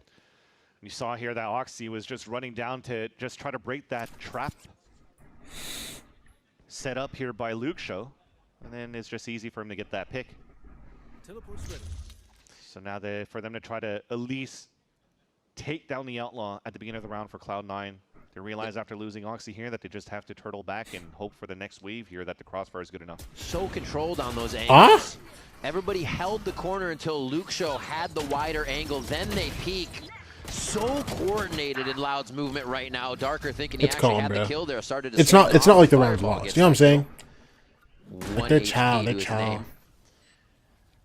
And now they just set up to hold this one. Nice job by Loud to be methodical and just keep on that. Even after Luke Show walks out of the rendezvous area. W phone, bro. Keeping himself occupied. They're keeping control in the formation of what is the best to peak every angle. Really neat to see them move around like that. Are you gonna go farm? Or are you just like throwing this Phantom away? They have to try to Let me know. spike, so as he closes that gap on the top of Cave, he could move in for this kill. Huh. Fireball is at 1 HP trying to save Fireball? the Phantom, but he's gonna get hunted down Oh my gosh. You getting out alive? Quite a bit of distance. I think that might save him here. And they all go the other way. So a Phantom to go into the next round. I don't know, there's still a Luke Show here that's fairly close. Luke Show! Too much walking. Yo, I was like, listen, maybe he knows something I don't, but no, you're one of one, brother. But you're seeing the shout out this guy from Loud as well with the Sage and the comp, very similar to Haven, right? Whenever they're executing the sites, it's even more difficult for C9 to flood back for the fights. As they block off and section the A site link, they break the door on the top, and then they could take full control of. Listen, lose it Outlaw, no problem. You just get a bigger version of it, man. It would have been awesome to keep the Outlaw, stack some money, 5 light shields on the other side. For forcing C9 to utilize a lot of util before even getting into sites to re-clear that space, which allows the final players to defend that pulse plant inside A to just use duels instead of util. Flash over for mid. It looks like Loud actually wants to break the center of the map here and separate C9. We back. One map, 3 out. Holy, I missed a lot. Yeah, you did. Teams are going 3 maps. Not exactly playing a retake on A, but really ready to use that util. Fireball is right in the mix to stop whatever comes his way. This little mid-round grab that's going to spawn here the Neon, and by spawning the Neon, you would expect the split to be happening towards the A site because they need them to dive in. Oh. I like Fireballs for popping this kind of early. Honestly, I really favor these little situations where you try to play into util, but take NT Fireball. Shoulder clear on that for Fireball, and he can't even use all the util he threw down. The team's in safe, and now a cave retake becomes the possibility C9 has to use. Doors closed. So smart from TKZ to slide right Links into walled off. Yeah. The eyes. Zelsis and Oxy trade guns, bro. He was set up to think that the Neon's just trying to create some Flash space. isn't even good. Good clear. They've broken that first choke point. C9 trying to move together yeah. here. TK, hold on. You want for an ace, brother? He's on feeling it. Oh, he wants it so bad. One more. Oh my gosh. For TKZ. First ace? Is that his first? A huge one. Go on for it. It's a good round to get it on too, bro. It's not like a Mickey Mouse one. Well on the VCT stage. Look at that slide right in. It's a good ace. You never expected He just does it all. On the edges of a smoke when you're thinking the player's going to walk forward. You're trying to hold the angle on the side. Yeah. Yet he runs right into them. Chases them all down in individual fights. And that was a C9 fully. I just realized this guy ends up on crew next year, huh? Half by with small shields. And to rethink how they want to hold the This guy goes crew next year? Oh, brother. Very, very passive down these lines. And you're seeing them trying to explore a little bit more, but as they explore, well, they're running now into a lot of crosshairs, just holding the angles. I think after this round, it's a Veer timeout because it's looking desperate this round here, and it's punished in every single lane. I feel like they're much harder fights to take, especially with the distance. The ability to double swing and double face these angles really lies with Loud. And there again, I mean, you get a trade, but they gain more space. And at these numbers, it's always favoring Loud if you go trade for trade. So they've already done the work, but they continue to go for the firefights. We know them to love that. And it seems to be working out so far. They stay as a death ball as they head towards the right side of the map and should be able to pick up a fourth on this one. So a lot of respect given here for this side of Loud. Despite them having a very strong, comfortable finish on that second map because of the domination of Luke Show on that previous round. This time around, it's TKZ creating all that space again, like hitting all over. They're just leaving. They're just leaving. But they still wanted to walk. Brother, oh my gosh, I gotta see it for another 40. Oh my gosh, oh my gosh. Now C9 to have the last two players rotate back and save their weapons. I think this is so in such like a favorable position now onto Summit for Loud. They've had such a crash into the site activation once they've gotten to the front here behind TKZ. These pathways up to each site really allow them to funnel each other together before they're even seeing C9. So C9's reactive play has to be either back up or perfect and instant. And that's so hard to play against when you got people like Luke Show hitting shots and TKZ causing that much chaos. Yeah. Not crossing out C9 yet in this matchup, no though, way, as no way. A lot of these matches on Summit have been favoring a lot of attack science. But so far, when it comes to their defense, though, the protocols that they're trying to build up, I don't think is really there yet. All right, boys, I'm gonna give us a little speech here. This is how we wanted to play, so we need to be talking to each other. Like, we need to listen to each other, we need to talk to each other, we need to go for peaks together. If your teammate need to help him, like, this is it.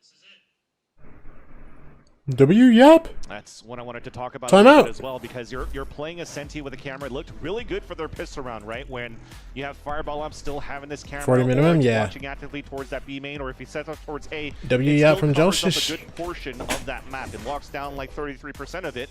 While the rest, I'd like to see a little bit more of util coming out from Zelsis. Early knife. What information to get out of that?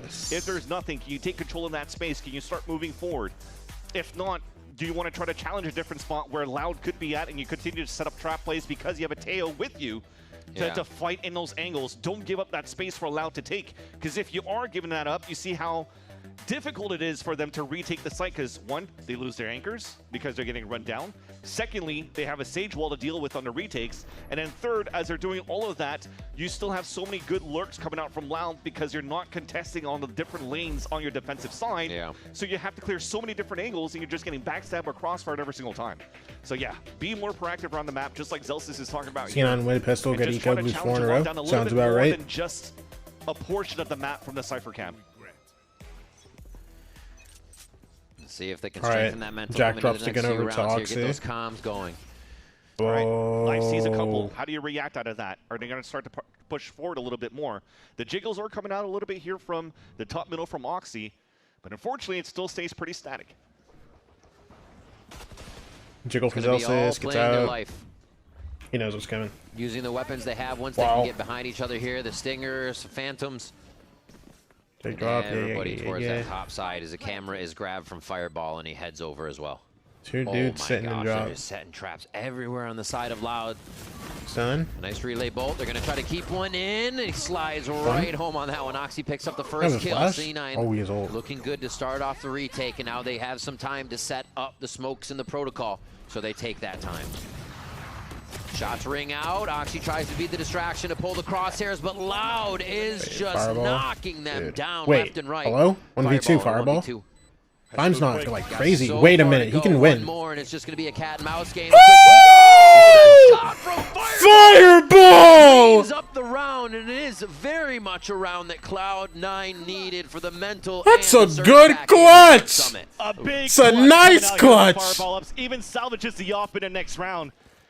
C9 were just running. What a guy! Trying to retake towards that site. I respect here getting an all command up because as they drop the first kill onto Darker, you upgrade into another weapon. You have now a null command and so many rifles 1v3, Brian.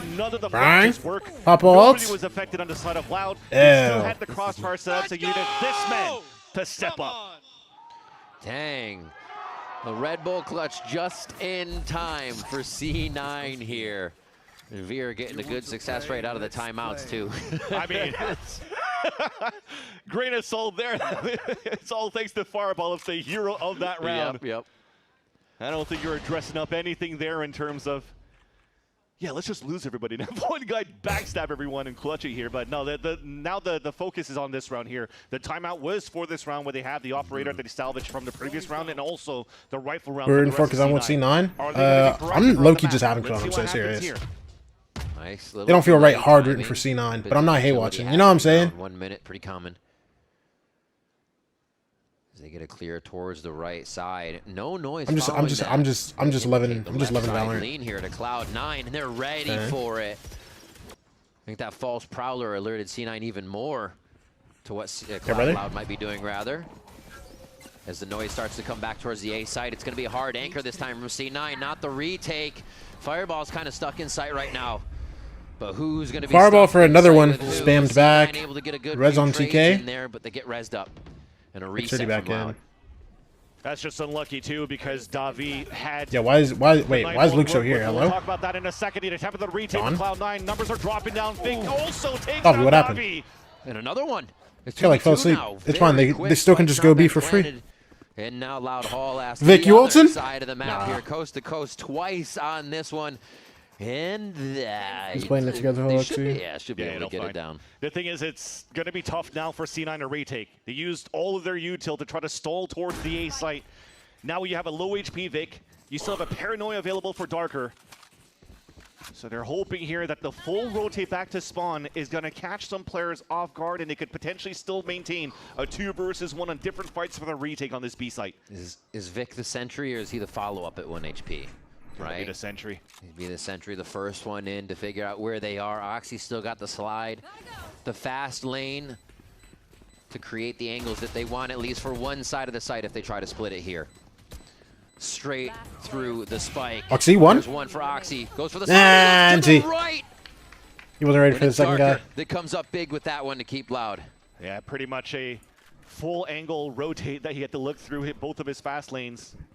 You would hope he would have used his slide here to maybe try to stay alive and be lucky on a flick. This was nice. That's what unfortunately doesn't work out here for C9 because of that Nightfall out there from Davi. He's able to throw a haunt. Both of them are hit by the Nightfall. They don't hear where the haunt's going to, so it pings both of them. Yep. So as you had a nice little trap set up by Fireball in the very beginning, it's fully canceled by the util out from Davi, which gives a chance here for to Loud to regain control of the A site fights and to win the 2v2 in the end. Another eco round for Cloud9. Trying to punish here onto Luxo, lurking up.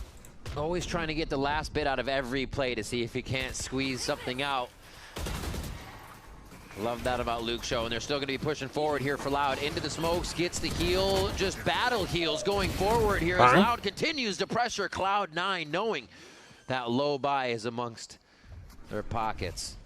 As Celsius tries to clear the wall, looks like a 6th round here coming in for Loud, and they continue to really just run aggressive strats to test C9. Yeah, right now it's die to spike, try to do some damage. Right now, Fireball ups, I don't think that he should save his weapon. He needs to force Loud into more buys round after round, so they have a chance. Wait, Fireball gets 2, hello? I'm not gonna lie, I thought round was full over. Should be. Okay. There, but they did their job. Dude, I thought round was fully gone. Forcing 2 other rebuys in the next round as they had their own eco. And that's something here that was dressed up by Cloud9 that was unexpected for the side of Loud. Nice little flash that came through towards that door. That was popped in the first place. Cool. These firefights start to look really well. I think C9, when they came into Haven, they starting on defense, as we mentioned before. They had a lot of plans, pushing out mid, pushing through to A, doing that. Now as the series has gone on, it might have been in the playbook, but not as thorough as Haven. And we're kind of seeing it now become a fight. I've arrived. What's up, Kai? Really How you doing, brother? Luke Show and the rest of the squad. Some heavy damage being done at the earlier this round. Look at Zelsis and Oxy already trying to challenge that line once again over towards A. It wasn't Luke Show waiting for them, so thankfully it was not, because that was probably one of those two getting dropped. Good. Love to hear that. But what are we really doing across after? The door gets broken on the top middle, and you're probably seeing the crab. Yeah, there you go. Comes out here from Jack to just re-clear towards the right side of that map. If it doesn't see too much here, this could be a rewalk back. I'm doing good. That's exactly where Ernie's going. So you're going a little tired, but we good. B-side and probably finish towards A. They could show me some. Rotates. Oh, they're pulling the spike. They got to be careful where it's going. Back and forth now. C9 starting to read where it's going. Cam pings. They stop for a second. Get themselves over towards pocket. Keep it going. To make their way in. Armageddon comes raining down. Erday should be able to make it out as they get through the Cypher trap wires. Oh, catches two with that. For these kills to come through right now, everybody just basically on the other side of a wall looking at each other. They just don't know it yet. We can flash over that. Cloud gets one through Luke Show. C9 is basically that wall isn't that high, huh? Plain sight. Some fortunate team flash there from Zelsis too that now puts Jack down. They're trying to hold the line towards B. Look at this lurk coming in from Darker though, denied by Vic. Darker down. 3v3. Bit of that timing, knowing the Yo, 15 seconds, bro. Bomb down. This guy's stuck default. As it gets down to that boiling. Davi 1v2. Oh, and Fireball for 4. He's dialed this half. Like, they have 3 rounds in his space. One's a 1v3, one's a pistol, and one's a 4K from him, bro. It's really reminiscent to Scuba. Putting a lot of these cages around that map, utilizing that as special and extra obstacles to play around. And also always double tripping towards that site. There's less double one-way cages being thrown up, but he's still, again, because of those trips and playing around those cages, is having great value out of it. I mean, the Fireball 14-4 versus the Luke Show 12-5. Huh? It's been the story for the last 2 maps. Yeah, it wasn't the chamber matchup he's succeeding. It was a little diff there. That Cypher matchup, interestingly enough. But he's got that late round play style to him that makes him so effective on any of those agents. Yeah, probably Loud's going to start avoiding that a little bit more. So they're challenging towards the A side first, and Jack is able to open things up quite early. Here comes a walk-in again. He's pressuring it, trying to walk forward just on the other side of his trips. Oh, tries to clean up the aim there, but Erday's a little bit quicker. Hey, look at that. That was a lot of whiffs. That's a lot of HP available for Erday still. Yeah. When he had a dead to rights. Opshon also missing, so 3v4. Oh wait, Rest comes up. 4v4. And that's a collapse! And they can Luke Show it. That flipped to a 1v4 literally immediately. That was supposed to be a 4v4, man. Little timing, but he alerts them very early to this timing. And it'll all be the firefight as he tries to make it back to a defuse spike from Oxy. Save there. Overdrive up. Operator saved. 3 alive for C9, and it's looking very much like it could be a 6-6 first half. You saw the small moment of hesitation from Erday too after that plan. Should I res that guy or not? Because they're about to break down that wall. So let's do it. But unfortunately got collided by Oxy. And that's a nice little start. And that's why, again, to talk about the Senti you posed before, do you like to see a Vines on that map? That position that Jack just got a kill from was such a good position for Cortezia when he was playing that Vice. Because now you're placing Razor Vines at that spot, you're spamming with an Odin, and it's just such a small choke point for players to run through that it's easy to get a lot of smoke kills. Now a combination, a little bit of all of that, is a chance here for C9 to stay back in his game. The timeout forced from Romanilli. Talk with the rest of his team, and not too sure what they could look into for the last 2 rounds of the half of their attack side. Fireball has definitely been a pain point a little bit more, but at least when we talked about the conversation from Zelsis after, he's like, hey, this is the comp. I was just going to bring that up. Yeah, right? The comp we wanted to play, this is how it should look like. At least the proactiveness that they have is just being a little bit more assertive on rotates instead of reacting on the information that they're getting and not getting, right? They're just making sure that they're with each other when it comes down to retaking sites as a team. So I think that's what was talked about during the protocols from Veer to the rest of Cloud9, more than trying to take early space here for their defense. I think that's the big one too, is that they are going for those fights. We saw, I mean, the round after that, was Zelsis backing up so they could get the play they wanted, but it's been more aggression, been more taking those fights, and the confidence level does seem to be rising for C9 in those engagements. Just about back into round 11 now after that timeout from Loud. And they will, I was going to say put all their eggs in one basket, but they do split to go towards mid and that A side. The hunt missing here is going to make it more difficult for Loud to get some early space down towards that A line, but thankfully for the C9 setup, W trip, man. W trip, man. All of them focusing on information on a B side, and look at it, now proactiveness is coming. We have an early TP over on the A side because the crab already puts Oxy down towards his B line. Now here comes the fight for the A denial. Cave is held by C9 right Cam now. gets broken, They're Trip actually gets going to broken. plant deep on their side for Loud. Is Oxy going to ask for a smoke as well just so he could get through, or is he going to use a fast lane? Yeah, fast lane to get across. Scoots right by that. Nobody's We been still have that nobody's trip. heard Nope, it. you're C9's good. going to wait a little bit for Oxy to make Luke Shaw that noise. knows. Luke Shaw's already thinking about it. He always does. I think he heard the And wall. Loud's now able to focus on the front of the site. That makes it so 5v4, much bro. more effective for them. Suck a little hits bit of a look too. towards Link, but the rest of the members are holding Hang on to down Vic that choke and point. It Fireball. makes it so tough to get back in. They don't Ow. even present themselves. Okay, knowing they're the gone. They're time's gone. already They're gone. There's no world. And they're just going to make it tougher for C9 to keep these guns. Bro, and they can't even pick up the op, even if they do. If they somehow make it out of this, they just don't get the op. Towards that cave, they didn't make enough noise here to give a chance for Oxy to really find his timing on that flank. Yeah. So in the end, it becomes all members of C9 Yeah. even not able to save their weapons, because look at the positioning also that Loud had 7 on the most attack. 2 players back towards that B link, watching the cave flood back from C9, and they have 4 players pretty much on the crossfire setup. Haunt once again getting a lot of value from Davi. C9 missing a little bit more util to really fight back into the A choke. Man, Luke Shaw being the lurker, he tenfold knows when the lurker is going to be there on the other side. Like so many times this series has that made Loud so confident in sight to continue protecting. So we'll see what happens now. Last round of Luke the Shaw, first what's half in hand? here on our third map, and Oxy starts off C9 on the right foot. A huge kill as well. But is there no res available for Erde? But they're actually going Hello? to go very quickly on reaction. Zelsis? Screaming through here. Zelsis This guy's just trying to alive. drop breadcrumbs of utility to keep himself alive. He does make it to spawn. And now they wait. Still walking in. Loud feels confident. This is the site that they want to hit. And all the way around, Fireball What's up, Lovesick? is making his flank. This time with Luke Shaw being down, maybe it's not going to be looked at. Fireball has a chance to really flank across here. They're thinking that they have to rotate because of TKZ's position on the top middle. It's Darker that knows. And he resets right after a smoke there, too, to get a bit of a swing for himself. Oxy, one of the first ones in. They're going to tap Beautiful. on a spike that draws the eyes of Loud as well as the firefight.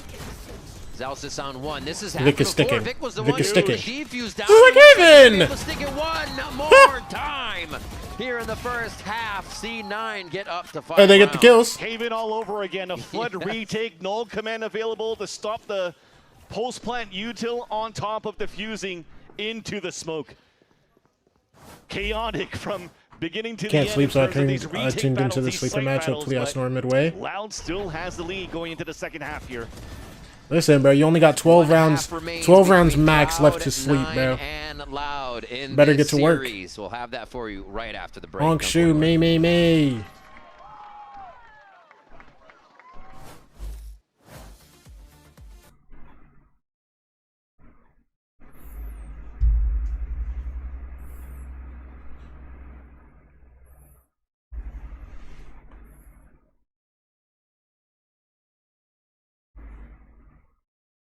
I think they're all stupid.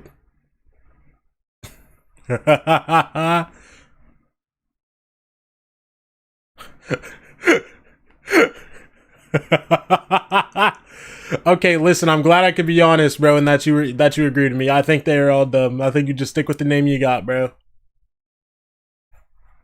Like, straight up. Generally wonder how much Cloud9 is paying Oxy. It's a good question. Dude, I have so much curiosity around, like, esports contracts, bro.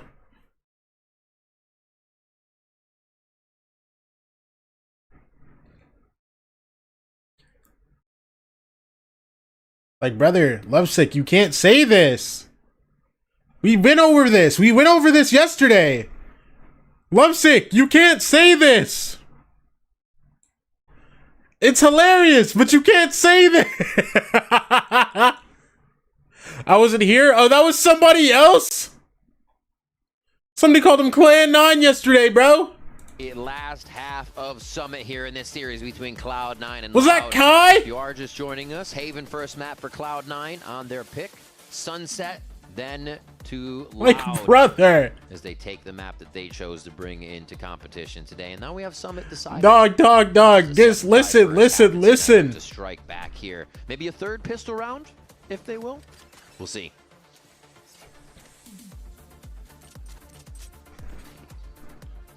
Cloud9 with a different look too on the attack side, or at least overall on Summit. But I think with this composition here, let's watch some Valorant, yo. Shows to me that they're trying to leverage a lot of spam util, just clearing out space with Teho KO, blocking lanes with the Neon and TPing with the Omen just to really get all the space behind the utility. So I'm expecting a lot of chaotic fights from Cloud9 when it comes down to the site execs. Piss around Shout a out to little bit less util to Lucid. work with. And they're making themselves known here by breaking. Listen, bro, I need every chance I can get, bro. Fireball star. Darker. Oh, okay, oh my gosh. Oh my. What's going on right now? Watching Loud, happy to hold and sit in their positions, thinking there was more backup. Should be another pistol round for C9 here as they all gather right into that B lobby area to hang. Yeah, they have one flash to work with and a triple swing. So you're hoping that the communication is going to be very good on the top of that spike, so they could work together here. If not, you have some heavy shooters on Loud to win this. Well, there's the first one down. The angle on that one wasn't in their favor Flash. too much. Flash over the top. Hits Jack, Nicely though. played, but Jack, Dash 1v2, brother. Okay, finds a No way. util. And that is two members of Loud coming back to find all three Cloud9 in B main and strike them down. Just unfortunate on the setups too.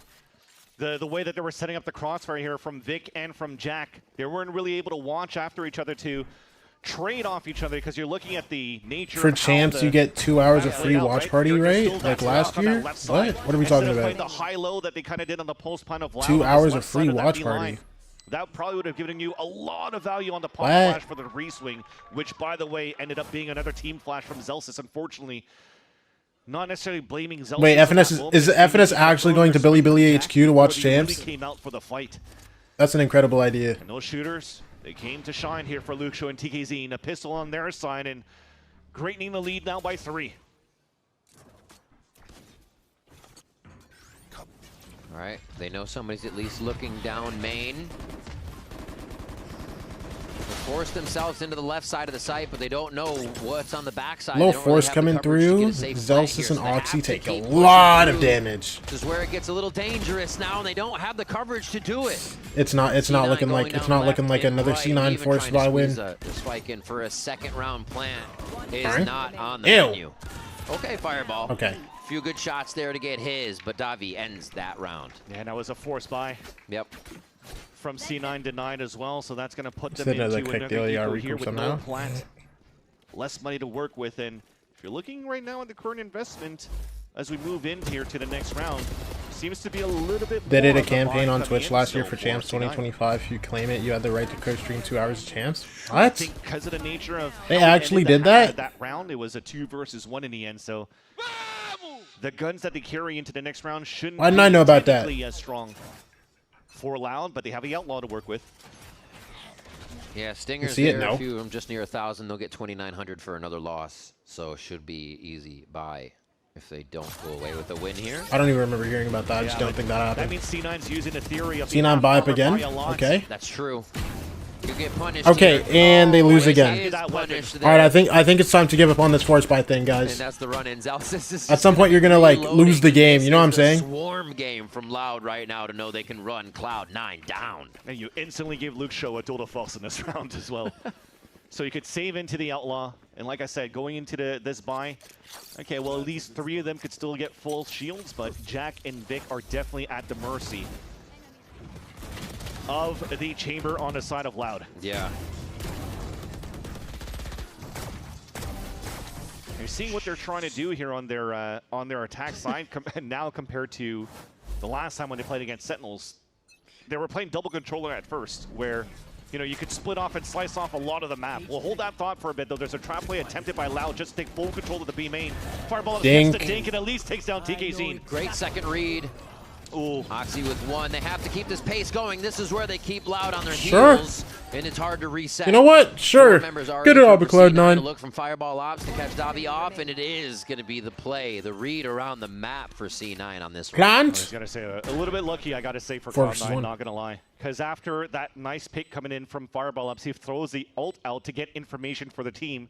Yet they're like, oh, let's just rush into the site towards A. Thankfully, they had power of numbers to be able to win their gunfights and also not losing too many players in the process. So they were able to secure. C9 forcing over and over is just a mining guy with the diamonds image. One of these got to work. Hey, one did work. C9 Listen, they know something I don't, bro. Clean attack round in round 16. I mean, low key. They did it enough, and they got to the point where they just had rifles. The Fireball has had a fantastic game. Him and Luke Shaw going back and forth. And they won the round. To point out on that replay that we saw here, so we had salvos being thrown by the side of always force. I'm putting that on my notes, and bro. Also the molly by Zelsis at the same time, so there's a lack of coordination of what type of. If you always buy, you don't gotta save. So there is still, I'd like to say, a lot of commotion, should I say, in the comms potentially here from just looking at the util that's redundant in terms of how they're scaling towards these sites. Expect to get Good calls. Where they actually don't have a lurk for C9. Everybody's on board with just getting into the site. A second slow from Erday. Yeah, there's 5 guys being in, by the way. Try and walk right and Erday's dead. Okay. Up the site and is ready for more. Dog with the cones, As they start to gain a lot of space for this plant here, but again, not getting to the back. Davi, what do you have for us? Safe now that they have the angles, though. That's just C9 playing with good disrespect. Yeah. I mean, he just ran through the slow ward. Here comes the wait, Jack for 2. Good. Oh my God, that was huge. Doesn't matter. Still have to execute on the attack, and C9's going to have the aim to do just that. 7-10 now as they creep ever closer to that scoreline of 10. Yeah. Why Sage mid all of a sudden? They have little pieces of utility that a lot of teams use it as the answer to like double duelist. And like I said, disrespecting the slow she just had so much stall like on her own. Off guard because now you're flashing from Vic to give that space for Oxy to take. Great round. Nice try from them. Look like you out there? No, for real. No, for real. The vibes are still up here in Fireball. On Fireball? That's me. Kills. Yeah. That's me. I'm Fireball. Crazy stuff. Feeling very confident this game, and we'll probably see more from him as C9 continue to go with that death ball. You know, great on chamber, but I can put up on every sense. You know what I'm saying? Create some space, but the fight's going to be on the other side. Darker of that. tries to TP past the tail. Right up gets fried. NT, bro. Continue to lock him down. Nobody TK down. The site though. Zelsis was the first one to find TK Zine. They're still clean enough to clean it up. Vic as well on the last frag. Team Ace on that one, as C9 is definitely playing more together. You fire poop. You're the ops part of Fireball ops. In that previous round, having to avoid the Armageddon, but on top of that, I'm pretty sure in the cages, you're the third K and Jack. More util, like a molly, I think, from Zelsis at the entrance of the A main. He got exploded. Yeah, let's see over here. It's a stun. Salvo's on top of that. Where can you go? Okay. Let me TP right into the Armageddon. Jack only has 2 Ks. Oh. So yeah, great utility usage there. It was a big ult round for C9 to take against the Eco from the side of Loud, but as we mentioned before, this is a map C9 need you on the roster. Y'all would win it all. A lot of attack rounds. We're starting to see here that Cloud9 are also having their own similar death balls. Yeah, W paid chatter. Because of the util, because of the composition. I pay my chatters to glaze me, bro. Shout out to you, dog. You did forget to remove the part of the message though, so you are not getting your 20, unfortunately. All good. All good. Coming into Tier 1, you always hope to... Don't affect me, you know what I'm saying? Always hope to be able to show. This whole series, he has proved to himself that he can perform at this level against some of the best. And right now, very much so, taking on Luke Shaw and his chamber, but now verse with his Cypher. So incredible to see. It doesn't really change for him from agent to agent. He'll still bring that mechanical skill and has hell of a firepower behind him. Yeah, you could almost start putting Fireball Ops with the way that he's playing, potentially soon in a conversation of how Les currently plays, Cryo currently plays as a Cypher as well for a lot of these teams, and that has also been an anchor role, literally, for those organizations. It's not provided utility kills. It's situations he has to find it. Find your 1v1s, find those fights, win your duels. And Fireball Ops has been doing that in spades. You're all banned. See if they can find a few more here. Oxy's going to be the distraction, so those duels can be found across the map. They've already split for that mid timing. It looks like they're these C9 guys leave A main now. Make a ruse over an A. See, look at him finding his timing right now. So yeah, All goes up B. You're gonna realize this wall up, and there's 3 players here. Luke Show. Nice little peek out by Luke Show though. Fireball down. Luke Show on the other side. As much as we talk about Fireball in this series, that was a snap Wall gets broken, shot doesn't matter. Never saw one. Back in A. Back towards A though. Every time C9 loses someone, it seems to be the W? go button. Okay, he's playing a calm. He's playing a in their calm. favor. But can they survive in this chaos right now? Because they all went through the A link to plant towards A. They have no information towards A main. They don't know where the rotate's going to be coming from. Loud. Who's Luke contracted him in the line today, putting in the work. Position themselves right Trust now me, his contract is not on the line. They just get out of knife. If anyone on Loud even dares utter like the idea to slow down the retake, still enough time to get of letting go of Luke Show, they will be immediately fired. They're trading Wait a too minute. much though. Jack, Without 1v4. C9 being able to get back, the res comes And through, guy coming link. and this is Yeah. a tough one to take. Yeah. Loud swarm the site, and C9 do not have the answer. Yeah. So what do we want to do here with the pop flash? Yeah, it's a beautiful one to stall, but that's exactly all it did. It stalled. And then you encroached here, you're closing that gap for Loud. Isolated one fight onto Zelsa's solo. He dies. Oxy, yeah, thankfully gets 2 kills. But everybody else is still focused on holding different angles, still having to watch that flank in case somebody was there. So it kind of became 4 players isolated in different angles for the side of C9 that just got ran over by Loud on a retake. So they looked for a peek, but weren't fully committing to the peek after the pop flash. And that's where Loud really is just like, okay, I'm not flash anymore. Everyone's swinging. Yeah. The ideas are there. It's just a few more 11-8. kind of bits of execution. Couple guns need to for be both layered sides. Vic ults into spawn. Wait, he's so dead. Round here from C9 going through. Oh wow, my Darker God. for 2 as well. Head on a swivel for Darker. That was a choice. TK in the sight. That I'm kind of flabbergasted there at the speed of reaction by Loud, and C9 not even be able to get a kill. Yeah. You threw double cages too on your exec on the side of Fireball up, so you could just try to fight within this courtyard. And unfortunately here, it's just some nasty shots coming out. Y'all make me read anything.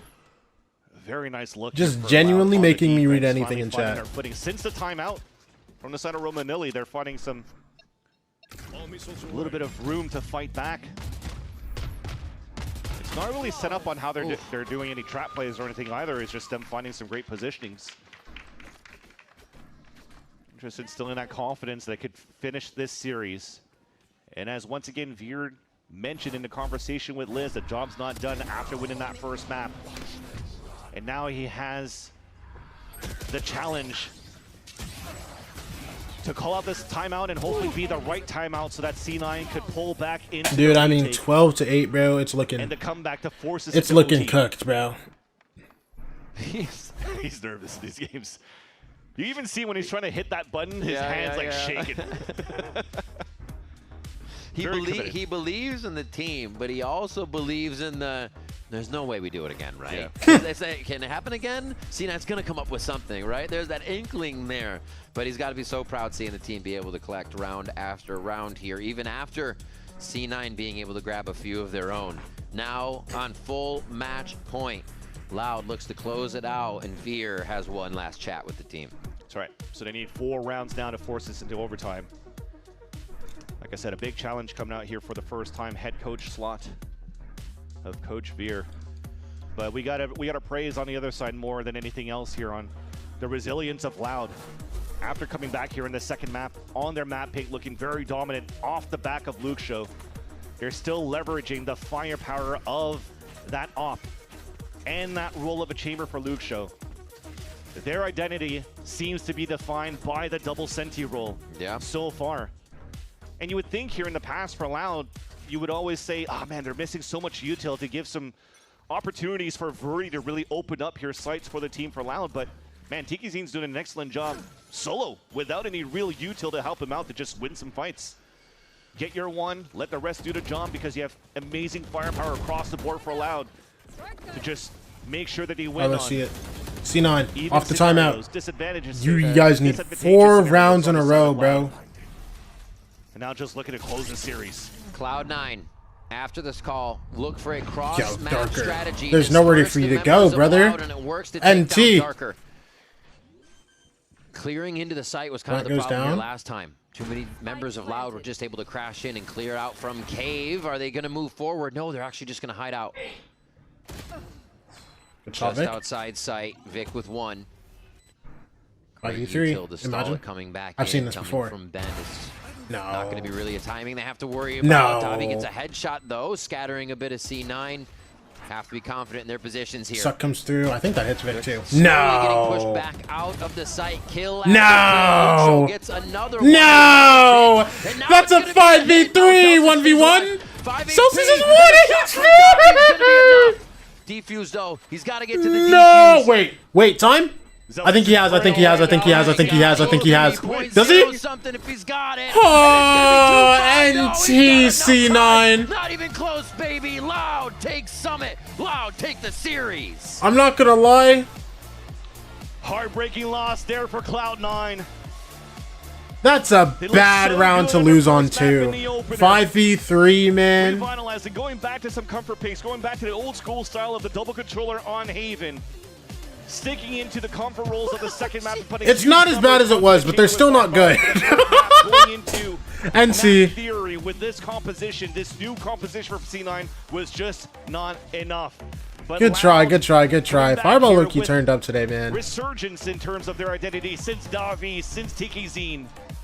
And they're looking once again to be one of the dark horses of the Americas to potentially have a deep run here into the play-ins.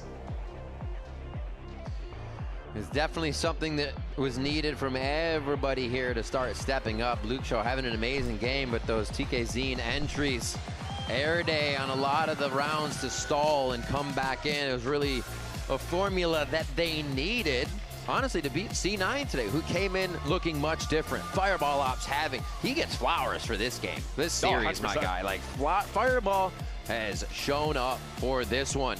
And it's especially tough to do in a defeat, but we see what that pickup was meant for the squad of C9, who now under that new leadership of Veer are showing more aggressive, more definitive in what style that they want. But again, it looked like with Haven being that controlled as the match went on, they didn't have that much for Summit, and Loud was just rip to the 5C9 fans. I still think that the issue is still linger when it comes down to those chaotic moments for Cloud9, right? So as they keep hammering it from C9 fans just sit here and go through it. From Zelsis as well as how do we really just week after week, how do we bro. fight together as a team in these moments? Like I mean, look just at sad. Also because of nice when's their Super Week? Is there Super Week this? No, it should be next week, right? Because both 100 Thieves and G2 have a Super Week this week. Setting up other I mean, no, I think it's 3 teams a week that have Super Week. Yeah, no. C9 play Sunday. Exactly. So Sunday against Crew.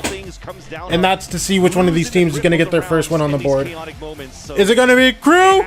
Or is it going to be Cloud9? Hello?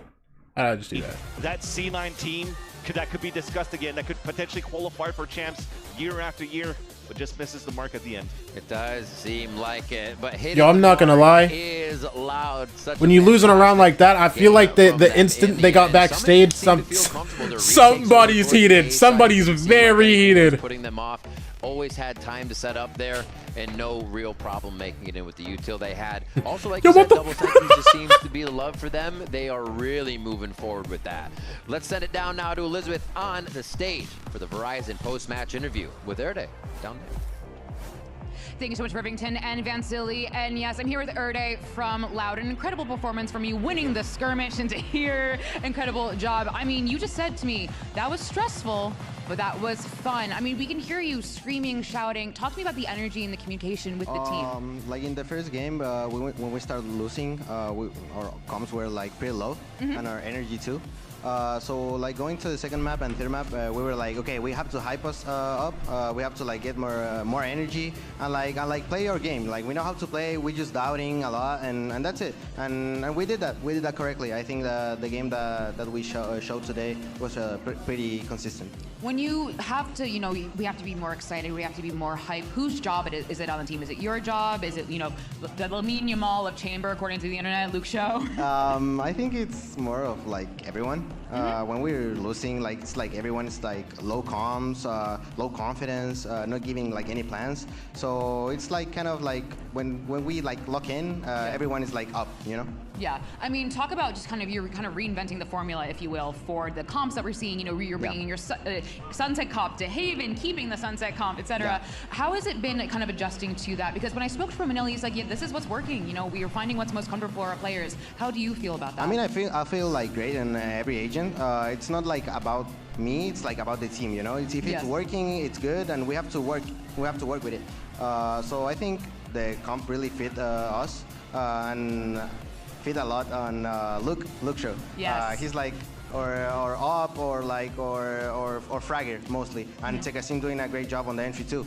So I think that mostly like show us like our strengths, you know, on our comp. I think that's it. Yeah, it fit us really well. Do you think people are underestimating Loud?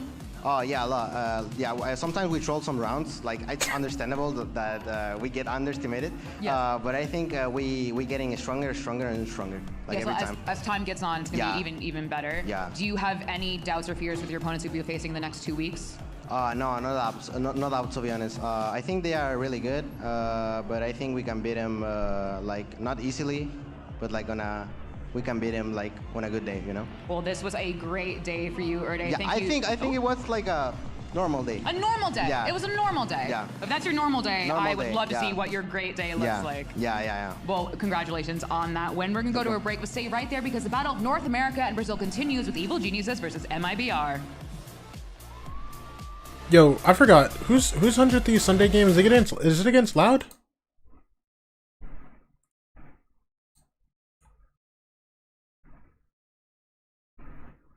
Oh wait, our Super Week's next week. Am I trolling? I'm trolling. Alright. Next game! It's time. What time is it? EG versus MIBR. Yep.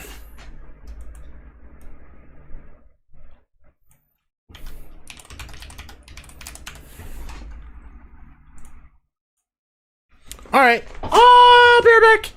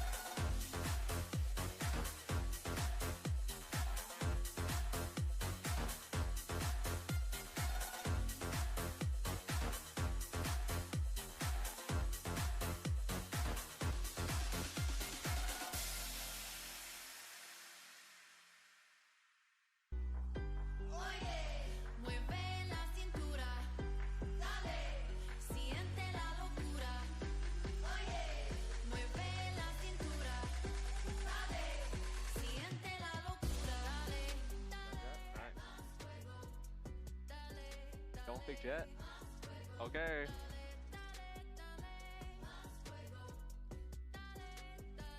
My hands are a little forward. Just me?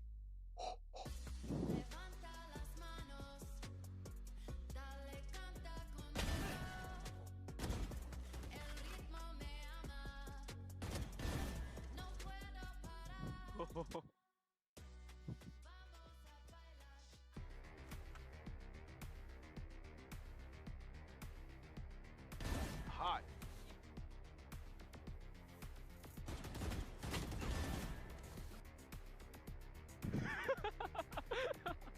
Don't look at me like that, bro. Oh my god, I'm whipping so hard. Oh my god. I tried to cheese, dude.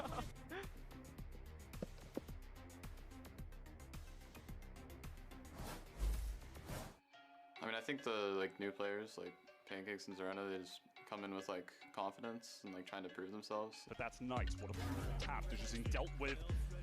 What's the timing? You don't expect Zerena to pick this angle up at all. He notches 4. ISO these fights, ISO them well. Still damaged them, but now to the fuse. Now time pressure.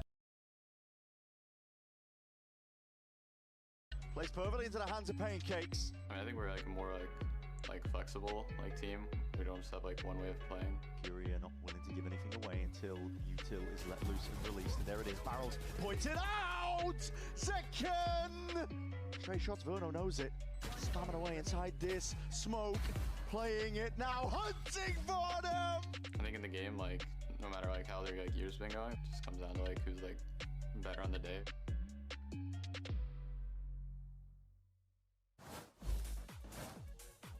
Welcome back, everyone, to VCT Americas and our second match on this Friday. We got Evil Geniuses taking on MIBR, of course. Golden Boy here alongside with Dryad and Brend as we're going to break it all down. Also, do want to give a special shout out to Fraud for holding it down for us olds. You could have at least gotten one, Papa. At least gotten one. It's okay, though. It's okay. It is what it is. Now, of course, let's go ahead and move on, though, because for stage 2, MIBR made a big change. They moved Mazzino into the IGL role, and they ended up swapping things out. You didn't have Verno in this seat anymore, and there was a lot of conversation about whether or not this is going to work out in their favor, so on and so forth, but so far, it's been great, and Verno has been slaying. Yeah, MIBR have been able to get the wins that they wanted to, and yeah, it was a little bit of hesitation. We were kind of questioning how it was going to play out, because something that they constantly talked about is how they didn't have a leader. So if they didn't have a leader before, what would change for Mazzino to be that leader, to be that IGL? And he's slowly proving it, not only with the results, the support that he's giving his team, but also some of the calls when things get a little bit challenging. I think that is something that didn't really happen in that first series that they had. And last week when they had 2 series, it looked so much better for them. Yeah, I definitely agree. I think this is a squad as well that have been making resounding improvements with every single match they play.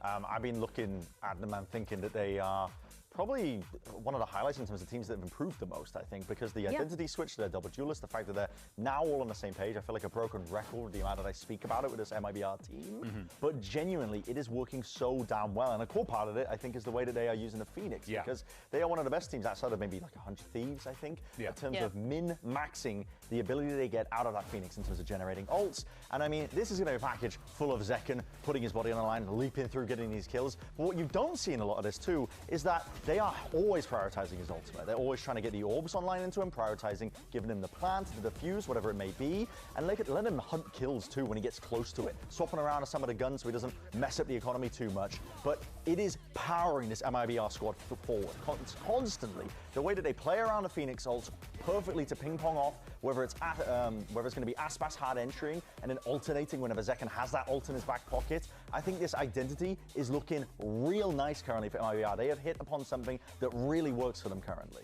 It's pretty much playing the same composition in every map, and part of it is because of that. The success that they found stage 1 with Zekken is something that Fraud has been talking about.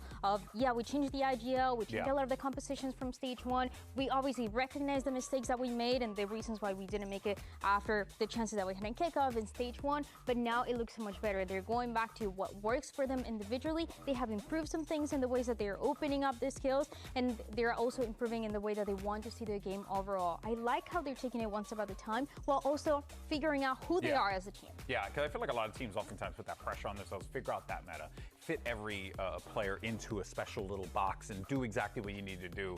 But sometimes it just doesn't work out that way, and you just don't have the resources to be able to do that. So what's up? Right? So you got to be able to put that. What's up? What's up? What's up? What's up? What's What up? we're seeing here from MIBR so far. So let's go ahead and keep the conversation going. We got Tech standing by. Liz, I believe. Now, Tex, first of all, happy early birthday. Your birthday is on Sunday. Thank you for spending part of your birthday celebration here with us. But talking about the game today, it's been a bit since Mazzino has taken over the IGL role. Tell me, how has the team been adjusting to that? How's the team feel? It's been a good adjustment. It's definitely way different. Even just swapping an IGL on your team, even though you have the same players, it's still like a lot different system, a lot different how the calls are going to be, how the leadership works. So honestly, Mazzino's been a pretty good leader, a pretty good IGL so far. He instills confidence in us, which is really important. And for me specifically, I'd say he gives me a lot of freedom. Kind of like do what I want and kind of like, you know, make the plays I want. So overall, pretty good. Would you say that's a change from Verno, that freedom aspect for you?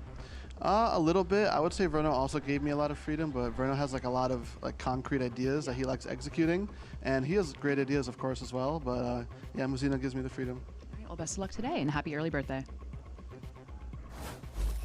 W Texarino. Well, last week, Evil Geniuses thought that they had a pretty good game plan, I think, to take down Leviathan, but obviously they're going up against the current trophy holders, so it didn't work out, but there are some moments of gold, I think, that give you hope for EG moving forwards, and I want to highlight, this is the match before EG's game when they played against Leviathan. Leviathan's defensive setups, and look at this player right here. There's been a lot of talk about Lev on their split. Blow's playing up into heaven. He is there all the time. In fact, every dang round. It wasn't just 2 times. He was playing in this spot 11 times out of 12 rounds in the prior game. Let's shift this over to when EG actually played versus Lev. And they're coming into this now, and they want to exploit this fact. They know that Blows is playing in this position almost all the time, and so they're going to try and make it feel like they're doing a standard little ramp take. They're going to throw some util forwards, but they're going to throw in a twist as well. The whole goal of this is to bait Blows, keep him stood there, while they actually TP another player heaven, and Digizine's going to be that extra element to try and put the squeeze on him. But look at how this gets played out. I think it's a fantastic idea,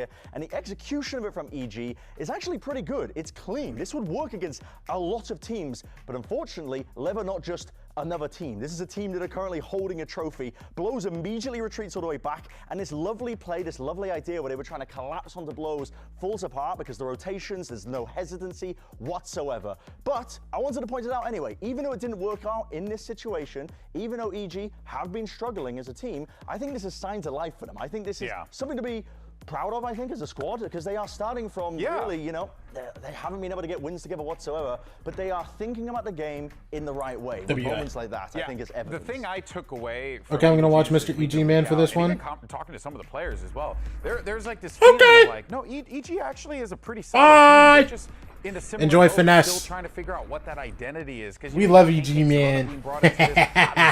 Flow into this. I mean, what a weird hodgepodge of players you put together here. And the identity is going to look very different to, for example, what we just talked about MIBR, where they're running a lot of the same things in every map. For the other side, for Evil Geniuses, is Potter. Yo, is Zerona wearing a chain now too, bro? Experiment, to try different things, to watch the video and see how that is going to play out. And it is important for them to get these wins because they haven't found success. They recently made those changes, adding Zerona and Pancakes, changing a little bit of how that leadership, those compositions are going to work. And on top of that, you have the approach that they have into this one, where you have to remember, since stage 1, they have only won 1 game. So the pressure is not only to get at least the second win here, but also to keep growing. Yo, are we going live on the Bow channel? Yeah, I do feel. Or is somebody going live on the Bow channel today, or what? We showed the predictions earlier. Oh, I said I we. did pick EG, but because of a couple of I have things, never. MIBR is a beastly team, and I think like it's safe to say that they will probably walk away with the win in this matchup. But if you've been watching week in and week out, you see an Evil Geniuses that is not just improving, but like they're doing it together. And that's the thing that really stood out to me. And while MIBR is doing the exact same thing, Bren, they're actually growing and becoming better together. I also see EG doing this, and listen, man, if there's one situation where EG pulls off a miraculous win, why wouldn't it be against MIBR, the organization that always seems to end up happening to? But I think this is a different MIBR. I agree with you. I agree. MIBR made so many improvements. I don't think they're the same team. They're going to get caught lacking like they did in for example, but they've slipped in multiple scenarios. We've got a small glimpse there of the map pick bans, and I think that we're into basically unknowns almost on some of the maps. I think we haven't seen MIBR play on Ascent at all yet. That's going to be map 2, and for Haven as an opener, we don't know what to expect from EG either. Yeah, and that is what's so interesting. Last time that we saw, man, I can't believe I'm seeing this team get on stage, bro, and they haven't made an international yet. They were leaving Calm on Soba pretty much. This is so crazy to me. They were playing that composition for quite some time, for a few months, And now with different players, with a different setup, with different ideas, I really want to see something completely new from them. On the other side, for MIBR, like you were mentioning, we did already see the map of Haven. They played it last week. They played it against Envy. Then they were able to win it against Furia in that overtime, and it looks really good. This is one of those maps where you can really see what you were mentioning, Bren. Look it. Oh my gosh. How he's having those entries, how he is constantly trying to have this ultimate as much as possible. All right, well, let's see what we end up getting. Wait. Oh, no, this can't be wait. right. No, this can't be right. Huh? Hello? Yeah. We've got Is it flipped around a little bit?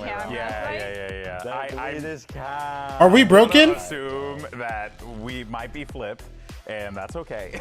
But we'll see where we get into the game. That's okay. I'm going to pretend like the rolls were fine.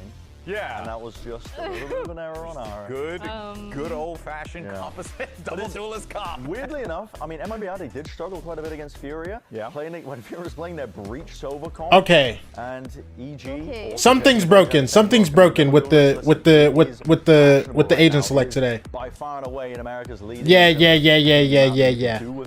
Okay, they fixed it. Okay.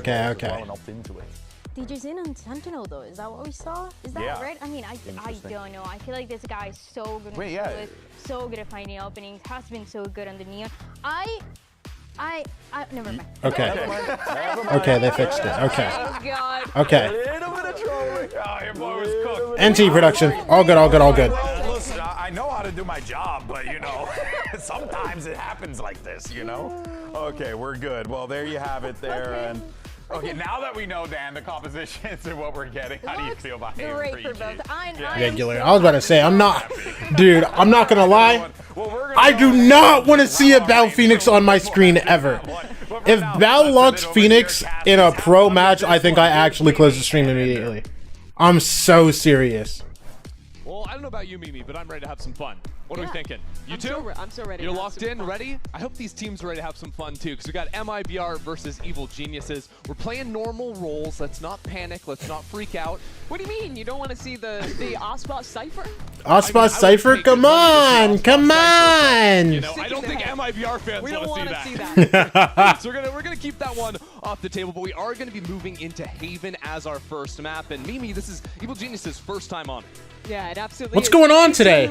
I don't think we know them yet. They've lost to the Hello? best team in the league, and they've beaten the worst They just team in started the playing league. So now, Leviathan versus EG. to even an opportunity to see if they can upset an MIBR. A memory of it. Themselves, who have gotten 2 wins on the board after that opening loss to. All right, let me see. Cage. A game that has big implications for MIBR's group. Oh, it's not. Both teams want to get Let out me the see. gate running. And it's about to be a brawl. EG, we're all looking the wrong way. EG win that. Around, playing anti-flash. Wait, quick up slide. DG for a third. Clean pistol. Fire to lead off this pistol. So nice from him. Real parallels between these teams where I think both Digizin and Osbos have found themselves on the knee on this stage. Digizin, even when EG was Both teams sent like 3 guys long, bro. was consistently excellent for the squad. And in a round like that, setting up his team for success beautifully. Only the single casualty of Zerona on the pistol. I think Evil Geniuses, you know, Brendan was talking about having some very strong antis coming into a map. This time on a brand new map, everyone playing anti except for Digizin. And even Digizin is just right next to the smoke. As MIBR stepped through it, it's easy pickings. Yeah, I don't think that they thought he could have walked up quite that close. Do ways. Hey, Gil, come on, baby. Already hyping up his boys. This team is so fun, man. Picking up the I love watching these teams play on stage, bro. Like not only were the backstage matches themselves real boring, bro, but watching these teams just like, you know, I don't know, it's something about the stage. Like that clip didn't even have anything to do with them playing on stage. It's just enjoyable, bro. Some heads here though. And Evil Geniuses just trying to maximize around the Phoenix Orbs for now.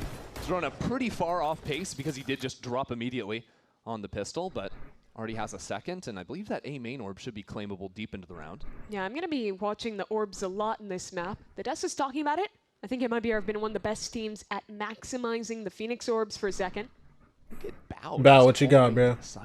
I feel like the way EG is playing this You right got the now guy? leaves them a Oh yeah, bit Bao. exploitable. Bao. Now, it's not gonna Oh, matter good because job. Bao dinks the guy in the back of the head and Ooh, has now good just job. opened up the A site. They were truly working towards all 3 sites at the same time, and it pays off with a nice lurk. I feel like we've seen less anti-ecos of just sacrificial Ghost Cypher. Either lurks in and gets a free site or dies to 4 players, but it's a classic. Works for a reason, and, well, I don't think that Aspas Marshall's going to have too much opportunity on a 4v5 retake.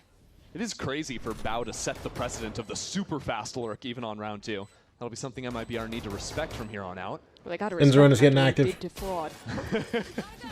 the 5-0 skirmish was brutal for MIBR's coach. I know what you're thinking, sending your coach up against Bao in the skirmish. Bao's a beast on that. Wait, Bao was skirmishing today? I'm sick. Though is now hunting to pick up some more orbs, but Where's my skirmish specialist, bro? Yeah, you know, in some ways he got his. The micro's good, though. They handed him over just that ghost before they sent him off. I'm honestly surprised they tried to run in here, go for the ninja defuse, I think, just slightly off on time. Well, that's a Phantom that they've lost because of it. Yeah, I suppose that is true. I think that will be claimable. Does he have Just time? last second, Yeah. and he does. Nicely done. So they lose the Guardian. All things considered, not too bad for Evil Geniuses. But this was a crazy fast timing, like you're mentioning, for Bao. Just full walks his way up long. The opposition had no idea. Let's see how that setup shifts now that there is money for MIBR. Like one of the things we're just hoping to see from EG is a little bit of confidence in their ability to step in and take some fights, and that's exactly what we had from Bao there. Yeah, the analysts were bigging up some of the strategy, how they prepped against Lev. Really what I want to see from EG is just play together, play aggressive, show that individuality, and this is a chance towards B. Well, this is together. This is Wait, aggressive. TP into sight? Texas Sure. down two. Nice in and out. TP Not in, even choosing to TP plant the out, spike. It was throw a fake out wall, to pivot back into garage. and walk into garage to C. That'll be an open C site. Sure. Work from our Neon on B site. There's a little opening. Nearly punishes off it. Mazzino 5v3? has timing onto Jujuzin. He'll pick up that kill. And now, only a man up in the post fight for EG. This is very doable for the Brazilian side. Suddenly an idea of how to come back in, but still Cypher utility to work past. This camera and a trip. And EG all playing up here on site. Great positions to fight They off know one another. Bruno's there. They're waiting for him. Ready for Zerona to send back at these players. It sets it up, but MIBR into the site cleanly. Wait, All of a yo, sudden, it's 2v3 now. scattered. With Bao Zerona. back No bail. Zerona doesn't stand a chance. Bao. This guy Yeah, just has you a don't got it. sheriff. NT, What a NT. retake led by Mazzino. First that lurk kill, and then the retake. The setup fundamentally was solid there for EG, but I think they popped that curveball a little bit early. It goes around the corner, and people are swinging into a fight before MIBR is even out of this choke point. It's because Zerona gets hit by a paranoia and doesn't know what else to do. He just throws it, trying to help. A little early. But this early round was super nice from EG regardless. Having that fast bait into mid, opening up the opportunity to get a kill garage because of it. You just can't be losing 3-on-5 retakes, though, even if it is a bonus round. Evil Geniuses looking to bounce back though. Zerona just one away from the run it back. He's been playing down C for that. And it looks like MIBR maybe have that read. They're triple stacking over on C.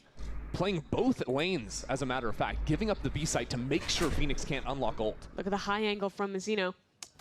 Doesn't quite have that window. Spam doesn't connect. That's the ult for Zerona. Not a single bit of damage on Zerona. Right next to Zerona's toes. Magic. They're set up Magic. for a split, but look at this refight from MIBR. Drone? Just Good walking shot. into it. No util to support the fight. What comes Still out long? 2 players bunkered in on the back. Tex gets the first, and him and Mazzino are just a force to be reckoned with here. EG slammed the brakes. Try to figure out if there's a way to retreat, if they can fight forward. Ew, There's Tex. no fight forward as the spike drops out of Zerona's hands. Is this guy dialed? Tex hasn't even taken a point of damage back there. Untouchable, this duo for MIBR. Some footsteps. NT Bao. NT. But we're all tied up. Yo, what color is this crosshair? With Texas round. When you Yo, what talk color about is this the crosshair, bro? Hold kind on. of redemption for MIBR in this stage. They start off looking like the choker narrative is true. Have an amazing map and a half against NRG. Up 10-2 on Breeze, only for it to go so wrong. And them to get kind of dominated on map 3 of Summit. But since then, and even in the first part of that game, I think that Tex, the player that was... I'm actually shocked right now. I cannot believe that. What can't she believe? Good calm, Spotter. No, but We need some journalists to get on top of it. Yeah, we don't they have time gotta to think over here. Because Digizin ripping out the lightning. And still Wait. fighting forward. Oh my. MIBR do I not guess. let any Sure. Sure. Stay alive, and this is an eco round for Evil Geniuses. While Superman catches the player flooding into the site, MIBR Okay. completely routed off of one ultimate. Chrissy, this is what she couldn't believe. That they were going to win this eco round is she with a 4 prophet? people alive. She can just see the future. That's crazy. Potter's Just that. text in a 1-on-4. Potter's that tough. Potter's deep into the spice. Let's see what Tex has got. Such a good crossfire. I was just about to praise MIBR for having the perfect read against Evil Geniuses, knowing they'd want to just pick up the Phoenix ult and rip an exec, either A or C, and immediately Evil Geniuses, just through fearless aggression, dominate the site. And I think we've seen that now a couple of times, right? Whether that was that A main fight right off the rip in the pistol, or the bonus round, even though they ended up losing it, that fight onto the B site, when they are just working together and charging at you, MIBR haven't really had answers. I like how decisive they've been in those rounds. In some of the earlier games this stage, Zerona, you got him or what? in particular when they kind of dominated against Envy, I feel like that was a big facet of it. Since Zerona has joined the roster, he's just been so confident. His aim is so cool. And it's just nice to see Digizin with someone who can match his tempo, match his skill in these early rounds. Really nice work from that duo to cut this A-long fight from MIBR down to size.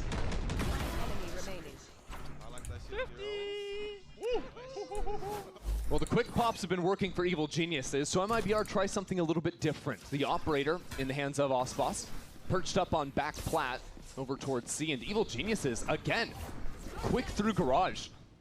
Finding some gaps in the defense, a teleport up into window. Superman is just full on sending it.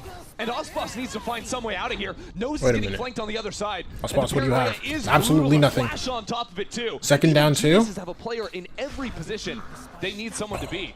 What a clean exec. Wait, ult long? Bow, are you alive? Trying to go down long. He has the timing. The shot Oh. is not there from Mazino. Needed that one. Could have opened up Verno. As it stands, the spike planted. Just a little bit of trouble, and the garage players. 3v1. Yeah, okay, you know he's Lights long, out for brother. MIBR. Or against MIBR, rather. Those quick fights, fully unexpected. Why? Whoa, Mazino. sure. They won the round, it's okay. 3 kills in the round for the Sova. You're lauding the tempo for EG in the last round, and they just run it back here. A really nice idea, fast through garage, fighting into those players CT. Completely cutting down this flood retake before it even arrives. This is lovely work from Supa. Charges forward. And then there's just so many angles you have to worry about. You don't have the numbers to properly re-clear garage. I do like the play Mazino goes for. But that somewhat unfortunate whiff coming out from long means there's no world back in as MIBR on this kind of half buy will go for a fight mid together. Could be a bit dangerous. Osbos has a weapon in hand. Osbos with gun, second with Deagle, 2 bandits, classic. Started this. Listen, if they start getting something, Zekin has ult here. Chance for MIBR Could get nasty. Respond in turn. One. That's the danger. Ollie. Osbos still sitting down mid, having the flames ready to stop any chance of a trade from window. I don't think EG fully appreciated how many players were there even after losing one. Only seeing the paranoia and Osbos. So they don't instantly rip elsewhere. Instead, a contact back towards C. I mean, EG just let the brother die there. Just let him go down. No response at all. And even now, trying to find some answers. There's a lurk outside of B right now. Bao has found some openings already in this map. Unfortunately for MIBR, they've misread it. Stacked 4 towards B, but maybe I speak too soon. EG. Yeah, red crosshair, green Gaia, rotations, Bao buddy. Oh, brother. Oh, brother. We're about to see some one taps this round. I'm telling you we are. Look at this. Cage. Teleport in from Supa. He'll try to go for the plant and MIBR. Oh boy. You better expect oh boy. You think he cares about this? Look at this. Look at this. Look at this. Stun. Full on sending it. Zekin leading in the front, but it's a nice counter out from the Neon player. Yo, hold on. MIBR put the pressure down on the spike, pull out the Hunter's Fury on the other side. And anti-eco, don't forget about it. MIBR still have a chance to win it. Oh, good job, Supa. Superman picks up a pair. Stalling up for longer on this spike with the layers coming down on top of it. Still a bit of a mess here, as EG just have to keep facing up into main, and you can't live Okay, on Bao, that. get some shots going. Second with There a we go, beautiful Bao. shot, still There we go, limited Bao. time. Hold Yeah! all the way. Hell of a round. Come for on, Bao. that's what I'm talking about. That's what I'm talking It about. got so sketchy there for the EG camp. Losing multiple players in mid, having to go into that Yeah! full offside. I told you, bro. Green guy, using red alt crosshair, board he's and dialed. everything. He's dialed. He's dialed. But it's these shots at the very end Yeah. for Bao. Oh, yeah. Settle things down, convert the anti-eco. I still don't love how they played that round. Fully Insta giving up timeout. that space, Insta just letting timeout. Zerona die and not immediately reacting off of it. Yeah, Worked out in the end, though. The slow round's a little bit sketchy at times for Evil Geniuses. The quick ones have been where they've thrived. Now, MIBR choose to call the timeout. Try and figure out what to do here, because, I mean, for the last couple of games for MIBR, they've played against the weaker competition in the group. It's been strong showings from MIBR, and you'd think, hey, they should be able to continue this versus an Evil Geniuses that just got felled by Leviathan the other week, but EG have looked hot out the gate. Yeah, that's the thing. It's tough to know who they are when they've only lost to the best team and beaten the worst team in their group. But you look at MIBR here, and I think the biggest problem you have to solve is these very fast early rounds from EG. That's what's been getting the better of them, be it these quick fights towards A long, the fast ideas into garage towards mid. I think it's in MIBR that you have to be a little bit more willing to give space in the early rounds and look to refight on your own tempo. And picking up the operator for Aspas, I think, is a good thing to move in that direction. Let him post on an angle, let the rest of the team rotate and play heavier elsewhere backside together. And Aspas knows that his operator from a few rounds ago had been picked up, and Digizin continues to use it. So it's now his responsibility. Pancakes to Odin, DG's in op. If he can find the right angle. Evil Geniuses, we have a chance to listen to their comms now. Oh my. Right now, he's 50 right now. But you have to trade with, or Bao has to trade with Doug. Nothing. 1A. Or Bao has to trade with Doug. I'm ulting, I'm ulting. Let me shoot first. I have your flank whole time, okay? I'm picking now. The smoke's fading. So I just read our today. Come. I'm in hold jump spot. I'm drowning. Let's go. Can you all? Yep. Go. I'm gonna clear back plat for you too, Jay. Cam, break that. I think it's Doug. Flooding. We cancel, guys. We cancel. Hurt.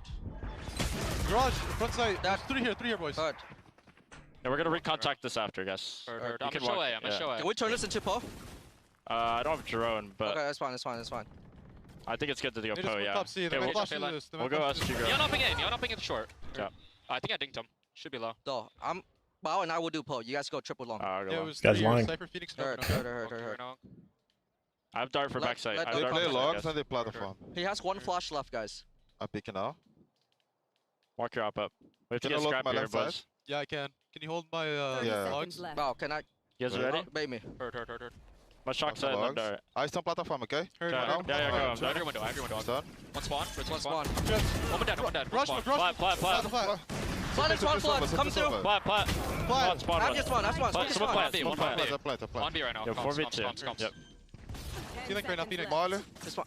Kill plant. Doug. There's plus one. Enemy remaining. Don't worry. He was off the Upper. Could be flank. Yeah, keep flanking, boys. I throw wall. Don't see spawn. Nothing here. I'm holding on. I just save me the op. Yeah, I'm gonna look your garage. They're gonna save. I think about I can dinking spawn. here. Yeah, I dinked him. W guys. You hang. Oh shit, Hello, Aspas! What you sisters. feeling like? Hello, girls. Let's go. How's doing today? Beautiful.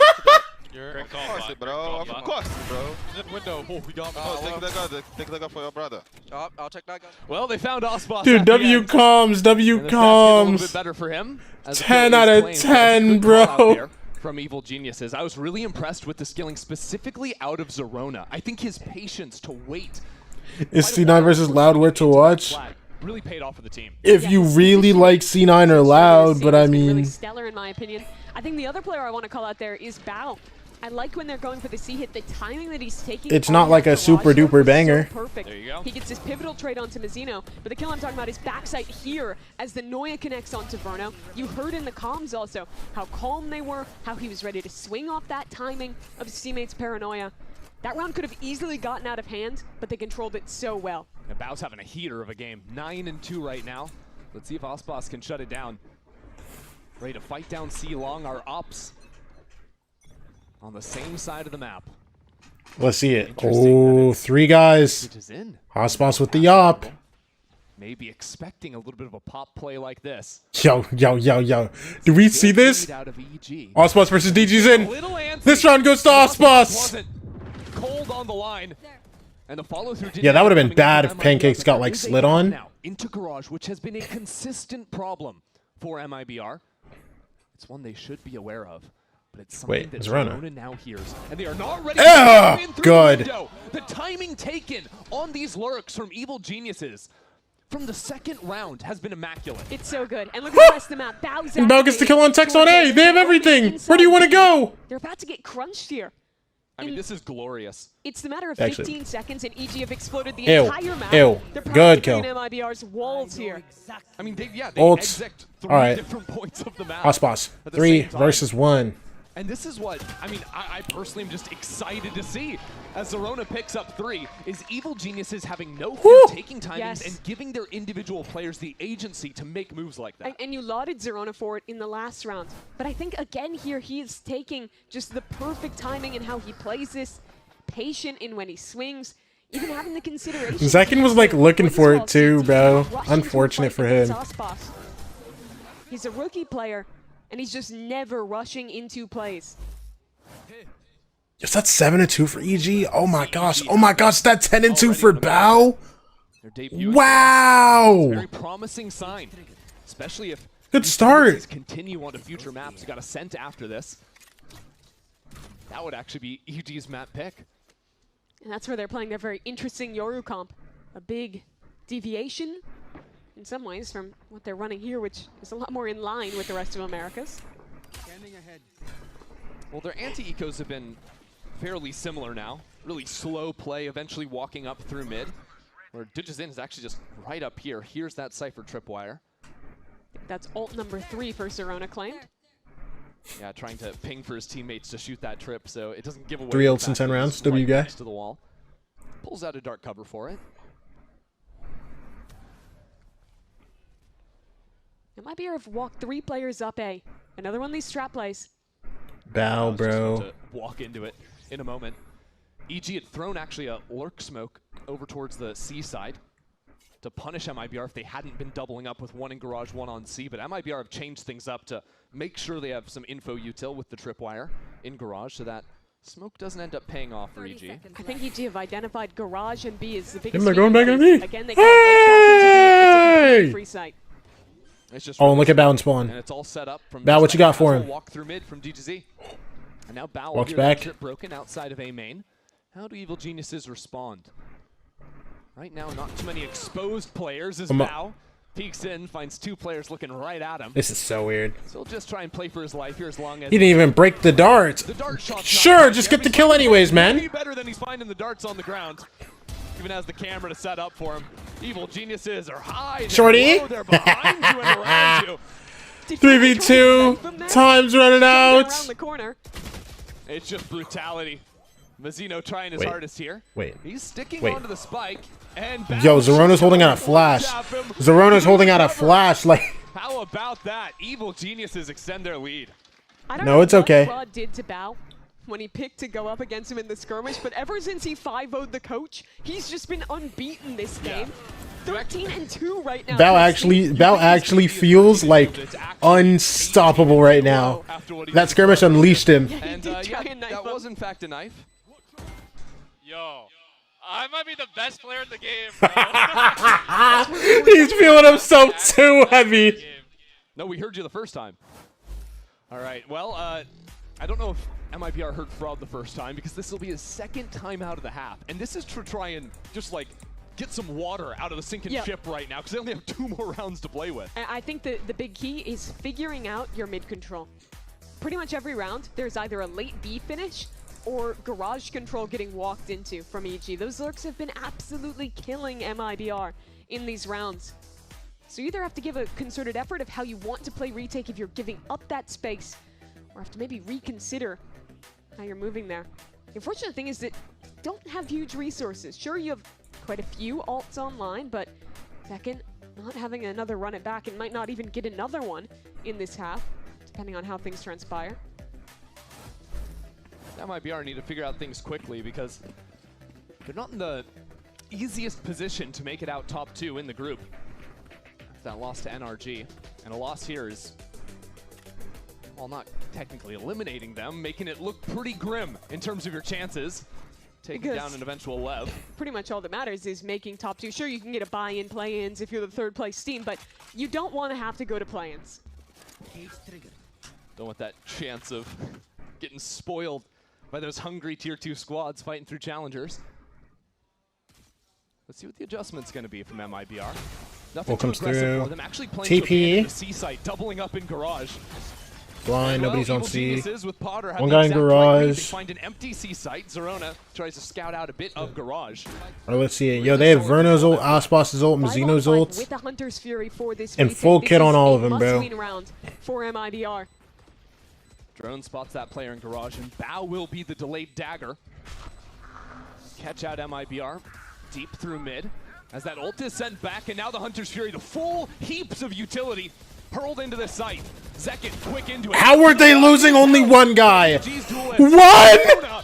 Stop it! A quick reposition out from him as Verno has the presence of mind to deal with Bao, but it's not gonna 2 ults, all that util, and you only lose one guy? continue to run away with this thing. It's a great read from Potter and EG out of the timeout. MIBR adapt to how they're playing garage control. They set 2 players there to shut down lurks. And guess what? We're just going to hit the C site. Yeah, EG laughed like, oh, you thought we only had the one plan? Come on. But look at how they play this post plan as well. I love the synergy between Digizin and Zerona. This time he found such a great timing on this curveball. And when you were ready for it in the early rounds, They only lose one guy there? back to close this one out. Digizin is just screaming at him. MIBR have not figured out what to do about that point of the map. DG Zenajaya, thank you for the follow. Appreciate you. By EG. And look, they're playing for some mid-control right now. Good See, I was gonna say, I hope you. I bet you're enjoying that, but all good, all good. TP in heaven. Zerona, what you got? I'm not sure if that would be heard with all the utility coming in from Evil Geniuses on the attack. What a crazy position to find himself in. But now he's on an island. No, he knows, he There's knows, only he one knows. player outside on the weird left side. And Super still gets it. Doesn't matter. Super's just jumping up Ew. in the window, finding his kills and teleport Ew. down onto the floor. Never mind, I cursed him literally Now 2 on instant. 2. All Spike good. needs to be planted. 2v2? And the patience 2v1? Yo, is not hold on, rewarded. hold on. Hold on. Pancakes now fully Hold revealed on. as the map comes 1v2. down. Big cakes. Taking his time. One? Challenging. Ah, NT. MIBR with a sign of life to close the house. Bro, I don't know why I was feeling a vintage pancakes clutch, bro. With the Phantom in the hands of EG's new IGL. What Pansy said was diabolical. I'm not gonna lie. 3 though. That makes I'm not this gonna game lie. still feel within the realm. I have no of clue what Pansy reasonable said. possibility. What did Pansy say? I really think didn't watch Verno EMEA like at all this morning. I was what's it called? It was great I was watching play from EG Spider-Man. to slide on him in that exact position. This could be a 10-2 half. I was fighting to stay awake and I was watching Spider-Man. Crazy work there from Evil Geniuses coming off hot. See if they can close here after the break. Yeah, no, that's a sick first half.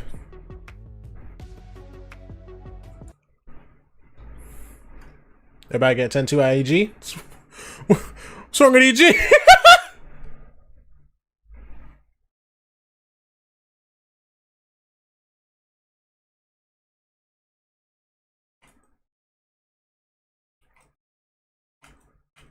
Yeah, what's wrong with EG? What up? What? GG. Hold on. I just realized.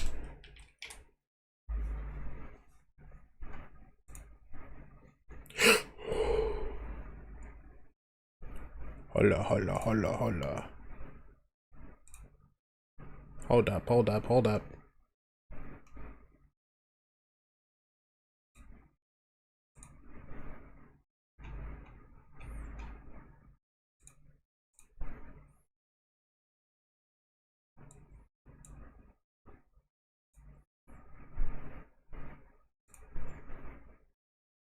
Interview to do, Douglas. Get out here. I have my assistant Bao here with me. Bao, do you want to say anything to during the break? Douglas needs to get his out of here right now. Language. My bad. Douglas needs to get his butt out of there right now. Yes. Douglas! This EG team, bro. EG best team in America. Y'all just haven't seen the vision yet? No. Listen. I'm not gonna sit here and jest, okay? I know who the best team in Americas is. 100 Thieves! Come on! Before the game, look at them out there. No pressure at all. Feels like they're coming in, having a fun time. That's actually what Bao was saying to Digizin at halftime yet again. You know, Neon 7-9, Bao 13-4. Come on, Douglas. Come on, Let's get some Douglas. entries. Get up here. Catch up. We'll see. I think maybe on defense, Digizin might have that sacrificial lamb getting sent into the site. I think really this needs to be a wake-up call for Osbos and MIBR on the other side. It was. I say this as an EG fan, but what money? Didn't seem to have the right answers. Listen. They absolutely can. And I like the early The amount they gave him. Up towards B. This is pretty much where EG themselves was always ending. But here it's a weak site. Pancake's about to. I guess the game audio's gone. Hello? As the wall will go up. Well. Muted on the entry for MIBR. Plant. Spike will eventually come down, and that work's been spotted. That's a big shock dart onto Verno, as a matter of fact. Digizin just waiting on the other side. Hold on. Swing. Oh. As Osbos connects brilliantly. Flash. Now flash around. Oh, yo, Bao's feeling kind of fast. Hold on. Hold on. Starting to fall apart now for Evil Geniuses as they blitz their way into the site. Try to come up. Don't worry, Super gonna recover this. Look at this. Ooh, NT Uncle. That is not the spot. Zerona, do you have it? He doesn't have it, NT. NT Zerona. Still up as well in the Unless. 4-on-1.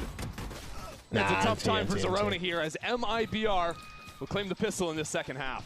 This pistol looked to me the way that I imagined this game would go.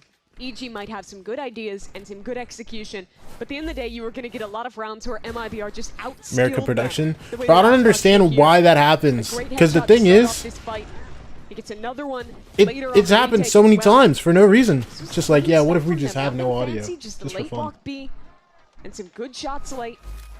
And that's all it takes to open the game back up.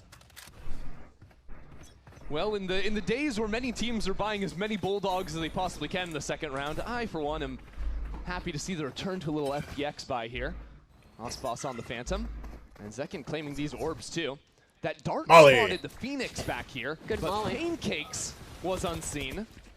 Let's see if he can do anything from that position, or if MIBR just call this one off. Yeah, they're a little scared after seeing at least two and not knowing who else is here. They're not scared. They're just playing the long con, Mimi. But they've played a long enough con that the entire stack, at least a few of those players have rotated away. Now it's just a double up with Pancakes and Zerona. Zerona ready to throw a curve. As that lands, that's a nice one. Wait, flash. Shots, and it's an even trade here. Not sure if that'll be good enough for Evil Geniuses about finding a kill? weapon, but now Supa. No, a fat right click there would have been done. Wait, Digizin's on the. No! These classics are betraying Evil Geniuses. Bruno will mop the floor with him and get 4 on the round. It could have. That could have been it. That could have been it. That could have been it, bro. That could have been it, bro. That could have been it, bro. For Verno, the way he bailed his team out of that round was real nice. Flicks around, takes advantage of some of those whiffs coming out on the flank. The pistols were looking potent. I think both of Zerona's blinds that he used in this Didn't round enjoy that. All good. All good. value. The Omen Paranoid that came in Listen, you better enjoy this next round. Trust me. during that kill onto Mizuno. That could have very easily been the end of the map. Better change your name to Pancakes Enjoyer. You ready? Yep. Look at this. Look at this. Look at They this. stayed the course. And well, because of FPX buy, you have a pretty damn strong bonus here. Go, go, go. Osbos ready to send it in, but there's that forward tripwire that must be broken first. That'll hold MIBR back. Zerona Enjoyer even. There's a ton of utility here. W frags? Yeah, no, it was good. Actually, I think that Molly just coming from the other side to try and re-clear that space, keep control. Oh, you're right. Yeah, Zerona threw that one out, and now Ooh, you're enjoying that one. wanted to go garage. Oh my gosh, and it's going back into A. Wait. They've got the read though. Look, they're already Wait. rotating back. Do y'all like this Polish read? Oh my gosh. Yeah, I mean, EG just realized. Pancakes Enjoyer. Get ready. That was just an insert. It's got to be the fake. And now Pancakes on the off angle. Verno. Good job, DGZen. Good job. Good job. Good job. As the swings come through. MIBR separated for Yup. the moment, and Dart. they just don't have it in them. No ping. To find a way Flash. out of this one. Oh yeah. Oh yeah. Better read from Go Evil round. Go Geniuses. round. This map has just been so dominant. That was such a proactive round from them on defense. And I like the defensive calling overall for EG. I think that Potter has given them very clear game plans. We talked about that last week with how they approach Master They said they didn't have to follow class. through against the best team in the world. But in this match, I think the little mid-round decisions on attack when they're freezing and re-hitting, on defense, having this fast rotate towards A. I mean, getting that right so often. And I think you have to attribute some of that success to Pancakes, EG's new IGL. And they've got the read right again, Chrissy, here. Pretty heavy setup towards A, just taking this space to get DG on the line, and then able to play that C retake setup behind the Cypher. Well, MIBR used enough utility to make EG think twice. But look how quick they're rotating. Yeah, The second they have this line, they're droning, they're pivoting back elsewhere. It's a very active defense. Not going to be quite fast enough, though, with the speed at which MIBR sent it over towards this side of the map. That's Bao, boss. though, has Finds a some trip. ideas Gets to it broken. for some spam. Hanging I inside, guess. doesn't even need a Bow. trip. He just Good job, waited on man. the timing, had the read, and now here comes Zerona. Phoenix ult. Ult at the ready. Flash. Another flash. Haywire. He is unstoppable. Oh, he didn't see the backside guy. As Mazzino turns it back around, and now the Hunter's Fury. Or It's V3 not still. over just yet. Bruno's doing Tag. tons of damage. Oh, Super on the flank. Supa One. activates on the flank. He should know about the cubby guy, yes? Bruno has to stay standing for MIBR to stay in this map. Yeah, Mazzino good kill. have to be locked in, Last guy? and it'll all Wait, come down to the winnable. omen. 3 kills into the round. Oh no! To the ace now. 2 bullets? Ace! No, no, no. Super got it. Yeah! Yeah, okay. Yeah, me stressing for a second. Oh, brother! Geniuses. Such a heroic attempt from Mazzino. But 4 kills is not sufficient. EG again. Mazzino almost had to do it all himself that round, bro. Could open towards A, get the line. Oh my that they want. gosh. And then off of this excellent spam kill from Bao, the retake approach is real good. They've got the feel for the map right now. Their players are damn confident. Mazzino almost did it all himself. I'm They're shocked. just 2 rounds away from Oh, not to stealing their doubt in my opponent's body. map pick. Don't worry. I'll do the doubting for you. Bao and Supa continue to Because I just want EG to win. Evil Geniuses having the I'm not a fan. I'll say it. I'll say it. MIBR work back to Garage again. Last time they just left Zek in here on the angle. This time I think it's going to be the full-on through C. That's exactly where Digizin is. First shot doesn't find its mark. And that'll give MIBR tons of confidence to come in now, knowing Digizin is backed into the corner with a scoped gun, but they don't know that the infantry has arrived. Here we go. These guys are Evil already here? Geniuses out here in force. Bang. Another shot lands. Dude, and just swing. Oh my gosh. Bell 17 and 7. Beautiful retake. And now a massive lead. Many chances to close out here for EG. And Christy, it's yet another round where you just have to give some credit to Bao. Fights backside here, keeps the door open for his teammates to come in. And as soon as the platoon shows up, it's just over for MIBR. Trailing by 7. MIBR look a bit shell-shocked. Don't know quite what to make of this devastating look Evil Geniuses have shown here. EG's in the first corner. 17 rounds. Oh no. Oh. Digizin spots both I players. thought he was going to get both. I thought he was going to get both. Trade, but that was dangerous. That's your smoke. They have a super team, but we have a bow. Bro, listen. So Listen. MIBR have to play their cards carefully. That team They can't be wall very still super. on their duelist. They're not quelling to anything. Who are they heading into? None other than the demon from their nightmares. Bow. Bao has been a force this game. Can't get This it. time he will Can't fall get down, it. and so will his support. Wait.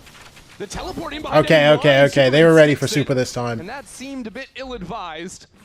NT, Geniuses NT, might need NT. to lick their wounds and look ahead to the next. That duo, Aspas, Zekin, they haven't made their mark on the game just yet. But that was the round all about the two of them. Aspas getting revealed by the trip. They can have one. Still manages. One? to come out Only ahead with one? the kill. Zekin as well on that fast wrap to the left side. Kills the players flooding in to try 12-5. Yo, imagine. Yo, imagine. That would be too funny. The bigger picture idea is how well EG is called. Like, it's not going to happen, but it would be too funny. Aspas, Zekin, them on defense with these excellent trap plays on attack with the very fast round scaling together. It's been the resurgence of Brazil's #1 superstar finding himself again on Neon. Alongside Zekin being the best man he could be.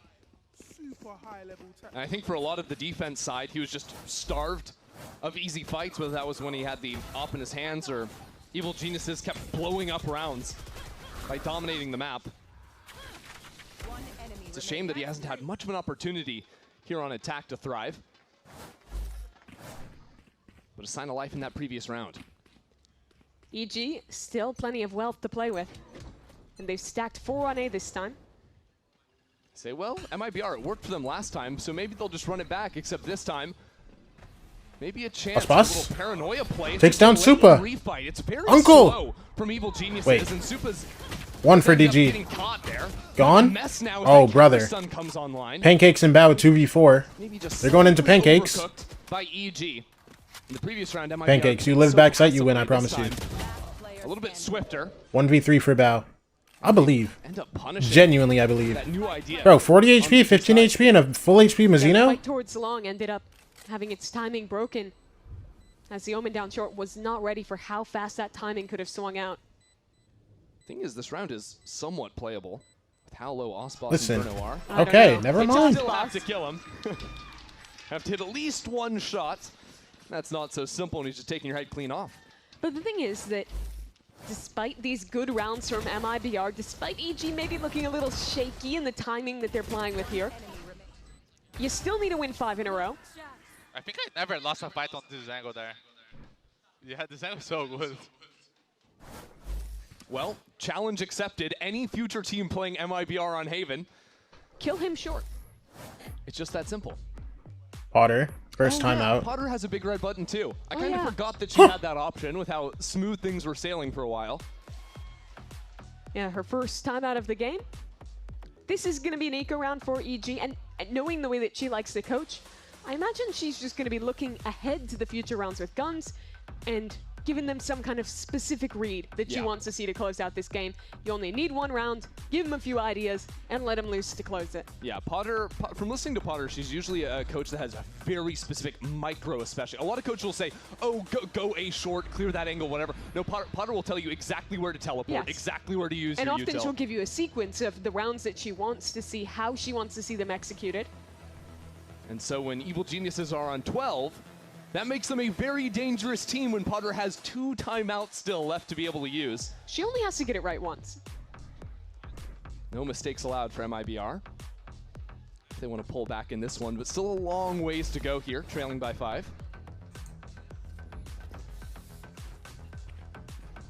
You get a little bit of fear seeing Bao with his shot. All right, off the... What a game he's had so far. Off the timeout. Yeah, 17 and 9. Listen. 3 Deagles and a Marshall. Do y'all feel what I'm feeling? Ooh, and a Bandit for Supa. I feel like the Bandit's going to be the one. Pattern somewhat. They don't want to you know what I'm saying? Going back into that A-short idea, instead seeing if the eco was going to be a walk down mid like MIBR favor on their own defense side ecos. And all they're going to find here is an empty B site. Happy day for MIBR. They'll fight towards a link, as they did in their previous B post. And EG, well, they're going to work a 3-player flank down C long, break the trip, and see what they can get done. Yeah, it was Supa trying to make some sounds of footsteps running away. Tex would have heard that, but also would have heard those steps stop. And of course he has this camera to patrol as well. So seeing the flash, although he's kind of out in the middle of nowhere as that pinch comes through. Gun reclaimed as it's a bit wary from Osbos to eventually finish that player off. DGZin gets a kill. 3v2. On 2, but really no time. It doesn't seem. No time. But hey, spent a little bit all the kills. Time making that surprise factor come in with that C flank. And I suppose it's the Red Bull clutch for Verno. Oh yeah. Sure. Incredible clutch from Verno. Oh, Red Bull clutch for Verno. And, well, it was nice for them to get all 5 kills. The money is still perfectly fine for MIBR. They got the plant, and they'd have to full force anyway. But this is the round we're looking at, right? 12-8. Evil Geniuses have their money. They've got ultimates ready to rip. You know, do some stat farming. Balance 20 this map, okay? He is a tough man to play against, but you can just circumvent him. Go towards C. Here you face another threat, though. A Bao who has been on fire this game. Neither trip was broken off the shocks, so Bao was at full force. Yeah, Bao gets his. And skirting the edge. Ult kills Arona, but I mean. It's answered wait, back by Bao dies. Second now into the site. 3v3? The retake, equalized with a nice shot through the smoke. How is that coming online too? And it's quick back in as well. Bag? This Hunter's Fury. No kill. Scatters the MIBR players. No spike yet planted. The drone finds Digis in. Supa trying to use that element as distraction. A chance to peek back into the site now. They have good angles towards CT. Getting back in with an operator is so challenging. Getting past this choke is hard, but the dart hits too. And now jumping back in, there is an Odin in your way. Yo, watch someone this. Good luck getting through that. Good luck, Supa. That's a crispy shot. This would be hard. Doesn't know which way he's going to come from. Supa out into the corner. It's another 4-piece from Verno. MIBR building this game back. Hold on. He's the man to stay alive 12-9? in the last 2 rounds. EG should be back on low by, right? Keep them under control for MIBR. Very sketchy stuff, though. Huh. Digizin's operator. But that shot just, I think, through the smoke like you're mentioning. But it wasn't enough. I like the way that MIBR are fighting here. They play together, put a concentrated effort on locking down this choke CT. And he's locked in. Stays focused, winning that one-on-one. Phantom, Guardian. Couple hero buys for Evil Geniuses. As the beads of sweat start to form on their brows. Classic EG fashion of years past. How many times have they gone up big in a map, only to have it slip away, lose by 2 at the end? And you know, a new team has taken that moniker of the chokers in America as the team that lets games slip. That was MIBR. But EG, it's a history that still haunts them, even with a new roster. Bao swings. Hey, get your kill, why don't you?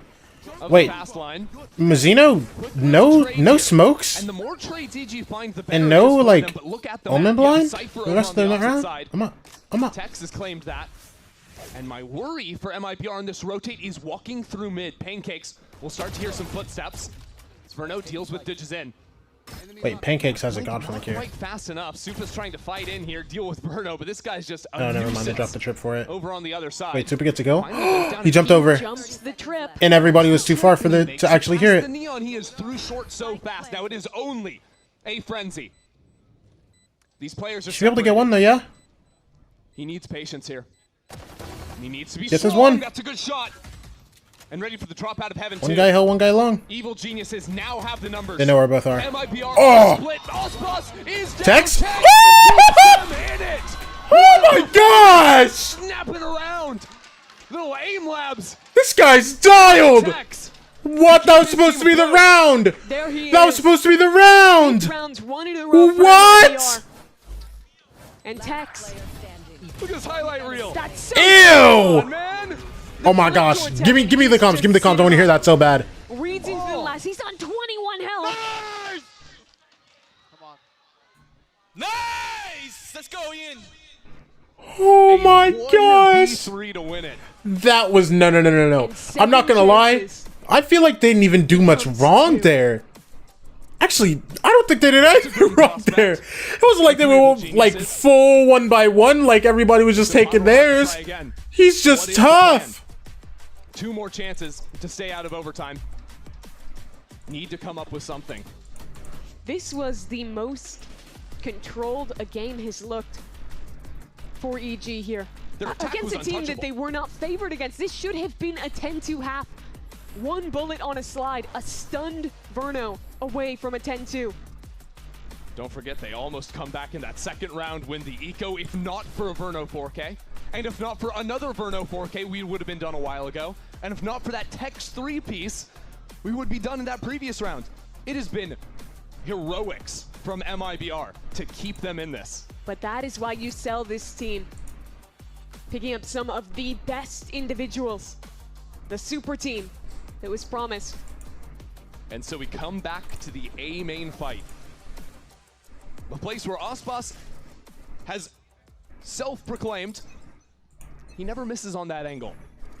Evil Geniuses. All right, come on, bro. Now to punish him. This is their last like gun round, bro. And the rest of MIBR, y'all need this. A little bit more reserved. Look at the spot that Zerona. Bro, and Zekken has ult already. Delayed chance for a refight around the corner. Ult. Zekken running it back, and that's a good spot. Zerona can't get it. Still connects. Super huge, huge super. How are they still down? How are they still down? This shouldn't. It's not at least 3v3. Jeez, brother. I mean, Super makes it doable, but like, oh my goodness. It's scary to try and go for this. Look at the money. Basically nothing left in the tank for EG. But still, it's a 2-on-3. It's so tantalizing to give it a try. Yeah, and if you knew that Zekken was guarding the flank and it was a 2v2 on Oh my site, gosh, they're maybe saving. Oh my gosh, they're saving. Then you would just be in such a bad spot if you lost. The risk is not worth it. 6 rounds, 1 in a row for MIBR. FNS joins an org as a co-streamer one time.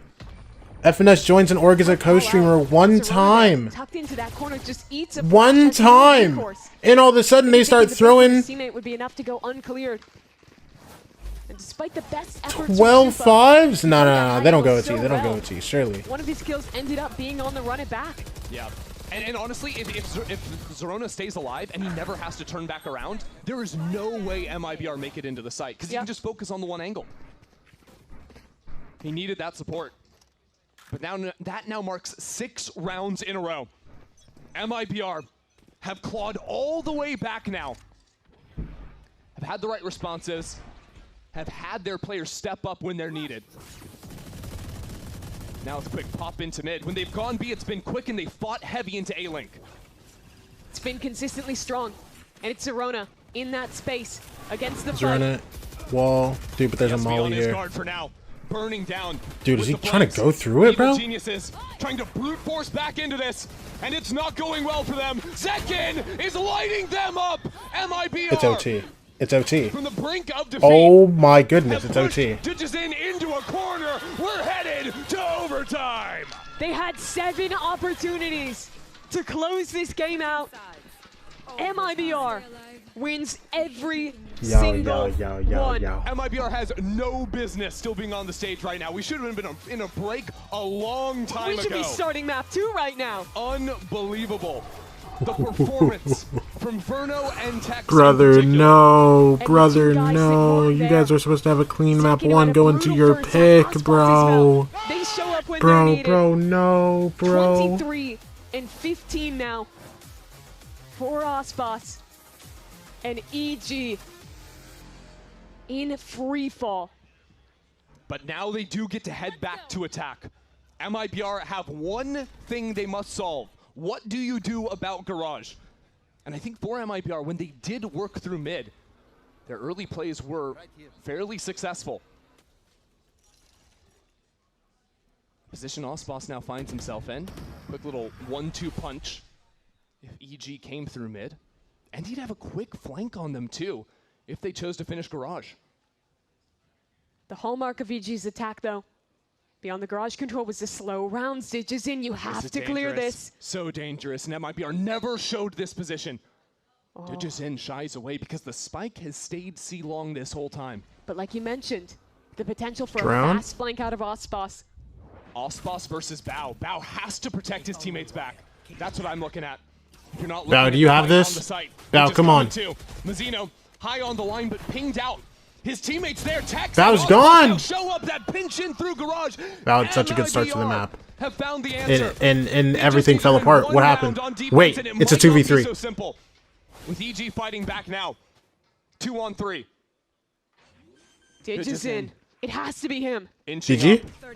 Verno has util out. One. Verno needs to cover. Digizin still alive somehow. Oh my gosh! 5 health. And Verno No, bro, no! He brought us here.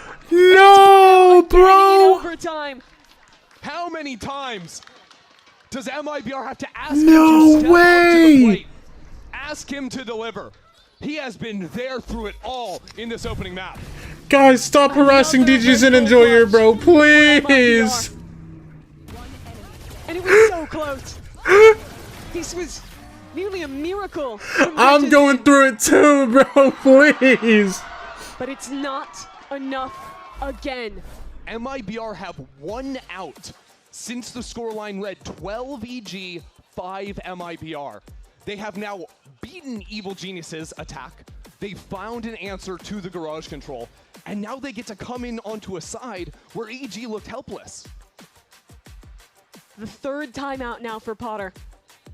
I'm not. They've not How would I won call you a that? round. No. And EG, they had 7 chances. They had every opportunity to end this game. If MIBR do it on their first,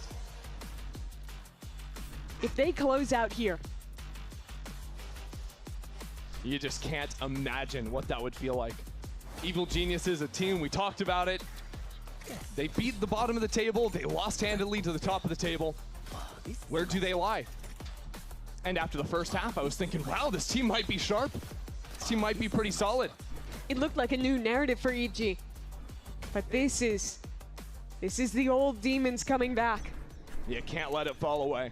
Dude, I You need can't 1 round here. believe Tex One failed solid him showing that on one defense. round. A walk down mid from Digizin. Good And that's a kills. good way to Good open start it to the up. round. EG's duelists out in the Val, front. don't you dare And now lose trying to this. lock it down on C. It's a good stall. Zerona Full throws stall. out the hot hands from Garage, stopping any chance for MIBR to flood into C. Ospas and Zekin with Verno alongside them. That's still a dangerous trio to put down. Rotates are good from EG. 3 players already postured towards A. 5v3. They'll still have to play retake. It's so reserved from Evil Geniuses. They know they have the numbers. And the numbers say Super play off the DG site. high-low. The retake should be simple. But this is an A site boy. retake on Haven. And it is not that easy, especially if Ospas Zekin gets in not front of super it. healthy. The stuns trade out on either side as Zerona is up into it. Not wasting a moment. Oh, Ospas nearly brother. took them down. Still Verno a problem. 2v1? No, don't you. Still Verno Not alive with again. 2 left. Not Evil Genius again. hands. Oh my gosh! How, bro? Out this map, he single-handedly sits down EG and takes Haven to start it. 9 rounds in a row for MIBR. That's bad. That's I think bad. at least 4 That's of them. bad. Clutches That's really from Verno. bad. It's another Red Bull clutch. It's just, there's no way. There is no way he can do this. And it's in the same fashion. A 2v1, the Odin spamming. That is an That's really bad. That's unbelievable really map bad 1. to lose, bro. And what do you even think? I can't if you're believe sitting it, on the bro. opposite side of the stage, Evil Geniuses. They were near perfect in the first half. It should have been 10-2. I can't Caught believe sleeping it, at the bro. wheel. Couldn't figure it out on the defense. And the talent from MIBR proved Dude, there was otherworldly. straight joy on their Verno, faces, the man bro. of the match. MIBR take Haven and set their eyes on a 2-0. We go to Ascent next. I'm in shock. Oh my gosh. Melon Neuer, blessing in my BR. What's going on? What's going on over there, bro? What is going on over there, bro? I can't believe what I'm witnessing.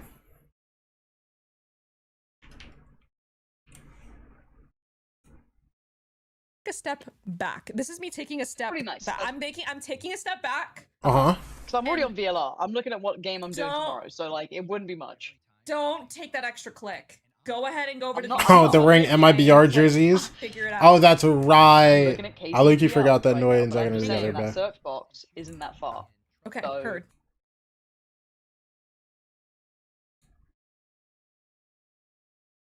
Wait, is Neuer streaming? Neuer's not streaming. Okay. Mel's just glazing alongside. Can we make it Choker Geniuses? No, it's okay. No, it's okay. Yo, hold on. FNS? FNS, really? FNS, are you serious? FNS, are you joking me?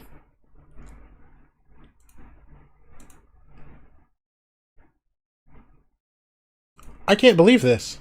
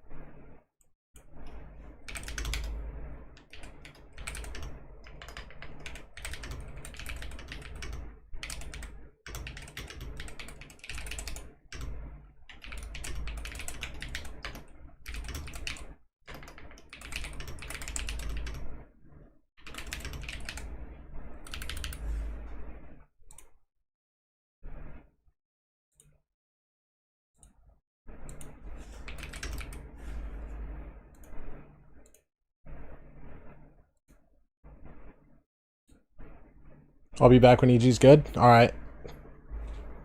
Don't worry, we'll be back next map. Poppin's live? Oh snap. You better go tap it in, bro? Big poopin'?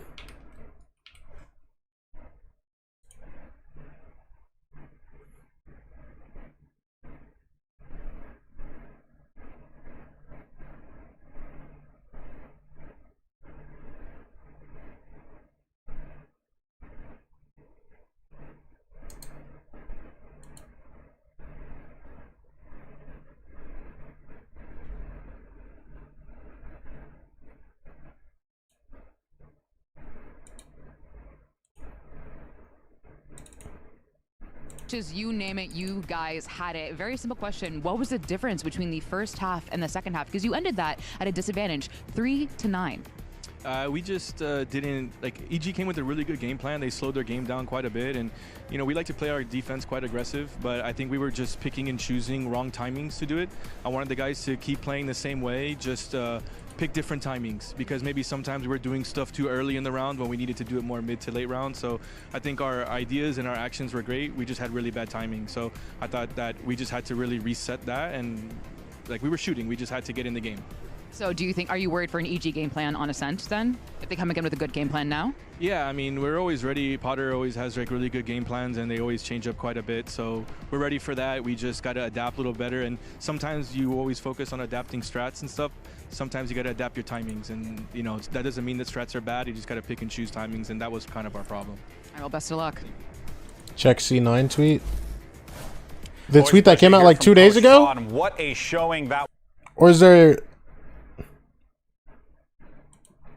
You just sent me a leak to a 2-day-old tweet, Kobe. Was that intentional?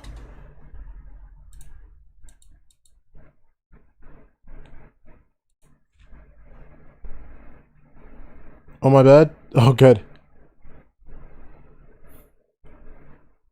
All good, all good, all good.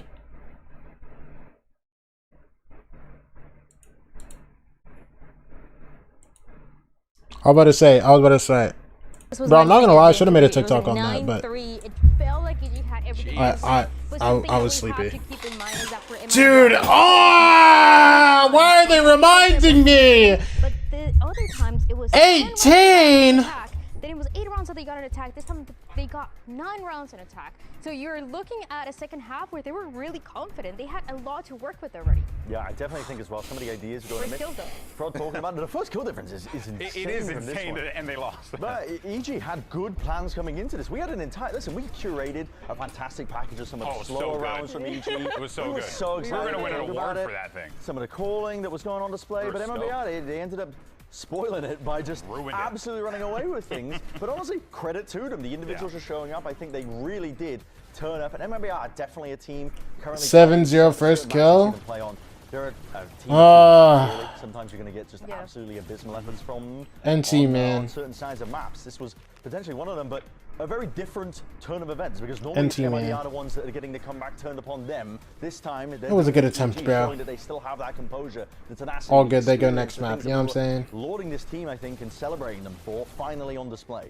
It's just a map that went overtime for them when they were facing Furia, but again, it was an attacking side that it is the strongest. And what I'm staying with and what I'm remembering the most is something that they were talking about when it comes down to the IGLing. How for Mazzino, this chaotic IGLing, that is what we're. You like that tweet? Yeah. Shout out Finesse, bro. You see an IGLing that is really good, especially under pressure in this kind of situation, and a Verno that is unleashed, and is the reason why they won the last 2 rounds of a team. I mean, round after round, the guy was just clutching it out, doing his best Brock impression. Like, really well done, and exactly what this team, what MIBR needed then and there. But of course, I mean, you know, there is going to be a lot of talk about what we should be expecting going into Ascent. We heard Coach Rod praising Potter, Brent, about her prep and what she does with this squad. But you gotta look at the intangible for a moment here. You just choked a big opportunity on Haven. You gotta feel a little down here. I definitely think so. I mean, Potter's gonna have to turn the team around. I think she's fantastic at that, to be honest. I think that's one of her biggest strengths as a coach, is being able to bring the morale up. She knows how to talk to the players and genuinely get the best out of them. But Ascent is going to be a very different staging ground because that is a map where EG have shown footage on. They showed their veto with Digizine playing it. It didn't look particularly put together. They weren't doing fancy util combos. They were using the agent, but it wasn't like they were winning because of the veto. They were winning because they were shooting really well when they played against Envy on that day. Yeah. And MIBR, as far as I'm aware, they haven't shown anything in stage 2 from their Ascent. They are really, it's EG going into this blind. You can have game plans like they did on Haven, but guess what? You really just have to rely on your own game plans on Ascent. You don't have your opponent's footage to lean on. It's going to be a series of unknowns. MIBR, I think, might be favored because of that. Yeah, and honestly, I think that is a completely fair assessment considering how MIBR have performed in the past, regardless of what you're going to be getting out of this one. I'm not going to lie, I'm hurt. Oh, I didn't even pop an ad, bro. Hold on. Coach Potter standing by to give us some thoughts. I forgot. For the coach of Evil Geniuses, Potter. We don't want ads in the middle of the map. Hold on. There were 9 rounds in a row coming from IBR. Fraud did compliment your game plan. You know, coming in here, you changed the comp, going into this double duels that we saw. I mean, in your estimation, what went wrong for Evil Geniuses? Well, I guess this last round is a telltale sign. You know, that 2v1, the Odin at Hell. We never lose those kinds of rounds in scrims, and it's just unlucky. Gotta shake it off. There were, I think, 3 of those exact kind of rounds and throughout that entire game. And with these kind of huge swing rounds with the state that Valorant is in, if you lose that, it's so hard to claw your way back in. But my guys stayed in it the whole time, even as it was kind of slipping away. So I think that bodes well for us for map 2. Best luck on map 2. I have Twitch Turbo, W guy. Potter, of course, not mincing words there, and certainly, you know, you could see the frustration on her face, Dan, when Elizabeth asked that question because they were right there, and you know that they went to the back and they were just like, damn it, we could have closed this one out, but they have 2 more chances. And it hurts because it was really close, like she was mentioning. It was a lot of those clutches that happened at the end where, MIBR had a really good game plan, but those rounds, it could have changed completely the story, especially for this map of Haven where MIBR have been looking so good. And even going into the second map of Ascent, like you were mentioning, Brent, it was nothing crazy. It was nothing out of the ordinary outside of a composition that we maybe haven't seen before. But for MIBR, they have only played this map 1 time, and it was when we were seeing text on the stage. We didn't really know what we were expecting here, and I think it's going to be very different now. Yeah, it's going to be fun for sure. But the question on our mind, are we going to get a map 3? Well, let's go ahead and find out. You got your casters to guide you through the action on the other side, and we'll find out right after this. I looked at VLR like 30 minutes ago and it was 12-6. What happened, DG? FNS. It was FNS, bro. It's FNS's fault. It's all FNS's fault, bro.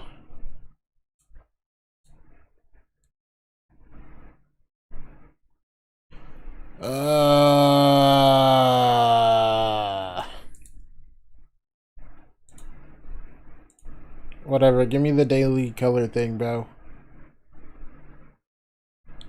Give me green. Just like that. A little less saturated, whatever. It's all good.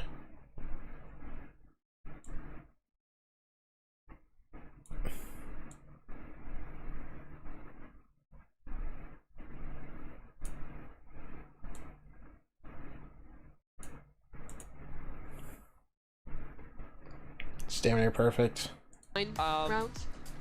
I mean, one half of my mind is saying Evil Geniuses, even when they were getting that 9-loss streak against them, were still winning a lot of those rounds. They just got clutched on at the end. So I'm like, maybe they were still playing better overall. Like, sure. What was the first kill stat again? They were 18-8 in terms of first kills. By all accounts, they should have closed that game out. Yeah. They had like 5 chances where they were up. Yeah, unfortunately, the other part of my mind is saying that, well, you just got, you know, the most insane comeback ever, dominated, lose 9 in a row, you lose. And now you're going feeling pretty bad. Yeah, I think that's probably true that they're feeling pretty bad after that one. But they're going into an ascent where they've played it. They have an interesting Yoru comp. I thought they looked pretty good when they played it. I'm depressed. I'm depressed. Theory on, like, it's okay, bro. Y'all bounce back, bro. Dude, I'm not gonna lie. I was overjoyed. I was overjoyed, bro. It all got snatched away from me in the matter of minutes. In the matter of 20 minutes, that 12-5 turned into a 13 or 14-12. Kind of look on this map, where I also fear that I don't know how. I don't know why. Another takeover from the MIBR individuals. They should be good on Ascent because it is a solid map to just play basic fundamental Valorant, which I think MIBR in this edition is pretty good at. Yeah. And it might just be a 2-0 here. I'll give them good fundamental Valorant. I'll give you big pop-up moments from the players. I'll give you strong... I'll give you great Opera on defense. There you go. And that's pretty much all you need to win on Ascent. Yeah, you figure those things out and you're going to be I mean, he's picking his op skin right now. He's getting ready. He's going through the big decisions at the moment. I really feel for EG because I look at not only the game plan, which was so good in the first half, even in the beginning of their defensive side as well, but I also look at the individuals. It was a great day for guys like Dijazin, who you see on your screen, Bao especially. He was a monster. They could not shut him down backside. The no tons no win stuff is annoying to hear. 13-4 at one point. I'd be irritated if I was a Sentinels fan. But I'm 100 Thieves fan. Hey! I think Evil Geniuses, when they understand where there are some gaps in the defense. Yeah. I think the annoying part about it is that they're good. They're good right now. Scary. And it's something that I'm not sure is going to be so easy for them to replicate on a map like Ascent. Yeah, I think it is difficult to do this one here, but we have a little delay on this stage. We'll be getting agents like going around the corner. While we wait though, the two coaches for EG and MIBR, they go way back, and we had those old friends sit down for a quick chat to talk shop. Let's check it out. Talk to me, Fraud and Potter.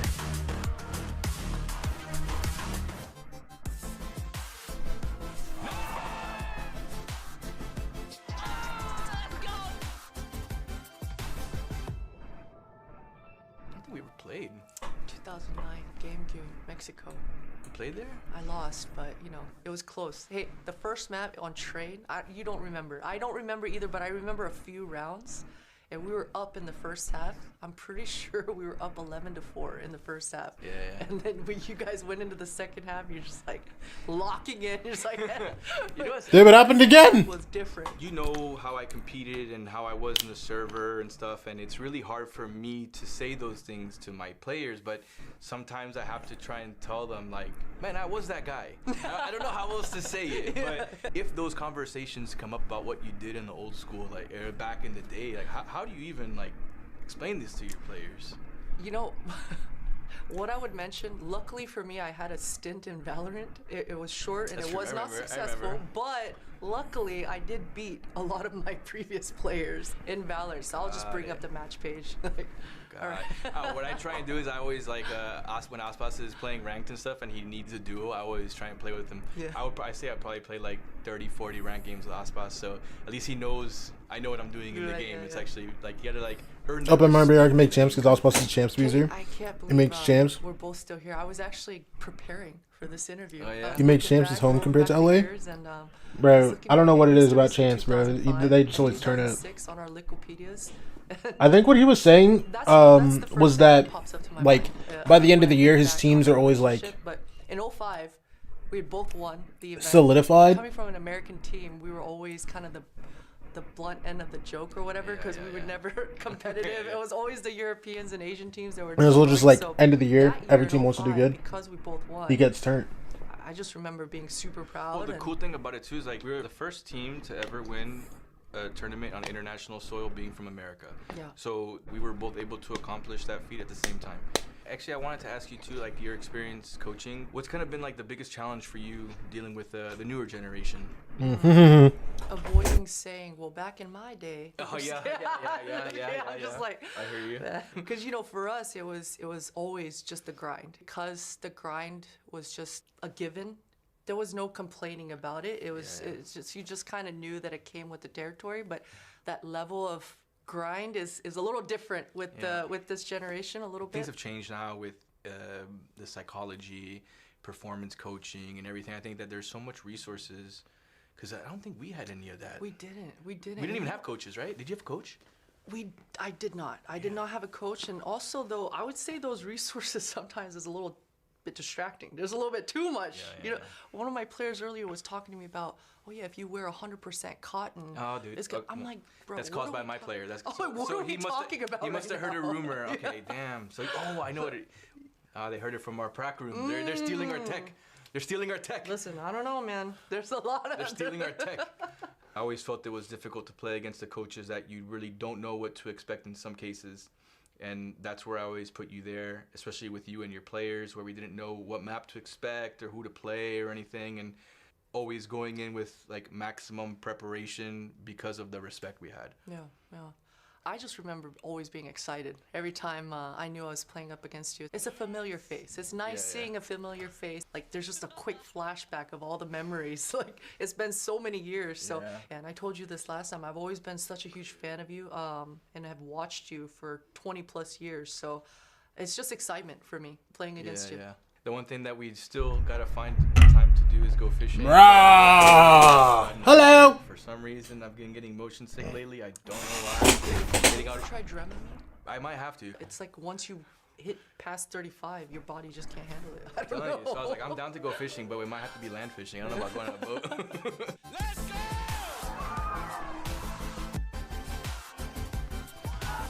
This isn't a podcast. Where's the game? They're figuring it out.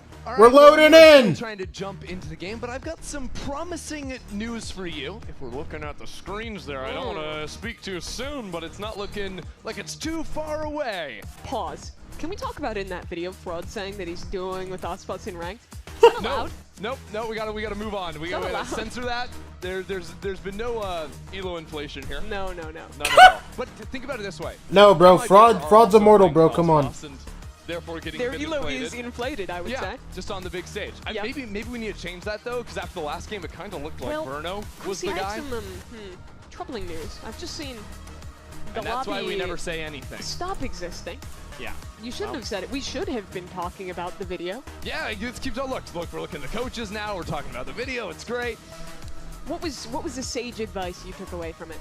I mean, I would say Fraud saying that he was trying to go fishing with Potter sometime. But that he gets motion sick? Motion sickness, so GG, I guess. It's a shame. I guess he'll just have to play Go Fish. We should send GB out on the boat with Potter sometime. I feel like he'd like it. He's over 35. You think so? I'm not sure. Golden Boy? It seems relaxing. Do you want to go out on the boat? If the tech pause continues, we're going to have to put him on the boat. Oh, we did it! We did it! Hey! Sweet release, and we have fun comps as well. EEG still playing that classic. I said I'd put good money on a Zekin Phoenix. He's rocking the neon here. That is really interesting. I think it's quite uncommon to see double dive on this map. Yeah, double dive, no like raw flash as well. Yeah. You've got the paranoia, and that's just about it. Why are we saying mix? It's really interesting, I think, seeing it on the defense side at the start. The neon stuns in Zekin Neon is scary, bro. Oh my goodness, Zekin Neon, we're back. Strong because of the ability to play anti-flash. Yeah, and on defense, if you take on attack, if you take mid control, having a split with a dive on both sides is so brutal to go up against. I think this also will free Ospas from hard entering in every round to let him go back to the more. Did you come back 2-1? I'm down.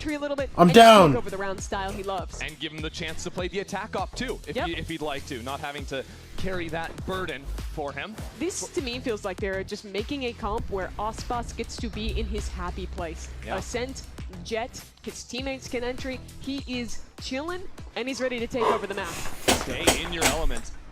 We'll see MIBR start things off down mid. 3 players. Who's the best team in EMEA right now? Carmine Corp. As they will fall away. Evil Genius is not quite as decisive here. I think wanting to see if they pull any more attention down into mid. Yeah, contact up catwalk, but there's a nice 1-2 setup. Paranoia off the contact from Zekin. And a good camera too. Here comes Slide. Zekin on the I slide. guess Zekin gets one. DG's goes down. Evil Genius Pancake straight it out. 2v3. Spike work into the site as the door comes down. Tex is pinged up on the ground and Dude, Aspas barely gets bow, bro. Superman's flying around now. As the door breaks down. Look. Still has to try and recover the spike somehow. Yeah, it's in such a bad spot with 2 players here. 9 bullets left, and here comes Burno. NT. Off at the end of map number 1, MIBR out first. I love that refight into tree from the MIBR. They delay the Paranoia just a tad. You see it's coming in right as that slide is up as well, which makes the trade really easy for Mazzino. Aspas there, getting the timing on the rotate as well. They clean up on that fight. So now, 10 rounds in a row for MIBR. We didn't have to keep counting. I thought we kind of like threw everyone off the scent. I'm counting. We're still counting? Come on. Okay. Until they win a round. Like, that's weird, no? Ended 11. And then we don't have to talk about it for a while. Why can't it just end here? Well, that's Yo, fine. stun? Yeah. Don't you Maybe dare because slide. Zekin has a Phantom. Yeah. And they have classics. Hey, Tajizin has a bandit, okay? I'll have you know. I know it looks almost exactly like a classic at a glance, but he spent good money for that. Pansy's so disrespectful. What's Pansy saying on that Mel stream right now, bro? Because I'll look and I'll be like, oh, that's 5 classics. No. It's not really your fault. They do look so similar. But, wow. Aspas is no-scoping. Yeah, just fully farm. ignoring Whatever. the first player. Whatever. A little bit disturbing what we just witnessed. Why does this guy have an Odin? Why do they have an Odin and a Phantom Could take him this out. round?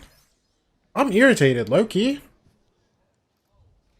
Like, genuinely seeing that piss me off. Much more to do here in mid. I'm angry. MIBR. I think the biggest ideas that they're going to have to contend with when I was watching EG play this comp last time was the answers that they have to take mid control. This Yoru is really good at kind of setting TPs to take that bottom mid space and be able to constantly threaten late splits into the B site. 30 seconds Those left. ideas were absolutely cooking Envy. But I think one of the easiest solves is just Aspas with an operator. So I'm waiting with bated breath to see when he can get that weapon online as this anti-eco gets cleaned up smoothly, courtesy of Vernos Odin.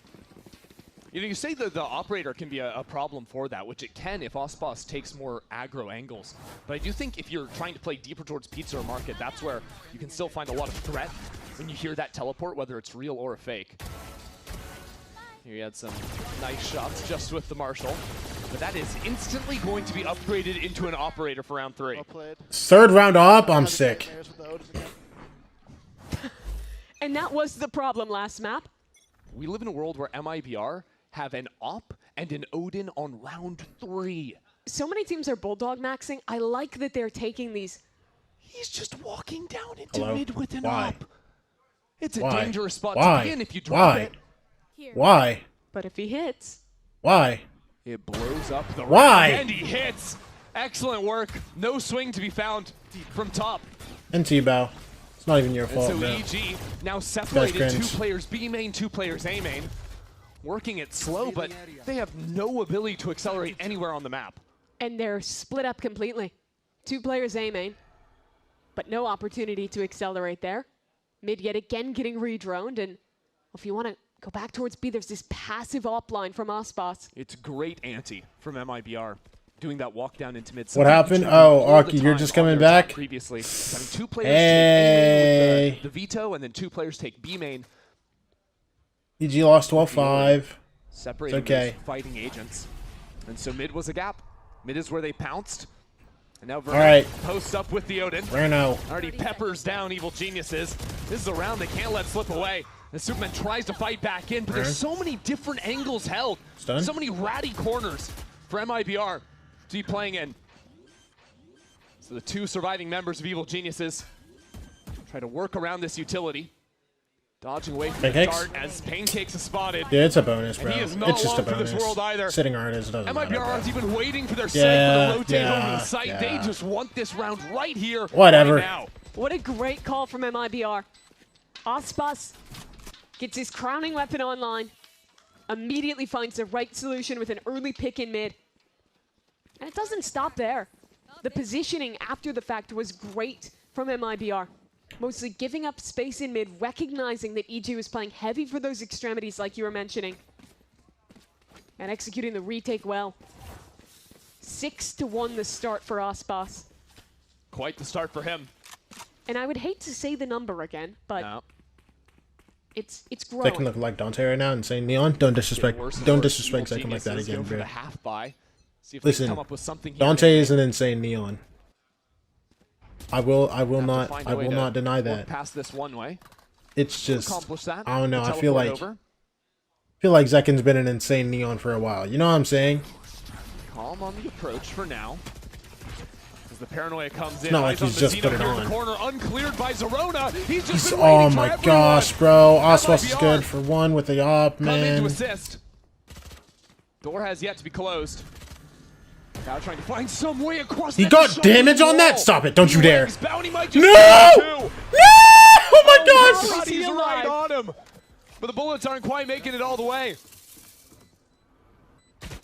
It's literally just the second wall around the corner that saves him there. Bao lucky to be alive as the knives are out. Aspas has had the read on Ascent thus far. Sent back by the flash.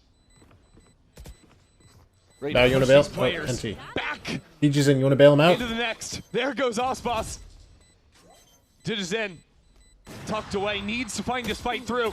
Half stick onto the spike. There's Verno. Once more NT, brother.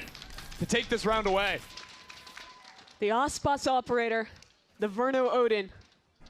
Things that'll haunt you from last map, that are continuing to cause problems for EG on this one. And again, I love this anti Mazzino playing in the close corner. When EG is going for these A hits, they're almost always TPing deep with the Yoru and pathing deep behind him. There's a vulnerability there in the close corner where Mazzino goes completely uncleared. Exactly. When you're playing a comp that only has teleports into a site, it's those close angles that get you. If you play a Jet, you can dash in with a quick look left, right. Neon, similar style. Waylay too. But that is just not true of this comp with the Yoru and the Omen. So Potter's 4th timeout now since they last went around. I mean, it's also just the 4th timeout in a row since Fraud had to call one, right? He's Fraud's been sitting back, hanging out. Such a stressful position for him early on Haven. 12-5 down. Rough start for EG. Rough exceptionally start. Or same as Gonna how do you GTA. adapt for EG? It's straight The answer leather has right to be now, bro. I'm not pushing gonna lie to Aspas you. It's offline okay. It's early okay. It's and going okay. back Don't worry. into We're gonna bring it mid-control. back. We're gonna bring it Okay, back. if you can't It's just okay. blitz out of a main, if they're exploiting you when you teleport through, basically need to play for splits. But it is such a challenge to shut Aspas down. And they might still have more ideas to deal with the close teleports towards mid 1. That is the direction EG goes for. And the struggle is, EG, again, love to play for main controls, love to play to insert a lurker and create that threat. But by MIBR dividing and putting a Jet op on one side, that's tough to pin down, and a Neon with stuns and a Paranoia on the other, there is just not a reliable way to get in here. This could be dangerous. Second. Teleport over into the corner. He's it's gone. stuck in. Yes. Supa just chooses to go for Mazzino? it. Mazzino. Awesome. He's spammed out. Well read by Evil Geniuses. Though Tex has rotated. Put a little thingy out. It was the man-up situations that got the better of EG on that comeback. They need to win this 5-on-3. Verno in the corner. The drones to the guy? You gotta get past him somehow. I don't think it did, bro. Tex could be a problem too. That Don't say that, Kobe. Kobe, don't say that. Second was on that previously. So a scouting ultimate into the same position. Oh, no, he didn't see beneath him. It's canceled, and now Tree is falling. Verno still there with the pen. Verno dead. No chance, I think, to rotate. Are they aware of text? They aren't. Oh no. He's electric. Look at him go, man. Dude, they get 2 insta. Wait, that was only in a 1v2 here. Super It's hella possible. Straight up. It's genuinely super possible. Did not clear that angle fully. And now Bao getting held by Aspas. 5 Brother! 14 rounds won in a row since EG was up 12-5. Bro, this text guy starts dancing with... If you want to talk about other sets of numbers, I'm sick of this guy, bro. Dominating in terms of the opening engagements back on Haven. He had 18 first bloods to only 8 first deaths. Come on, and bro. still, come on, guys. That was a map loss. Let's go in.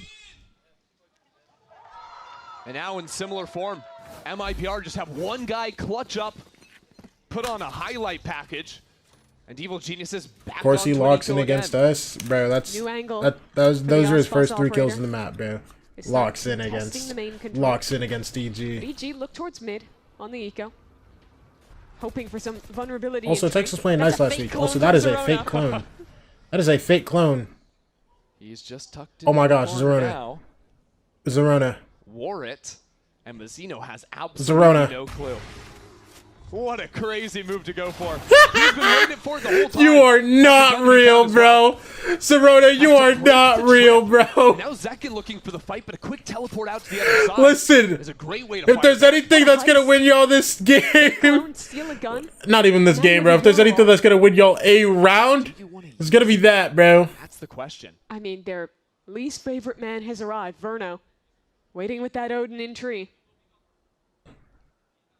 There's a world where you have a Sova, and you have a Vise just one away from an ultimate. So Zerona chooses to call it, but Verno's still here.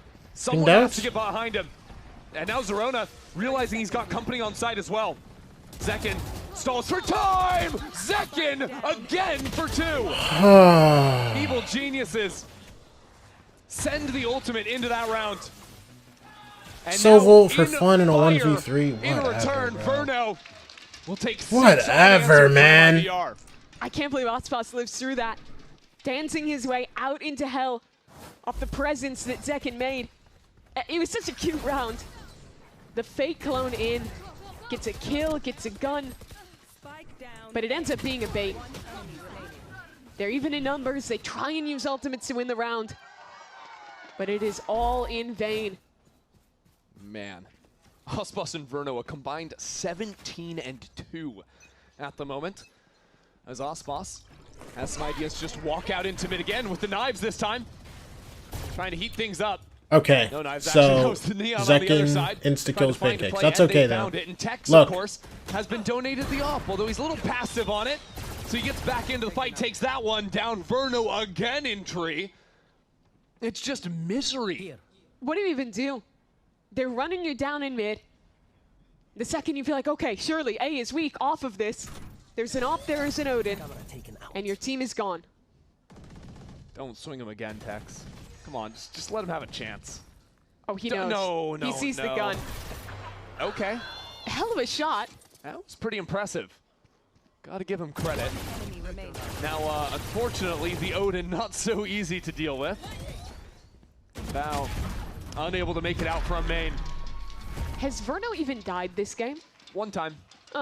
Yeah. In 7 rounds. Aspas also died. Whatever, bro. One time. Whatever, bro. There seem like problems. Are we playing Veto? I mean, yeah, they looked really good on it last week. That would be a good place to start. Or the last time they played it in week 1, I think, against Envy. But Envy, so, you know. I really but I don't like know. I don't think Vito's a bad agent. They're just getting dogged on. Yeah, that was so nice, hiding the passive They're just A-hold getting with dogged 2, on right following now. them straight in. Looking like a sheepdog. With the mid-walks. Yo, listen. Then you have very deep holds in a couple. It's really hard for EG Give me to get one their round. feet under Give me them. one round. I'm actually Their like bearings hurt. against the I'm style hurt of right this. now. I'll be honest. The 3v5 for EG started like this, with a Zekin death in main. This time, he respects it, backs away. I mean, now EG have a pair of. I was given so much joy at the beginning of this series, bro, and it feels like it's been like ripped away. Look at the line for Aspas, though. So confident in mid. All good. There's a drone. There's a drone if Pancakes wanted to go there, but he doesn't. He keeps it passive for now. The concern is if Osboss starts walking all the way out and catches these players in rotation. And look, MIBR, they see these ults, they respect them. They set up an incredibly passive hold on B. Just the Odin ready to spam off cam contact. It's a high-low setup. Tex is right behind Verno, trying to bait for him so Verno can just come in and mow him down. There we go. Covering fire put down.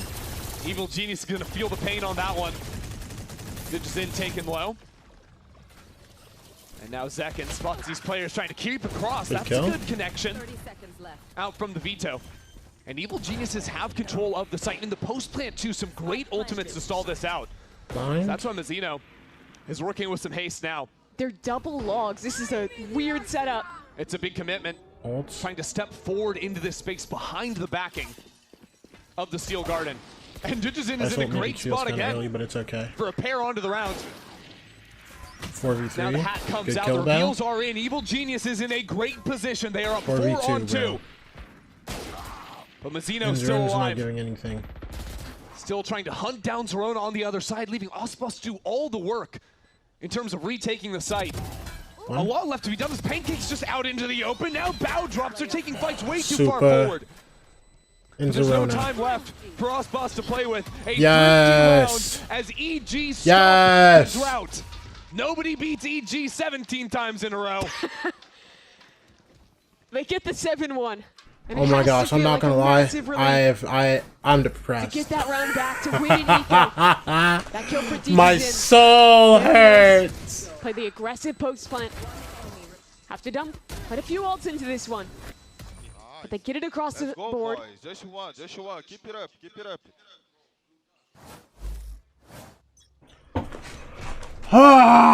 Okay, come on.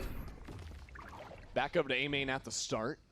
Evil Geniuses trying to build this into something. Like, I know it's defensive ascent, man, but like, start with a fake teleport. the way the rounds have been lost is kind of depressing. For a little pounce play.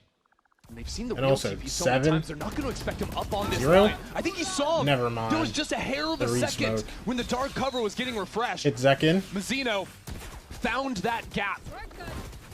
Found that window to punish his counterpart. Zerona, good kill. Now Zerona dealt with on site. Mazzino still in it. Why is Osboss here? So much space is taken by Osboss on the other side.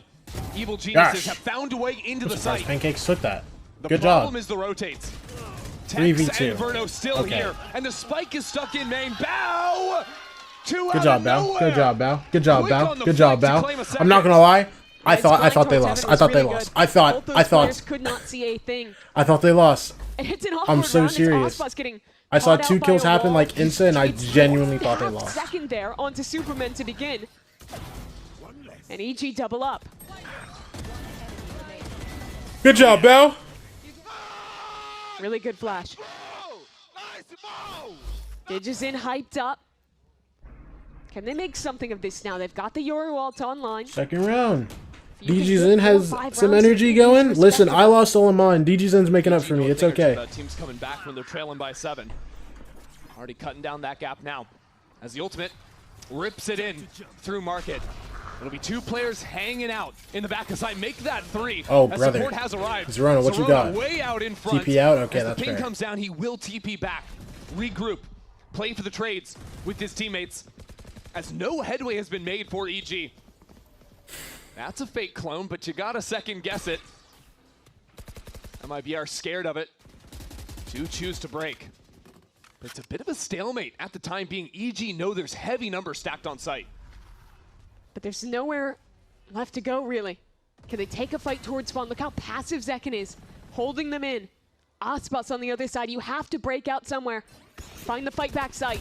Yeah, looking for it now. Mazzino up on the off Bow, angle. you got me? It's great from him. Verno trying to draw attention back into Superman? him. Set up Mazzino for the good shot, kill, but Digizin DG. has arrived. Coming in for market Superman, finally. Superman. But how do you get past second here? These side players have to win out. There's no support coming in from EG, so it's a good hit from Supa. As now Zekin and Osboss both kind of pushed away. Zekin really getting into the mix there. Realized there were 2 players on site. 3v2. One was isolated. Oh, Supa's in the stair smoke. Now, Back site. a moment for MIBR. Now you got this, right? Back together. Look. The duelist, it's a beautiful shot. Come on, Osbos. Wait, 19 HP, I believe. Otherworldly on that connection. No. He's down. NT, bro. I low-key believed. I low-key believed. Like, That's genuinely. for Zekin. In my heart, I believed. Backside, Verno thought that Zekin had the cross for him. Zekin got off the angle for a moment. Verno dies. So it comes to a 2-on-2. And the duelist duo, they make good on it. Win out this retake. And stop that momentum at 2. I love that play from Zekin. Reading into the one-player offside. Digison just desperately tried to TP out in time. The Neon too swift.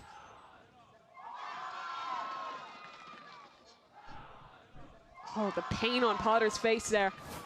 Knows that that was a big opportunity. Oh, yeah. I mean, the half is a different story if EG win that. You win 3 in a row at the end, maybe make that a 4th. You have all the momentum coming in to your defense. But now have to grasp at strings here. The Stinger and the Spectre in the inventory. 2 legends though, Osboss and Zekin duo. EG, Yeah, but sure, that's... you've got some ultimate store. This is a legend in the making, bro. But it's going to have to be There's multiple together. legends in the making on this roster. 4 players already quick here onto the Kill side for Super. MIBR. No Mazino. Hold it down off of that dart. It's beautiful. And Zekin works off his teammate's utility to perfection. Zekin got 4. 4. They just held it down. For Zekin. They just had hella And the lead extends once more. In any of these rounds where the TP players, Zerona and Digison, don't feel comfortable committing into the site, where that utility doesn't get its chance to shine, they have absolutely nothing to get out of the choke. This round was so nice from Zekin. Look at how he plays this. Tucks to punish Zerona on the TP, swings in off the dart. He's isolating these fights so damn well around the dice box. Let's go, man. Let's go. Yep. And it's 2 rounds back-to-back now, where it's Zekin the man to bring it home. Zekin unleashing for MIBR. Dante's lost power. Says it's the last round. Might as well use those knives. Rotate quickly back over to A. Mid is quite the gap for MIBR. They've been dropping it a lot of this game. They're reading into that AG doesn't really put a presence there unless they're going for the B split play. EG love their mains, and they're back to old form once again. Well, that's not the way you want to start off this final round of attack for EG. Especially when they've got triple Guardian, a Bulldog.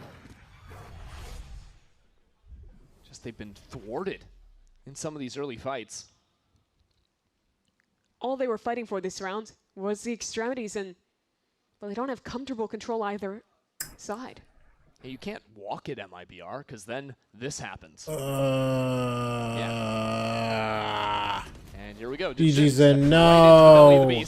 DG's a no. Sees the foot, and that's all he needs. Give him an elbow. Ult comes through. It down. doesn't matter. Osboss has knives, and there's a guy in hell. The steel guardian on the other TP's side. bad. They have the perfect ults. Dart comes to counter through. out the Dude, they didn't Vise. even get to get out, bro. They Didn't even get to get out with the ult. It's 10-2, bro. Bow with 15 seconds left in the corner. Good luck. Better luck next time, kid. Zekin with a dagger to the heart. With MIBR. Dude, I'm actually so sick. I'm so sick. MIBR say, nice steel garden. We don't need our guns. They have the best possible ults in that position. It's Osbus's operator again. And just don't even show this. The round just looks easy. Don't show me this again. MIBR are just looking at an angle, holding down left click. He went like this in his chair. They know what they're doing to him. It is a 10-2 half for MIBR. The rest of Ascent coming up.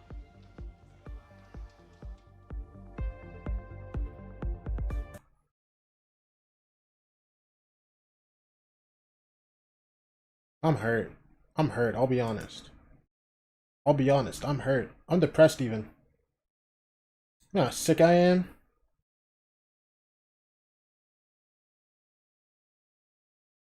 That I have to see this, bro? Like, I'm actually sad.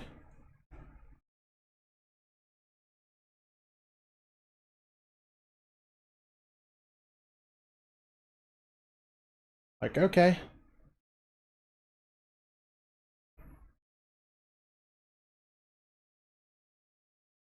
I thought it was time. I thought it was time for them, bro. Why are we playing a DG's interview, bro? Second now, been there for a while. Tell us, what is something that is your favorite part about being in this org that we wouldn't know otherwise? Okay, so I love being here with my teammates because it's not just teammates, you know. It's like my family. They help me a lot, keep improving my English. So, bro, I'm so proud. And then I'm learning about the culture too, because we have 2 Korean guys, 2 Vietnam, and then like the food's amazing. Right now, my favorite is a pho. I don't know if the word is correct. I'm like spoken now, so I love that. Yes. It's everything, bro. I love it. Everyone here. My teammates so awesome. I can't lie. I love it. Well, best of luck today. Am I tweaking? Am I tweaking?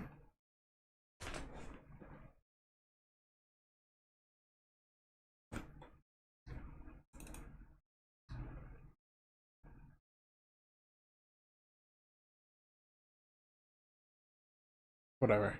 VPN, that's Express Whatever. VPN, and we're gonna need Evil Geniuses to lock in now as well. It has been a massive turnaround from that showing back at the start of this series, now trailing by 8 rounds against the MIBR that just look untouchable. And an MIBR who's sporting a new composition with the double dive on the attack side. You would need something equally remarkable to the MIBR comeback in Game 1. If EG were to send us to Breeze, give hope in this series yet again. The defense is where EG truly struggled back on Haven. Let's listen to MIBR's comms in the pistol. This will be fun. Oh, brother. I wanted to catch one. Let's go, split guys. Yeah, Can you contact cut? Yes. Go me cut or maybe? You cut. So. Okay, they had two me. Yeah, he tried. B2 say, boys. Could be right side cuts too. Yeah. I can smoke and flash. Call it. Okay, ready? 3, 2, 1. Flash in. I'm blind. I'm blind. Yeah, full blind. 3 calls, 3. You're to bit side. 55 moment. I'm swinging. Your side. 110 moment. Nice. Your side. Side. That's a clone. Close door. I'm gonna smoke that. It's still on side. Nice. Kevin. No. Holding heaven.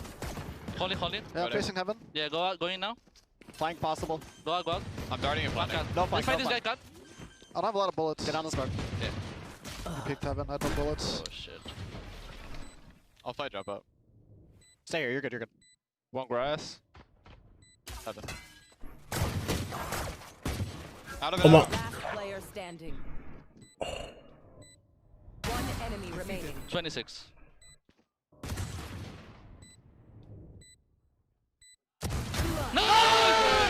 You're insane, bro. I had no bullets. No, man, there's just no way. Is that his 5th clutch? Who's at jail for MIBR? It's Mazzino. Man. I'm actually disgusted. It's another 1v2. At least it wasn't a 4K, but like, come on. The coach interview, Potter. We never lose those rounds. And we lost 4 this game. There's another. So many Verno clutches, man. Just like so many Verno clutches, man. It's time to force up for Evil Genius. Potter don't even have a second time. Wait, Potter didn't even pop her second timeout, bro. Bro, Potter, if you guys lose this round, are you gonna pop a timeout at 12-2? And Evil Geniuses only have the 2 players here for now. Save me, mother. For the quick rotate. Save me the time, bro. What are we? What? No, it's okay. If MIBR were to continue on to A, which they are not.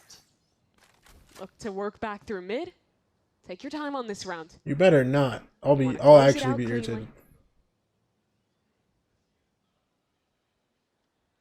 There's a Vise wall guarding market for now. Exactly where MIBR is headed. We'll see if they get the read on this and can get a clean pop through. If they are, this B site is paper thin. How many make it? Teleport ready, group back up, and that's just going to be Verno and Zekin. See if anything else is necessary. Maybe just trying to sell a fake here and come back in, but this is dangerous because EG are sticking around. Yeah, they've not moved. Still a crossfire here. Yes, bro. They're going into 4. Superman still has a paranoia.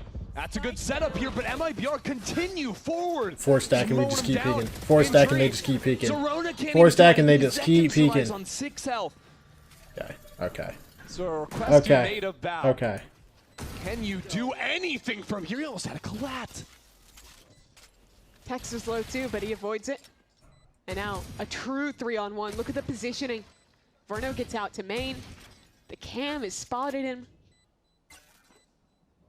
I mean, think back to the start of Haven. He's calling himself the best player on the server, and he was back then, but it's been a different story for Bao since the second half, since MIBR came fully online. And he's not even going to have a chance this time around. Osbos catches him on a timing and looks to settle this score. Match point. Brutal scenes. They bought everything into this round. They staked their claim on it. And EG get nothing for it. They had the stat. They had the chance. But MIBR are just too damn good right now. They face a paltry bye with match point ahead of them.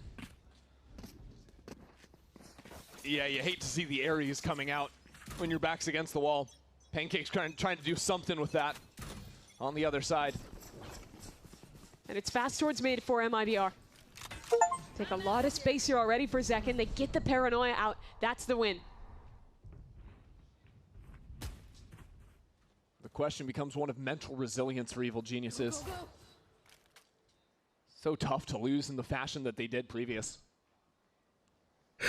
So many rounds in a row, falling away from them.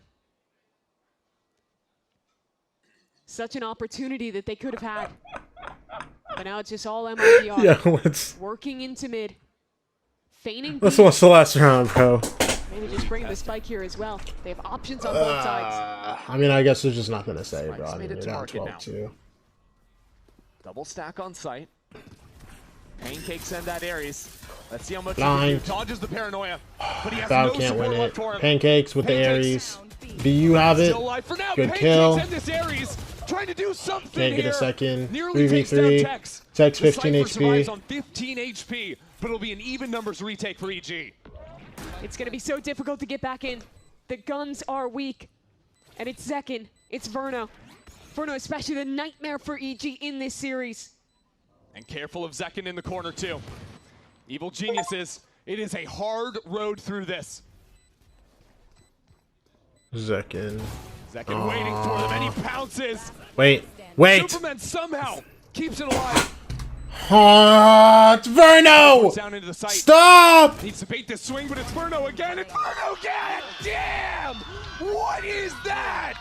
He won like 6 clutches this game! They were up 12-5. MIBR bring it all the way back against Evil Geniuses. 21. Brother! 23 rounds of this game. 6 Red Bull clutches. One of the most devastating runs you will see in a professional series of Valorant. Since that comeback, we are talking about 22 rounds won to 2 losses. It's Absurdity unreal. It's out unreal. there on the stage. Bow down to Verno, I guess. He's just God. That game looked like it Whatever. just killed Whatever. EG. Whatever. They Whatever, took control bro. to start this series. Whatever, And MIBR, the bro. way they started this stage was the exact opposite. They lost a massive comeback. They fell over on map 3. This is not that team. This is a resilient team who bring a 3-1 record. I think we came into this series trying to figure out who Evil Geniuses was, right? They lost to the weaker team, or the stronger team. They beat the weaker teams. We came out of here knowing exactly who MIBR is. What a resilient squad. They came back. That's a big comeback to prove as well. Having some confidence when your backs are against That's so walls, sickening. future That's games so now, sickening. as the stakes That's only so get higher from sickening. this That point is out. so, For so, EG, so man. sickening. It feels like we're returning to the old ills, to these massive leads dripping away. Heartbreak for them. I mean, that round is just disrespect. MIBR, I think once they got the first 3 in that comeback, you could just feel it. They just knew. Seemed so confident, putting all their talent on display. Verno plot armor in the clutch. The amount of 1v2s, 1v3s, 1v4s. 6? Do we settle on that? I think so. I don't know. That's just my own count. It might have been more. Insane. I don't think I've seen a game like this. I don't remember the last time I've seen a game like this, where one man wins that many rounds, where a game like this falls away. He's feeling just like Derek. I'm sick. There were so many rounds where EG were in a winning position, and Verno just said, absolutely not. So let's go down to the floor. We're going to talk to Elizabeth and Tex for the Verizon post-match. Tex, you know who I want to talk to about. Listen, if somebody's going to get interviewed, yes, bro, give me Verno. Verno. From MIBR, whose birthday is on Sunday, and some people might not know about you, is you are fluent in German. So I've written on my hand how to say happy birthday in German, and I'm so sorry in advance. Alles Gute zum Geburtstag? That was pretty good. Really? That was pretty good. That was pretty good. Actually happy. What a great early birthday present, kind of being in, frankly, the pocket of Verno. 6 Red Bull clutches. The Odin. I mean, we sometimes hear your comments when we have them. Is it just you kind of like go silent and you let Verno cook in those moments because you know he's got it? Yeah, he's a player where, like, if he's alive in the clutch, you just give him silence. He doesn't want any comms. He doesn't want anything. He doesn't need it. Yes, I mean, obviously today, probably the winning factor of MIBR. And something else I want to ask you is they were talking about it on the cast, the resilience of MIBR. Like, go back to the first map, right? You were down 3-9, and then you win 9 rounds in a row, and then you win the overtime, right? So, I mean, where does that? What was the half speech? Who gave the half speech? What was the communication at the half? Honestly, we were pretty confident still because, I mean, people have made the comeback against us. That means we can do it to other people too. You know, we're really, really confident in our attack always, and it showed today. I mean, obviously, it's brilliant from you guys. You just spoke to me. You're like, hey, I had it easy today with everything going on. I want to talk to you about your personal form this year.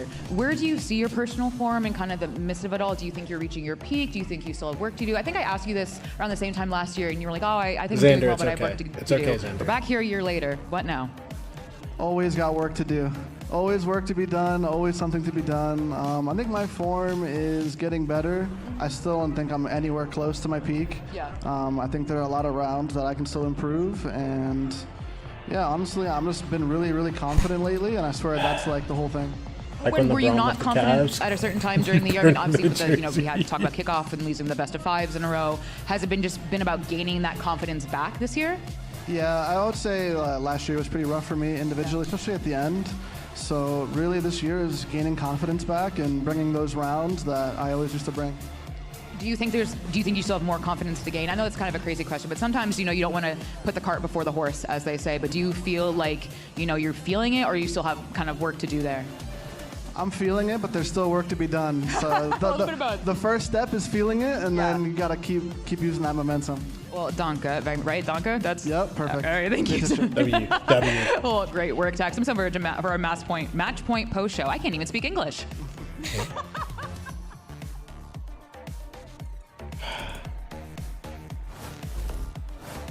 I'm disgusted. All right. I'm disgusted. Okay. Well, that's that. Tomorrow we got Envy versus Furia, Leviton versus NRG. I don't want to be on camera anymore.